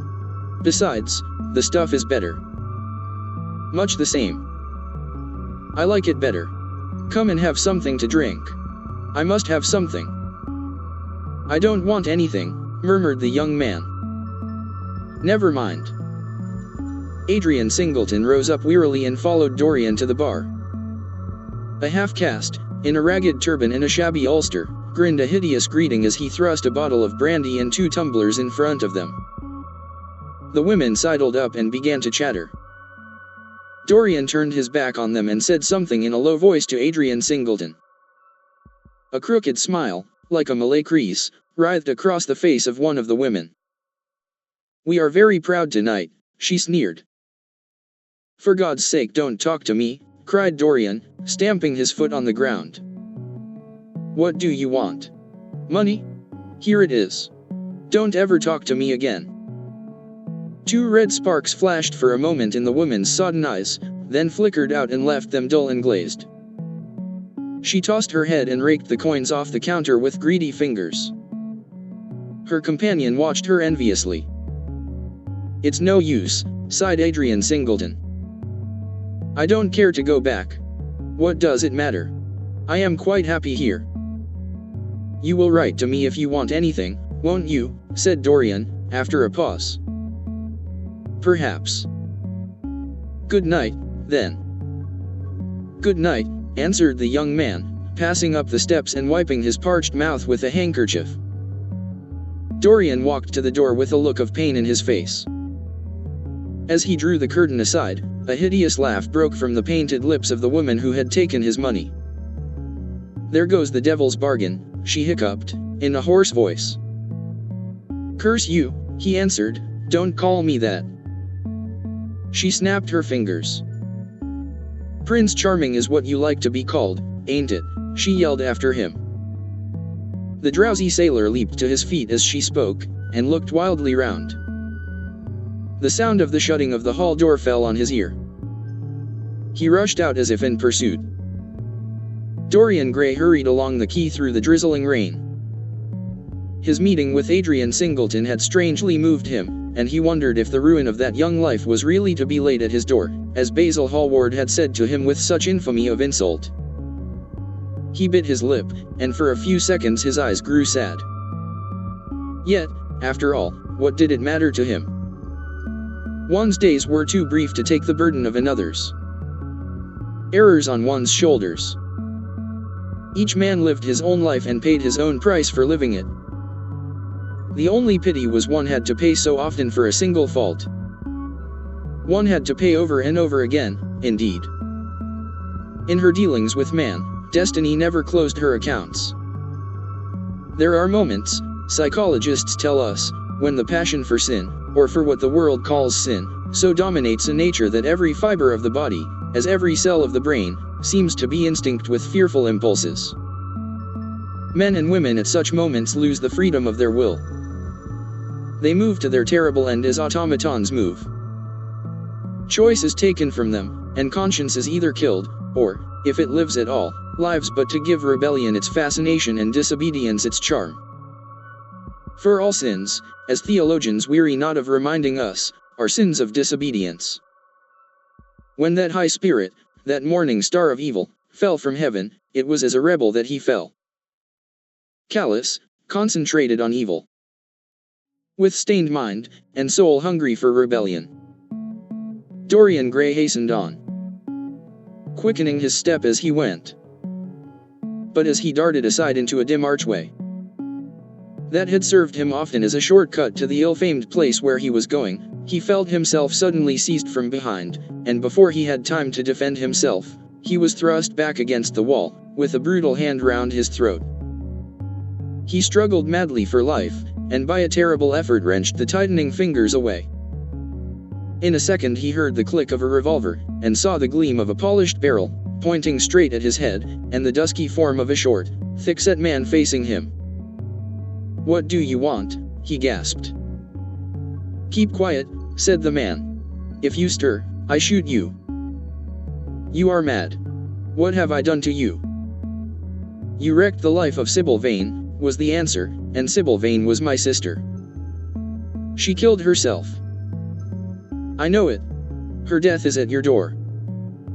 I swore I would kill you in return.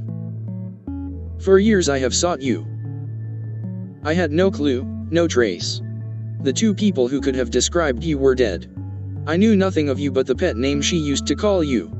I heard it tonight by chance. Make your peace with God, for tonight you are going to die." Dorian Gray grew sick with fear. "I never knew her," he stammered.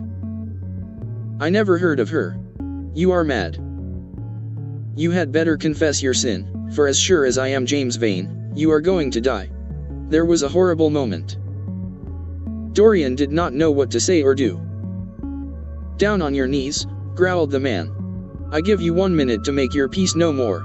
I go on board tonight for India, and I must do my job first. 1 minute.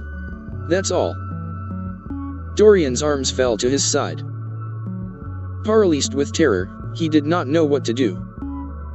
Suddenly a wild hope flashed across his brain.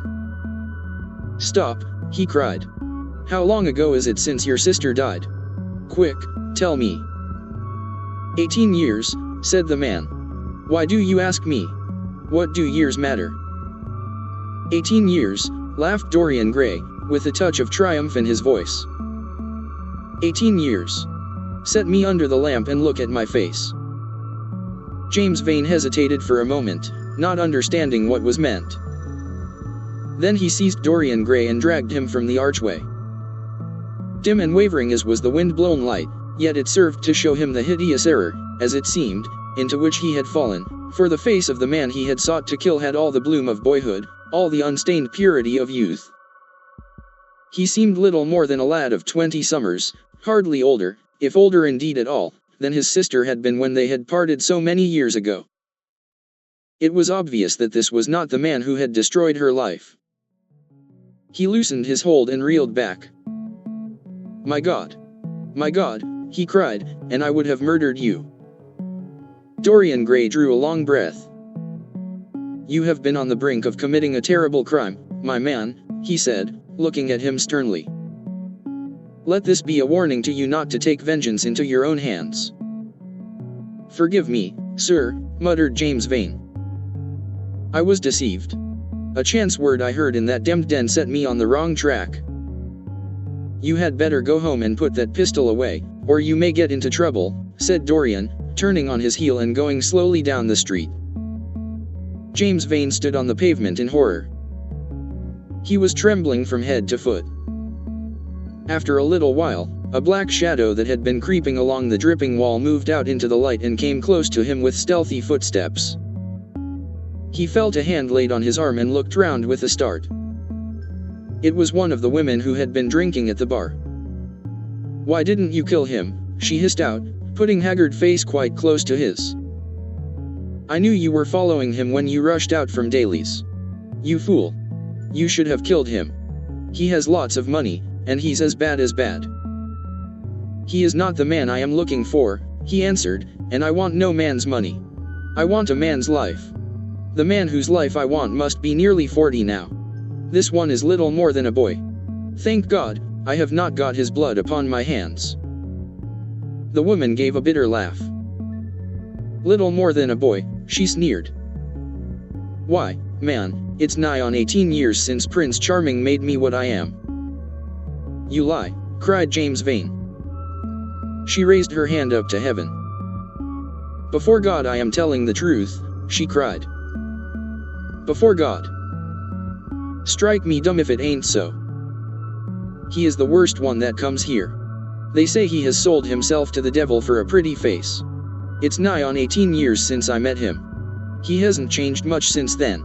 I have, though," she added, with a sickly leer. "You swear this?" "I swear it," came in hoarse echo from her flat mouth. "But don't give me away to him," she whined. "I am afraid of him. Let me have some money for my night's lodging."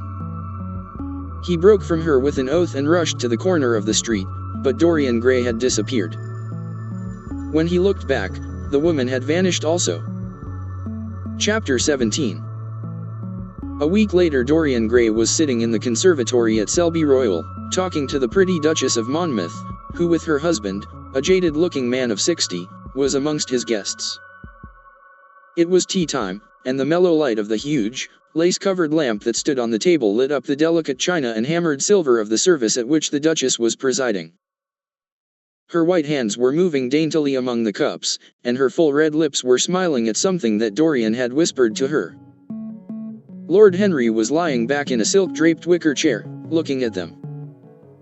On a peach-colored divan sat Lady Narborough, pretending to listen to the Duke's description of the last Brazilian beetle that he had added to his collection. 3 young men in elaborate smoking suits were handing tea cakes to some of the women. The house party consisted of 12 people, and there were more expected to arrive on the next day. "What are you two talking about?" said Lord Henry, strolling over to the table and putting his cup down. "I hope Dorian has told you about my plan for rechristening everything, Gladys. It is a delightful idea." "But I don't want to be rechristened, Harry," rejoined the Duchess, looking up at him with her wonderful eyes. "I am quite satisfied with my own name, and I am sure Mr. Gray should be satisfied with his." "My dear Gladys, I would not alter either name for the world. They are both perfect. I was thinking chiefly of flowers. Yesterday I cut an orchid, for my buttonhole. It was a marvelous spotted thing, as effective as the 7 deadly sins. In a thoughtless moment I asked one of the gardeners what it was called. He told me it was a fine specimen of Robinsoniana, or something dreadful of that kind. It is a sad truth, but we have lost the faculty of giving lovely names to things. Names are everything. I never quarrel with actions. My one quarrel is with words. That is the reason I hate vulgar realism in literature. The man who could call a spade should be compelled to use one. It is the only thing he is fit for." "Then what should we call you, Harry?" she asked. "His name is Prince Paradox," said Dorian. "I recognize him in a flash," exclaimed the Duchess. "I won't hear of it," laughed Lord Henry, sinking into a chair. "From a label there is no escape. I refuse the title." "Royalties may not abdicate," fell as a warning from pretty lips. "You wish me to defend my throne, then?" "Yes. I give the truths of tomorrow." "I prefer the mistakes of today," she answered. "You disarm me, Gladys," he cried, catching the willfulness of her mood. "Of your shield, Harry, not of your spear." "I never tilt against beauty," he said, with a wave of his hand. "That is your error, Harry, believe me. You value beauty far too much." "How can you say that? I admit that I think that it is better to be beautiful than to be good. But on the other hand, no one is more ready than I am to acknowledge that it is better to be good than to be ugly." "Ugliness is one of the 7 deadly sins, then," cried the Duchess. "What becomes of your simile about the orchid?" "Ugliness is one of the 7 deadly virtues, Gladys. You, as a good Tory, must not underrate them. Beer, the Bible, and the 7 deadly virtues have made our England what she is." "You don't like your country, then?" she asked. "I live in it." "That you may censure it the better." "Would you have me take the verdict of Europe on it?" he inquired. What do they say of us? That Tartuffe has emigrated to England and opened a shop. Is that yours, Harry? I give it to you. I could not use it. It is too true. You need not be afraid. Our countrymen never recognize a description. They are practical. They are more cunning than practical. When they make up their ledger, they balance stupidity by wealth, and vice by hypocrisy. Still, we have done great things. Great things have been thrust on us, Gladys. We have carried their burden. Only as far as the stock exchange. She shook her head. I believe in the race, she cried. It represents the survival of the pushing. Decay fascinates me more. What of art? She asked. The fashionable substitute for belief. You are a sceptic. Never. Scepticism is the beginning of faith. What are you? To define is to limit. Give me a clue. Threads snap. You would lose your way in the labyrinth. You bewilder me. Let us talk of someone else. Our host is a delightful topic. Years ago he was christened Prince Charming. Ah. Don't remind me of that, cried Dorian Gray. Our host is rather horrid this evening, answered the Duchess, coloring. I believe he thinks that Monmouth married me on purely scientific principles as the best specimen he could find of a modern butterfly. Well, I hope he won't stick pins into you, Duchess, laughed Dorian. Oh. My maid does that already, Mr. Gray, when she is annoyed with me. And what does she get annoyed with you about, Duchess? For the most trivial things, Mr. Gray, I assure you. Usually because I come in at 10 minutes to 9 and tell her that I must be dressed by 8:30. How unreasonable of her. You should give her warning. I daren't, Mr. Gray. Why, she invents hats for me. You remember the one I wore at Lady Hillstone's garden party? You don't, but it is nice of you to pretend that you do. Well, she made it out of nothing. All good hats are made out of nothing. Like all good reputations, Gladys, interrupted Lord Henry. Every effect that one produces gives one an enemy. To be popular one must be a mediocrity. Not with women, said the Duchess, shaking her head, and women rule the world. I assure you we can't bear mediocrities. We women, as someone says, love with our ears, just as you men love with your eyes, if you ever love at all. It seems to me that we never do anything else, murmured Dorian. Ah. Then, you never really love, Mr. Gray, answered the Duchess with mock sadness. My dear Gladys, cried Lord Henry. How can you say that? Romance lives by repetition, and repetition converts an appetite into an art.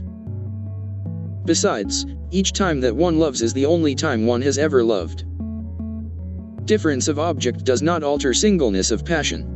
It merely intensifies it. We can have in life but one great experience at best, and the secret of life is to reproduce that experience as often as possible. Even when one has been wounded by it, Harry, asked the Duchess after a pause. Especially when one has been wounded by it, answered Lord Henry. The Duchess turned and looked at Dorian Gray with a curious expression in her eyes. What do you say to that, Mr. Gray? She inquired. Dorian hesitated for a moment. Then he threw his head back and laughed. I always agree with Harry, Duchess. Even when he is wrong. Harry is never wrong, Duchess. And does his philosophy make you happy? I have never searched for happiness. Who wants happiness? I have searched for pleasure. And found it, Mr. Gray. Often. Too often. The Duchess sighed. I am searching for peace, she said, and if I don't go and dress, I shall have none this evening. Let me get you some orchids, Duchess, cried Dorian, starting to his feet and walking down the conservatory. You are flirting disgracefully with him, said Lord Henry to his cousin. You had better take care. He is very fascinating. If he were not, there would be no battle. Greek meets Greek, then. I am on the side of the Trojans. They fought for a woman. They were defeated. There are worse things than capture, she answered. You gallop with a loose rein. Pace gives life, was the riposte. I shall write it in my diary tonight. What? That a burnt child loves the fire. I am not even singed. My wings are untouched. You use them for everything, except flight. Courage has passed from men to women. It is a new experience for us. You have a rival. Who? He laughed. Lady Narborough, he whispered. She perfectly adores him. You fill me with apprehension. The appeal to antiquity is fatal to us who are romanticists. Romanticists. You have all the methods of science. Men have educated us, but not explained you. Describe us as a sex, was her challenge. Sphinxes without secrets. She looked at him, smiling. How long Mr. Gray is, she said. Let us go and help him. I have not yet told him the color of my frock. Ah. You must suit your frock to his flowers, Gladys. That would be a premature surrender. Romantic art begins with its climax. I must keep an opportunity for retreat. In the Parthian manner. They found safety in the desert. I could not do that. Women are not always allowed a choice, he answered, but hardly had he finished the sentence before from the far end of the conservatory came a stifled groan, followed by the dull sound of a heavy fall. Everybody started up. The Duchess stood motionless in horror. And with fear in his eyes, Lord Henry rushed through the flapping palms to find Dorian Gray lying face downwards on the tiled floor in a death-like swoon. He was carried at once into the blue drawing-room and laid upon one of the sofas. After a short time, he came to himself and looked round with a dazed expression. What has happened? He asked. Oh. I remember. Am I safe here, Harry? He began to tremble. My dear Dorian, answered Lord Henry, you merely fainted. That was all. You must have overtired yourself. You had better not come down to dinner. I will take your place. No, I will come down, he said, struggling to his feet. I would rather come down. I must not be alone. He went to his room and dressed. There was a wild recklessness of gaiety in his manner as he sat at table. But now and then a thrill of terror ran through him when he remembered that, pressed against the window of the conservatory, like a white handkerchief, he had seen the face of James Vane watching him. Chapter 18. The next day he did not leave the house, and, indeed, spent most of the time in his own room, sick with a wild terror of dying, and yet indifferent to life itself. The consciousness of being hunted, snared, tracked down, had begun to dominate him. If the tapestry did but tremble in the wind, he shook.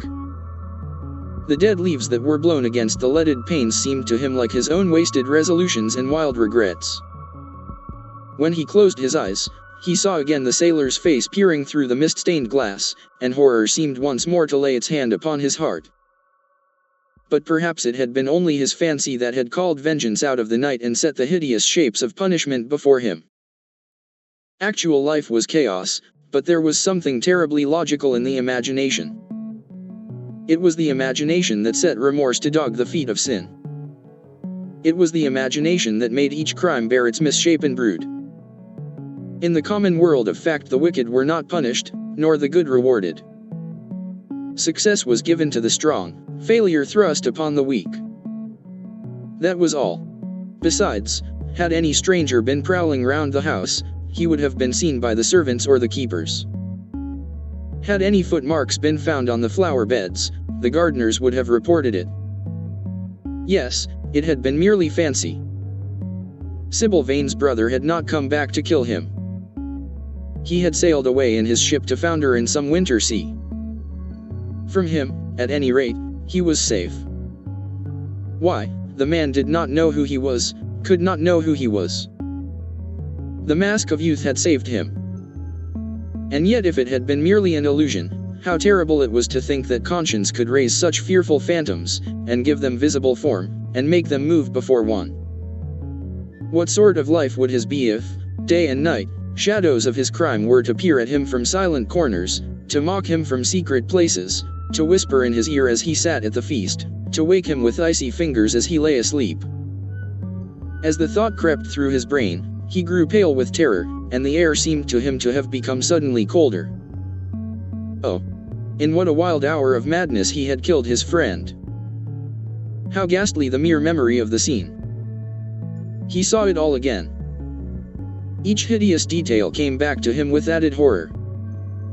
Out of the black cave of time, terrible and swathed in scarlet, rose the image of his sin. When Lord Henry came in at 6 o'clock, he found him crying as one whose heart will break. It was not till the third day that he ventured to go out. There was something in the clear, pine-scented air of that winter morning that seemed to bring him back his joyousness and his ardor for life.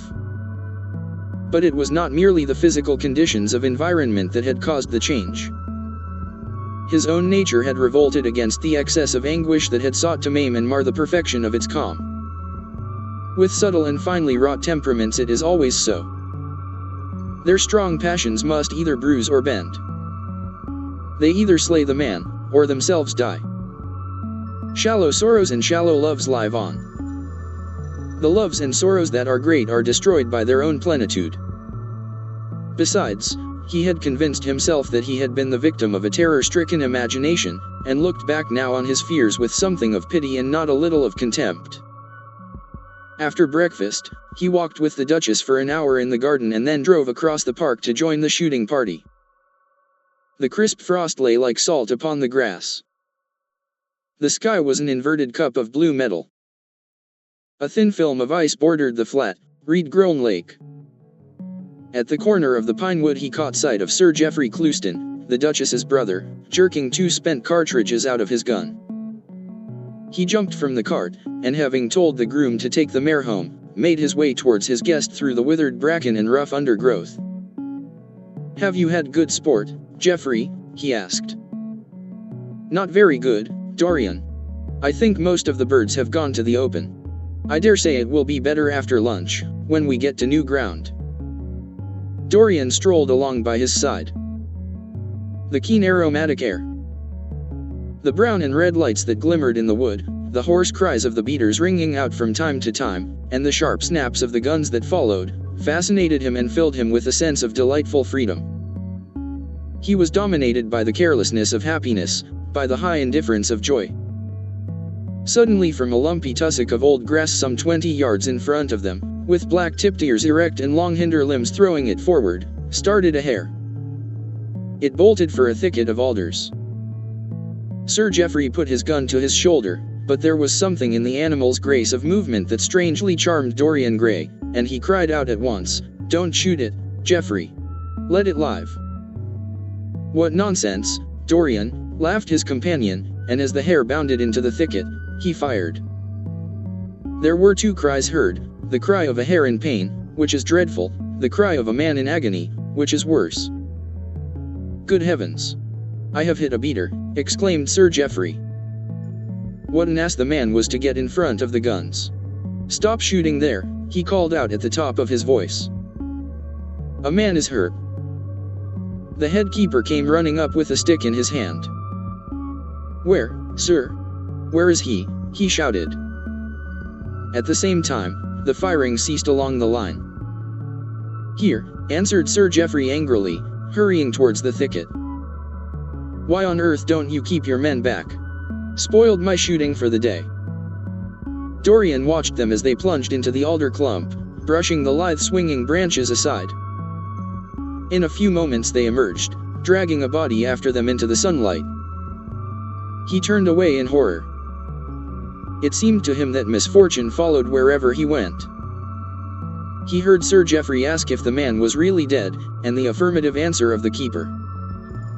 The wood seemed to him to have become suddenly alive with faces. there was the trampling of myriad feet and the low buzz of voices. A great copper-breasted pheasant came beating through the boughs overhead. After a few moments that were to him, in his perturbed state, like endless hours of pain, he felt a hand laid on his shoulder. He started and looked round. "Dorian," said Lord Henry, "I had better tell them that the shooting is stopped for today. It would not look well to go on." "I wish it were stopped forever, Harry," he answered bitterly. "The whole thing is hideous and cruel. Is the man—" He could not finish the sentence.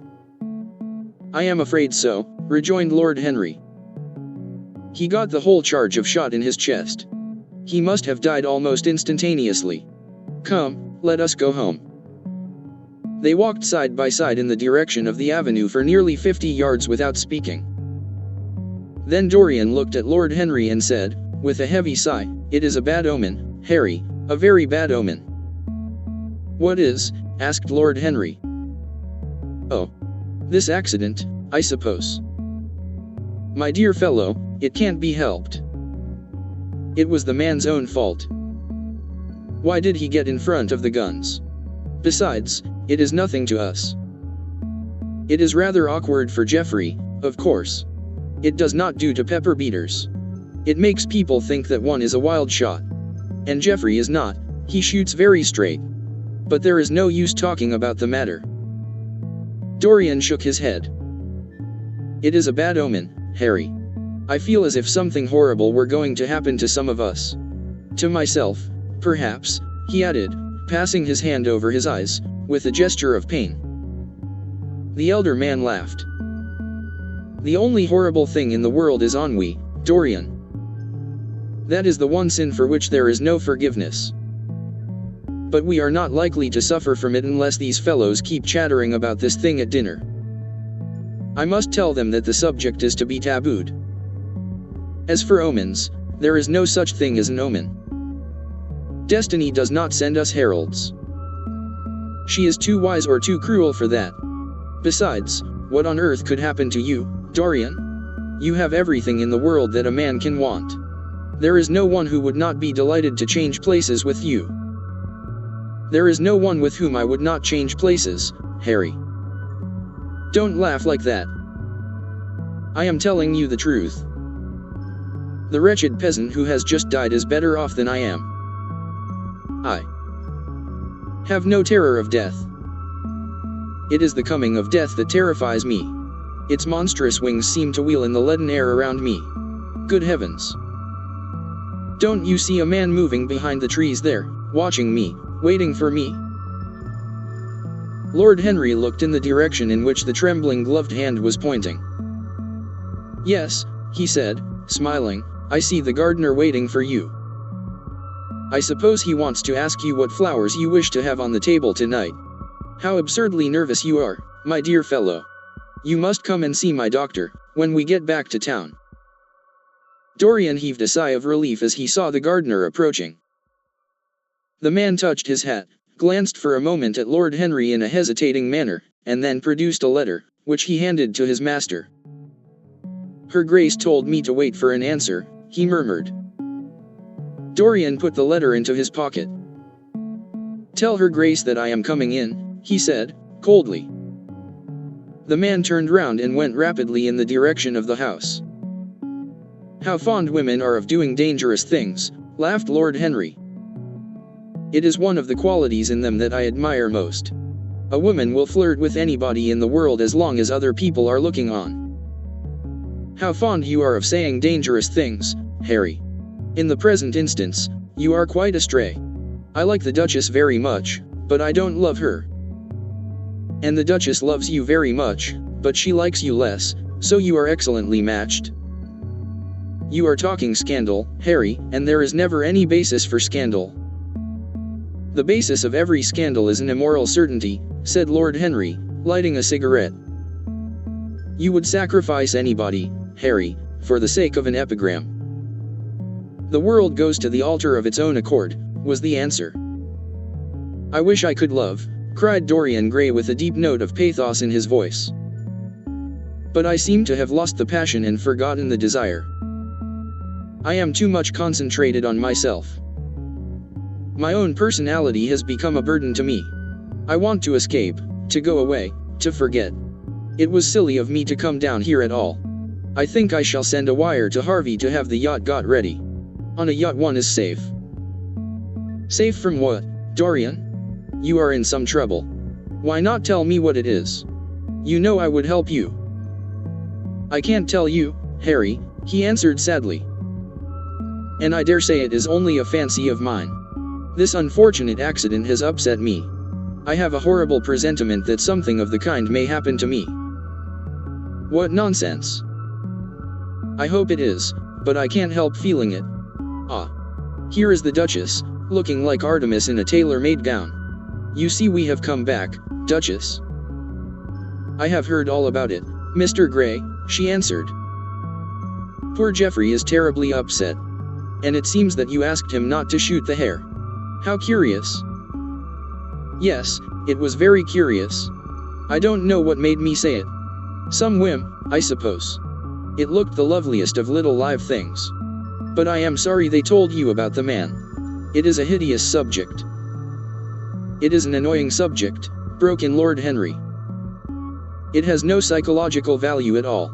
Now if Geoffrey had done the thing on purpose, how interesting he would be. I should like to know someone who had committed a real murder. How horrid of you, Harry, cried the Duchess. Isn't it, Mr. Gray? Harry, Mr. Gray is ill again. He is going to faint. Dorian drew himself up with an effort and smiled. It is nothing, Duchess, he murmured, my nerves are dreadfully out of order. That is all. I am afraid I walked too far this morning. I didn't hear what Harry said. Was it very bad? You must tell me some other time. I think I must go and lie down. You will excuse me, won't you? They had reached the great flight of steps that led from the conservatory onto the terrace. As the glass door closed behind Dorian, Lord Henry turned and looked at the Duchess with his slumberous eyes. Are you very much in love with him? He asked. She did not answer for some time, but stood gazing at the landscape. I wish I knew, she said at last. He shook his head. Knowledge would be fatal. It is the uncertainty that charms one. A mist makes things wonderful. One may lose one's way. Always end at the same point, my dear Gladys. What is that? Disillusion. It was my debut in life, she sighed. It came to you crowned. I am tired of strawberry leaves. They become you. Old age is dull of hearing. Has he never been jealous? I wish he had been. He glanced about as if in search of something. What are you looking for? She inquired. The button from your foil, he answered. You have dropped it. She laughed. I have still the mask. It makes your eyes lovelier, was his reply. She laughed again. Her teeth showed like white seeds in a scarlet fruit. Upstairs, in his own room, Dorian Gray was lying on a sofa, with terror in every tingling fiber of his body. Life had suddenly become too hideous a burden for him to bear. The dreadful death of the unlucky beater, shot in the thicket like a wild animal, had seemed to him to prefigure death for himself also. He had nearly swooned at what Lord Henry had said in a chance mood of cynical jesting. At 5 o'clock he rang his bell for his servant and gave him orders to pack his things for the night express to town, and to have the brougham at the door by 8:30. He was determined not to sleep another night at Selby Royal. It was an ill-omened place. Death walked there in the sunlight. The grass of the forest had been spotted with blood. Then he wrote a note to Lord Henry, telling him that he was going up to town to consult his doctor and asking him to entertain his guests in his absence. As he was putting it into the envelope, a knock came to the door, and his valet informed him that the head keeper wished to see him. He frowned and bit his lip.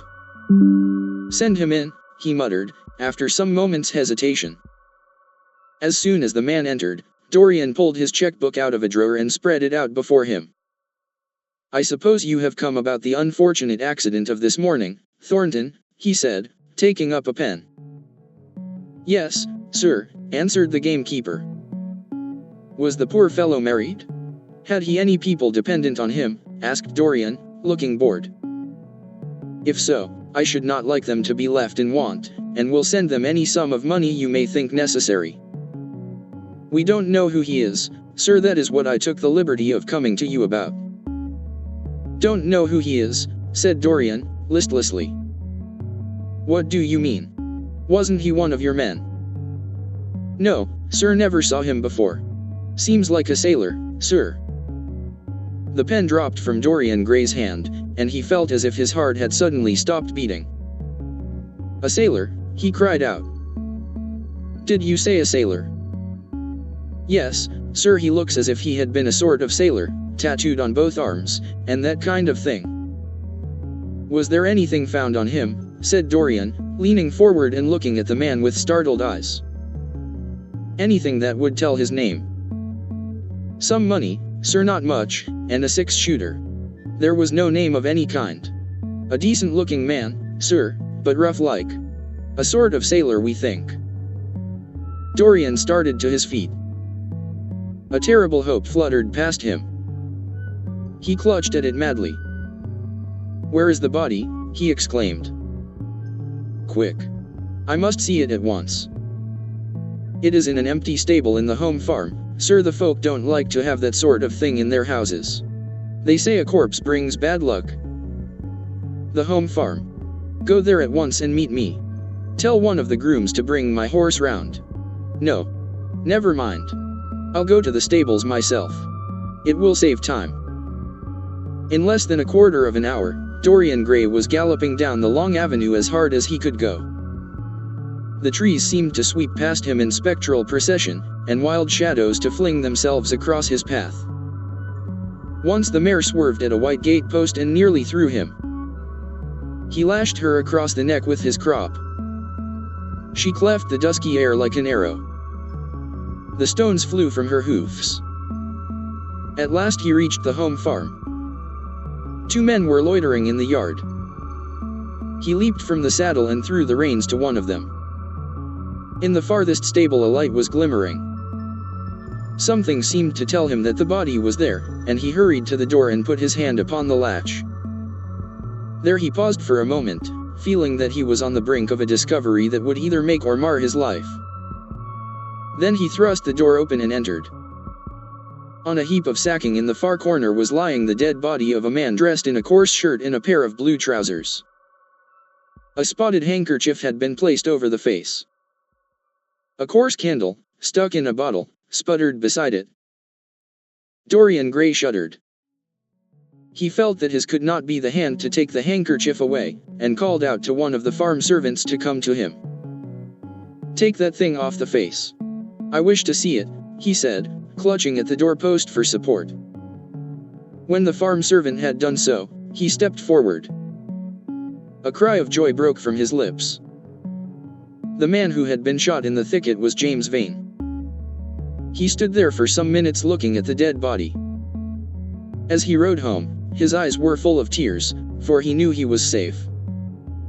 Chapter 19. "There is no use your telling me that you are going to be good," cried Lord Henry, dipping his white fingers into a red copper bowl filled with rose water. "You are quite perfect. Pray, don't change." Dorian Gray shook his head. "No, Harry, I have done too many dreadful things in my life. I am not going to do any more. I began my good actions yesterday." "Where were you yesterday?" "In the country, Harry. I was staying at a little inn by myself." "My dear boy," said Lord Henry, smiling, "anybody can be good in the country. There are no temptations there. That is the reason why people who live out of town are so absolutely uncivilized. Civilization is not by any means an easy thing to attain to. There are only 2 ways by which man can reach it. One is by being cultured, the other by being corrupt. Country people have no opportunity of being either, so they stagnate." "Culture and corruption," echoed Dorian. "I have known something of both. It seems terrible to me now that they should ever be found together. For I have a new ideal, Harry. I am going to alter. I think I have altered. You have not yet told me what your good action was. Or did you say you had done more than one? Asked his companion as he spilled into his plate a little crimson pyramid of seeded strawberries and, through a perforated, shell-shaped spoon, snowed white sugar upon them. I can tell you, Harry. It is not a story I could tell to anyone else. I spared somebody. It sounds vain, but you understand what I mean. She was quite beautiful and wonderfully like Sybil Vane. I think it was that which first attracted me to her.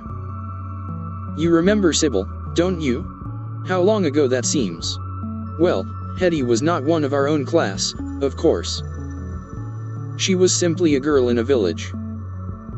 But I really loved her. I am quite sure that I loved her. All during this wonderful May that we have been having, I used to run down and see her 2 or 3 times a week. Yesterday she met me in a little orchard. The apple blossoms kept tumbling down on her hair, and she was laughing.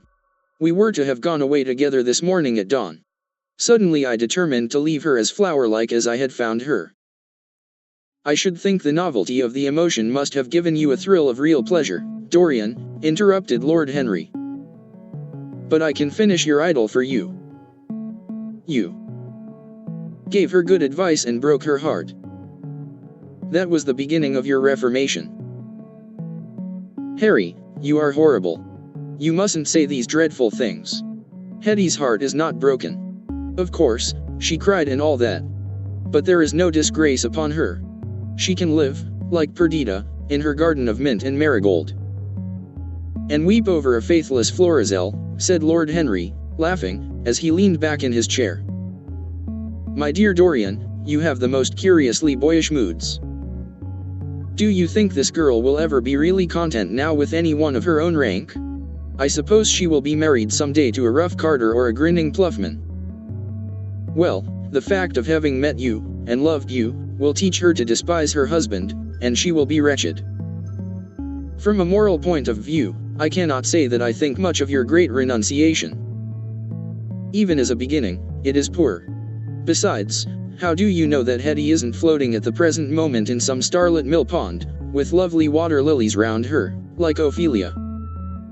I can't bear this, Harry. You mock at everything, and then suggest the most serious tragedies. I am sorry I told you now. I don't care what you say to me. I know I was right in acting as I did. Poor Hetty. As I rode past the farm this morning, I saw her white face at the window, like a spray of jasmine.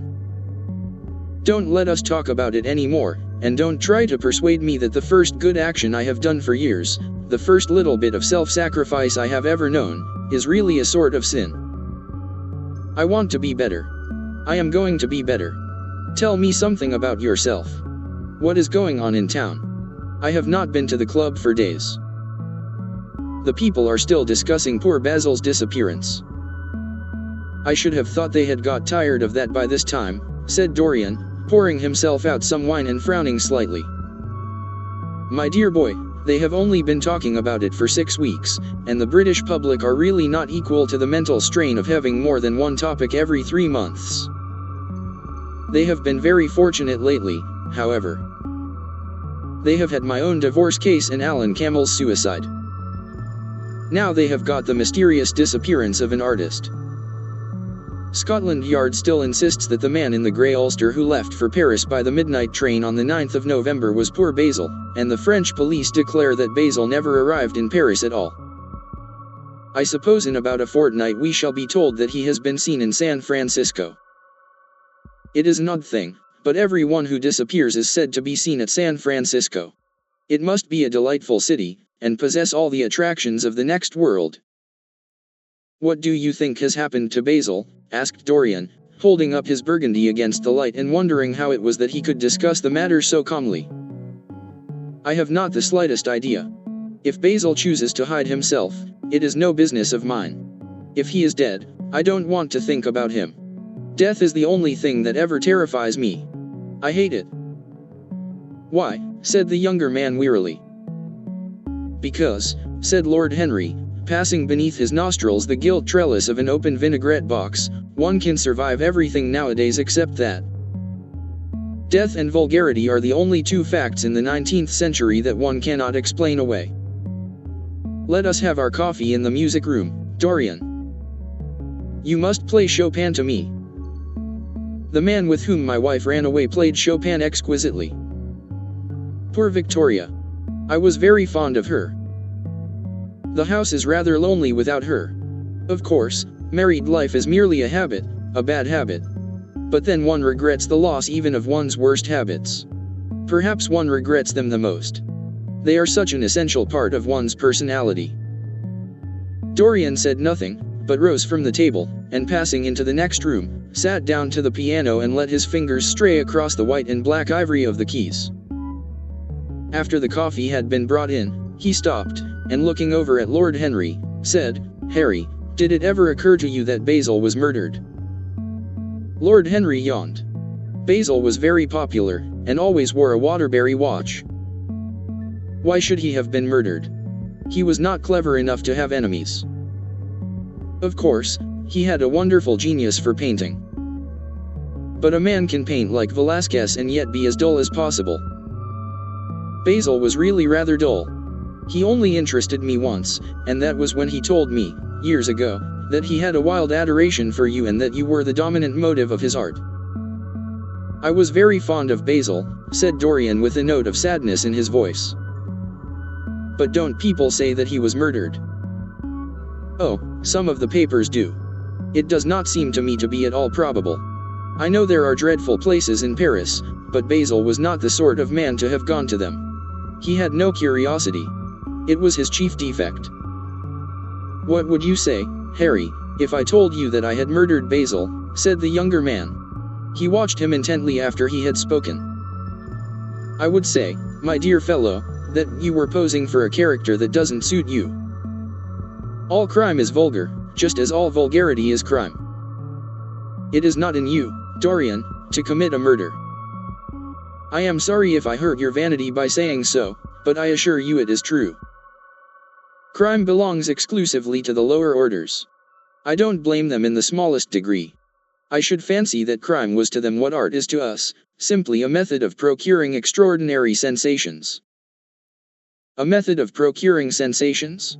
Do you think, then, that a man who has once committed a murder could possibly do the same crime again? Don't tell me that. Oh. Anything becomes a pleasure if one does it too often, cried Lord Henry, laughing. That is one of the most important secrets of life. I should fancy, however, that murder is always a mistake. One should never do anything that one cannot talk about after dinner. But let us pass from poor Basil. I wish I could believe that he had come to such a really romantic end as you suggest, but I can't. I dare say he fell into the Seine off an omnibus and that the conductor hushed up the scandal. Yes, I should fancy that was his end.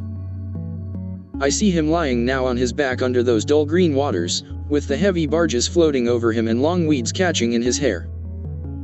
Do you know, I don't think he would have done much more good work. During the last 10 years his painting had gone off very much. Dorian heaved a sigh, and Lord Henry strolled across the room and began to stroke the head of a curious Java parrot, a large, gray-plumaged bird with pink crest and tail, that was balancing itself upon a bamboo perch. As his pointed fingers touched it, it dropped the white scurf of crinkled lids over black, glass-like eyes and began to sway backwards and forwards. Yes, he continued, turning round and taking his handkerchief out of his pocket, his painting had quite gone off. It seemed to me to have lost something. It had lost an ideal. When you and he ceased to be great friends, he ceased to be a great artist. What was it separated you? I suppose he bored you. If so, he never forgave you. It's a habit bores have. By the way, what has become of that wonderful portrait he did of you? I don't think I have ever seen it since he finished it. Oh. I remember your telling me years ago that you had sent it down to Selby, and that it had got mislaid or stolen on the way. You never got it back? What a pity. It was really a masterpiece. I remember I wanted to buy it. I wish I had now. It belonged to Basil's best period. Since then, his work was that curious mixture of bad painting and good intentions that always entitles a man to be called a representative British artist. Did you advertise for it? You should. I forget, said Dorian. I suppose I did. But I never really liked it. I am sorry I sat for it. The memory of the thing is hateful to me. Why do you talk of it? It used to remind me of those curious lines in some play Hamlet. I think, how do they run? Like the painting of a sorrow, a face without a heart. Yes, that is what it was like. Lord Henry laughed. If a man treats life artistically, his brain is his heart, he answered, sinking into an armchair. Dorian Gray shook his head and struck some soft chords on the piano. Like the painting of a sorrow, he repeated, a face without a heart. The elder man lay back and looked at him with half-closed eyes. By the way, Dorian, he said after a pause, what does it profit a man if he gain the whole world and lose, how does the quotation run, dash his own soul? The music jarred, and Dorian Gray started and stared at his friend. Why do you ask me that, Harry? My dear fellow, said Lord Henry, elevating his eyebrows in surprise, I asked you because I thought you might be able to give me an answer. That is all. I was going through the park last Sunday, and close by the Marble Arch there stood a little crowd of shabby-looking people listening to some vulgar street preacher. As I passed by, I heard the man yelling out that question to his audience. It struck me as being rather dramatic. London is very rich in curious effects of that kind. A wet Sunday, an uncouth Christian in a mackintosh, a ring of sickly white faces under a broken roof of dripping umbrellas, and a wonderful phrase flung into the air by shrill hysterical lips. It was really very good in its way, quite a suggestion.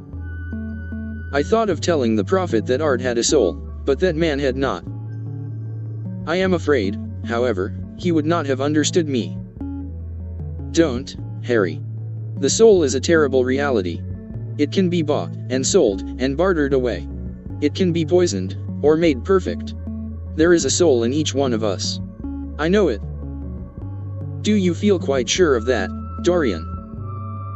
Quite sure. Ah. Then it must be an illusion. The things one feels absolutely certain about are never true. That is the fatality of faith, and the lesson of romance. How grave you are. Don't be so serious. What have you or I to do with the superstitions of our age? No, we have given up our belief in the soul. Play me something. Play me a nocturne, Dorian, and, as you play, tell me, in a low voice, how you have kept your youth. You must have some secret. I am only 10 years older than you are, and I am wrinkled, and worn, and yellow. You are really wonderful, Dorian. You have never looked more charming than you do tonight. You remind me of the day I saw you first. You were rather cheeky, very shy, and absolutely extraordinary. You have changed, of course, but not in appearance. I wish you would tell me your secret. To get back my youth I would do anything in the world, except take exercise, get up early, or be respectable. Youth. There is nothing like it. It's absurd to talk of the ignorance of youth. The only people to whose opinions I listen now with any respect are people much younger than myself. They seem in front of me. Life has revealed to them her latest wonder. As for the aged, I always contradict the aged. I do it on principle. If you ask them their opinion on something that happened yesterday, they solemnly give you the opinions current in 1820, when people wore high stocks, believed in everything, and knew absolutely nothing. How lovely that thing you are playing is. I wonder, did Chopin write it at Majorca, with the sea weeping round the villa and the salt spray dashing against the panes? It is marvelously romantic. What a blessing it is that there is one art left to us that is not imitative. Don't stop. I want music tonight. It seems to me that you are the young Apollo and that I am Marsyas listening to you. I have sorrows, Dorian, of my own, that even you know nothing of. The tragedy of old age is not that one is old, but that one is young. I am amazed sometimes at my own sincerity. Ah, Dorian, how happy you are. What an exquisite life you have had. You have drunk deeply of everything. You have crushed the grapes against your palate. Nothing has been hidden from you. And it has all been to you no more than the sound of music. It has not marred you. You are still the same. I am not the same, Harry. Yes, you are the same. I wonder what the rest of your life will be. Don't spoil it by renunciations. At present you are a perfect type. Don't make yourself incomplete. You are quite flawless now. You need not shake your head, you know you are. Besides, Dorian, don't deceive yourself. Life is not governed by will or intention. Life is a question of nerves, and fibers, and slowly built up cells in which thought hides itself and passion has its dreams.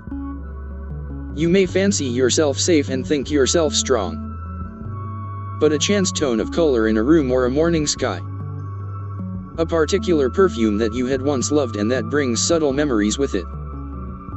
A line from a forgotten poem that you had come across again, a cadence from a piece of music that you had ceased to play. I tell you, Dorian, that it is on things like these that our lives depend. Browning writes about that somewhere, but our own senses will imagine them for us.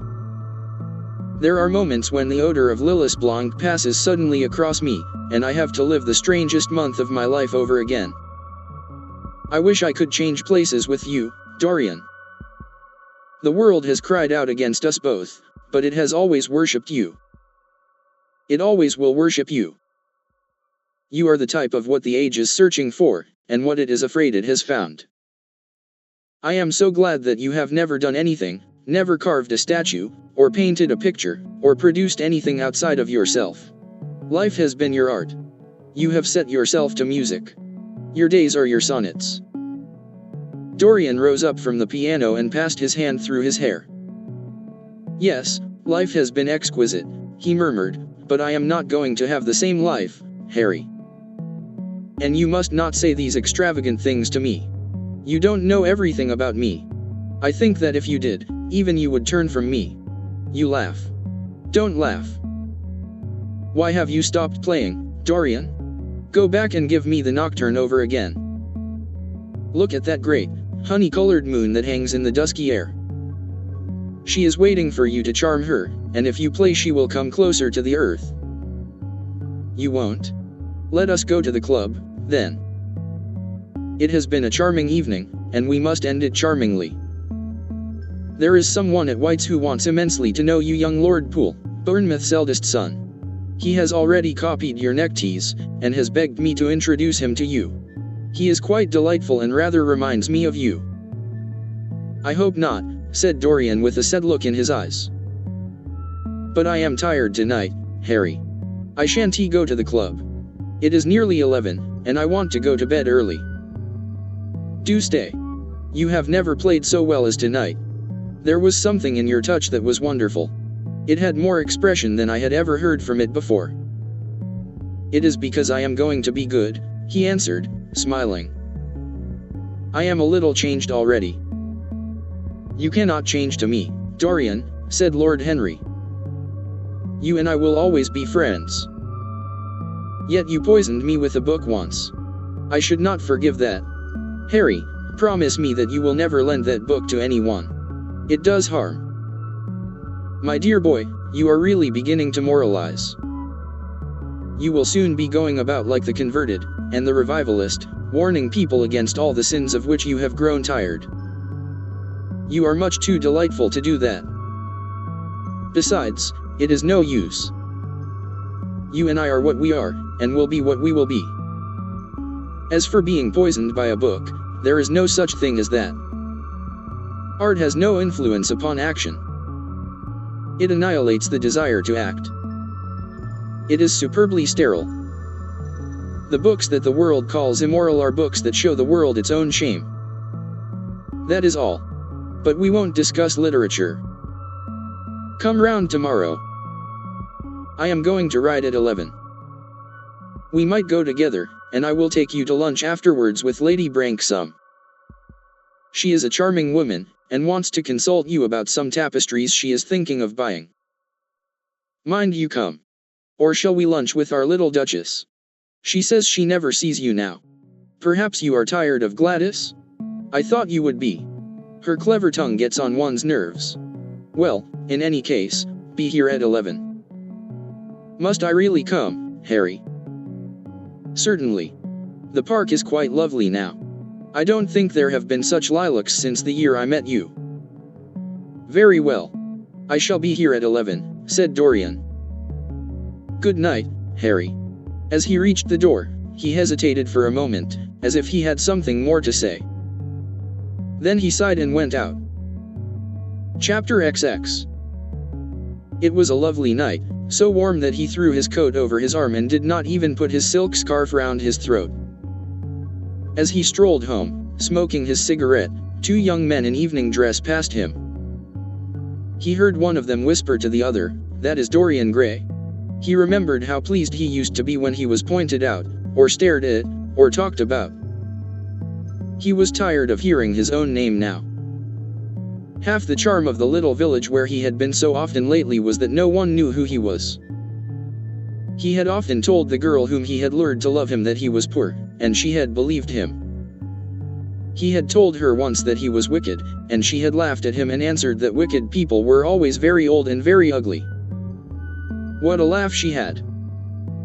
Just like a thrush singing. And how pretty she had been in her cotton dresses and her large hats. She knew nothing, but she had everything that he had lost. When he reached home, he found his servant waiting up for him. He sent him to bed, and threw himself down on the sofa in the library, and began to think over some of the things that Lord Henry had said to him. Was it really true that one could never change? He felt a wild longing for the unstained purity of his boyhood, his rose-white boyhood, as Lord Henry had once called it. He knew that he had tarnished himself, filled his mind with corruption and given horror to his fancy. That he had been an evil influence to others, and had experienced a terrible joy in being so, and that of the lives that had crossed his own, it had been the fairest and the most full of promise that he had brought to shame. But was it all irretrievable? Was there no hope for him? Ah! In what a monstrous moment of pride and passion he had prayed that the portrait should bear the burden of his days, and he keep the unsullied splendor of eternal youth. All his failure had been due to that. Better for him that each sin of his life had brought its sure swift penalty along with it. There was purification in punishment. Not, "Forgive us our sins," but, "Smite us for our iniquities," should be the prayer of man to a most just God. The curiously carved mirror that Lord Henry had given to him, so many years ago now, was standing on the table, and the white-limbed cupids laughed round it as of old. He took it up, as he had done on that night of horror when he had first noted the change in the fatal picture, and with wild, tear-dimmed eyes looked into its polished shield. Once, someone who had terribly loved him had written to him a mad letter, ending with these idolatrous words: "The world is changed because you are made of ivory and gold. The curves of your lips rewrite history." The phrases came back to his memory, and he repeated them over and over to himself. Then he loathed his own beauty, and flinging the mirror on the floor, crushed it into silver splinters beneath his heel. It was his beauty that had ruined him, his beauty and the youth that he had prayed for. But for those two things, his life might have been free from stain. His beauty had been to him but a mask, his youth but a mockery. What was youth at best? A green, an unripe time, a time of shallow moods, and sickly thoughts. Why had he worn its livery? Youth had spoiled him. It was better not to think of the past. Nothing could alter that. It was of himself, and of his own future, that he had to think. James Vane was hidden in a nameless grave in Selby churchyard. Alan Campbell had shot himself one night in his laboratory, but had not revealed the secret that he had been forced to know. The excitement, such as it was, over Basil Hallward's disappearance would soon pass away. It was already waning. He was perfectly safe there. Nor, indeed, was it the death of Basil Hallward that weighed most upon his mind. It was the living death of his own soul that troubled him. Basil had painted the portrait that had marred his life. He could not forgive him that. It was the portrait that had done everything. Basil had said things to him that were unbearable, and that he had yet borne with patience. The murder had been simply the madness of a moment. As for Alan Campbell, his suicide had been his own act. He had chosen to do it. It was nothing to him. A new life. That was what he wanted. That was what he was waiting for. Surely he had begun it already.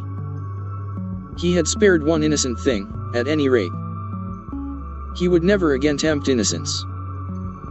He would be good. As he thought of Hetty Merton, he began to wonder if the portrait in the locked room had changed. Surely it was not still so horrible as it had been. Perhaps if his life became pure, he would be able to expel every sign of evil passion from the face. Perhaps the signs of evil had already gone away. He would go and look. He took the lamp from the table and crept upstairs. As he unbarred the door, a smile of joy flitted across his strangely young-looking face and lingered for a moment about his lips. Yes, he would be good, and the hideous thing that he had hidden away would no longer be a terror to him. He felt as if the load had been lifted from him already. He went in quietly, locking the door behind him, as was his custom, and dragged the purple hanging from the portrait. A cry of pain and indignation broke from him. He could see no change, save that in the eyes there was a look of cunning and in the mouth the curved wrinkle of the hypocrite. The thing was still loathsome, more loathsome, if possible, than before, and the scarlet dew that spotted the hand seemed brighter, and more like blood newly spilled. Then he trembled. Had it been merely vanity that had made him do his one good deed? Or the desire for a new sensation, as Lord Henry had hinted, with his mocking laugh? Or that passion to act a part that sometimes makes us do things finer than we are ourselves? Or, perhaps, all these? And why was the red stain larger than it had been? It seemed to have crept like a horrible disease over the wrinkled fingers. There was blood on the painted feet, as though the thing had dripped blood even on the hand that had not held the knife. Confess? Did it mean that he was to confess? To give himself up and be put to death? He laughed. He felt that the idea was monstrous. Besides, even if he did confess, who would believe him? There was no trace of the murdered man anywhere. Everything belonging to him had been destroyed. He himself had burned what had been below stairs. The world would simply say that he was mad. They would shut him up if he persisted in his story.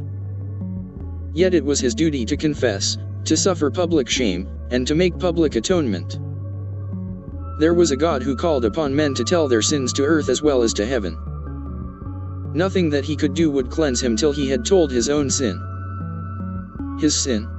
He shrugged his shoulders. The death of Basil Hallward seemed very little to him. He was thinking of Hetty Merton. For it was an unjust mirror, this mirror of his soul that he was looking at. Vanity? Curiosity? Hypocrisy? Had there been nothing more in his renunciation than that? There had been something more. At least he thought so. But who could tell? No. There had been nothing more. Through vanity he had spared her. In hypocrisy he had worn the mask of goodness. For curiosity's sake he had tried the denial of self. He recognized that now. But this murder, was it to dog him all his life? Was he always to be burdened by his past? Was he really to confess? Never. There was only one bit of evidence left against him. The picture itself that was evidence. He would destroy it. Why had he kept it so long? Once it had given him pleasure to watch it changing and growing old. Of late he had felt no such pleasure. It had kept him awake at night. When he had been away, he had been filled with terror lest other eyes should look upon it. It had brought melancholy across his passions. Its mere memory had marred many moments of joy. It had been like conscience to him. Yes, it had been conscience. He would destroy it. He looked round and saw the knife that had stabbed Basil Hallward.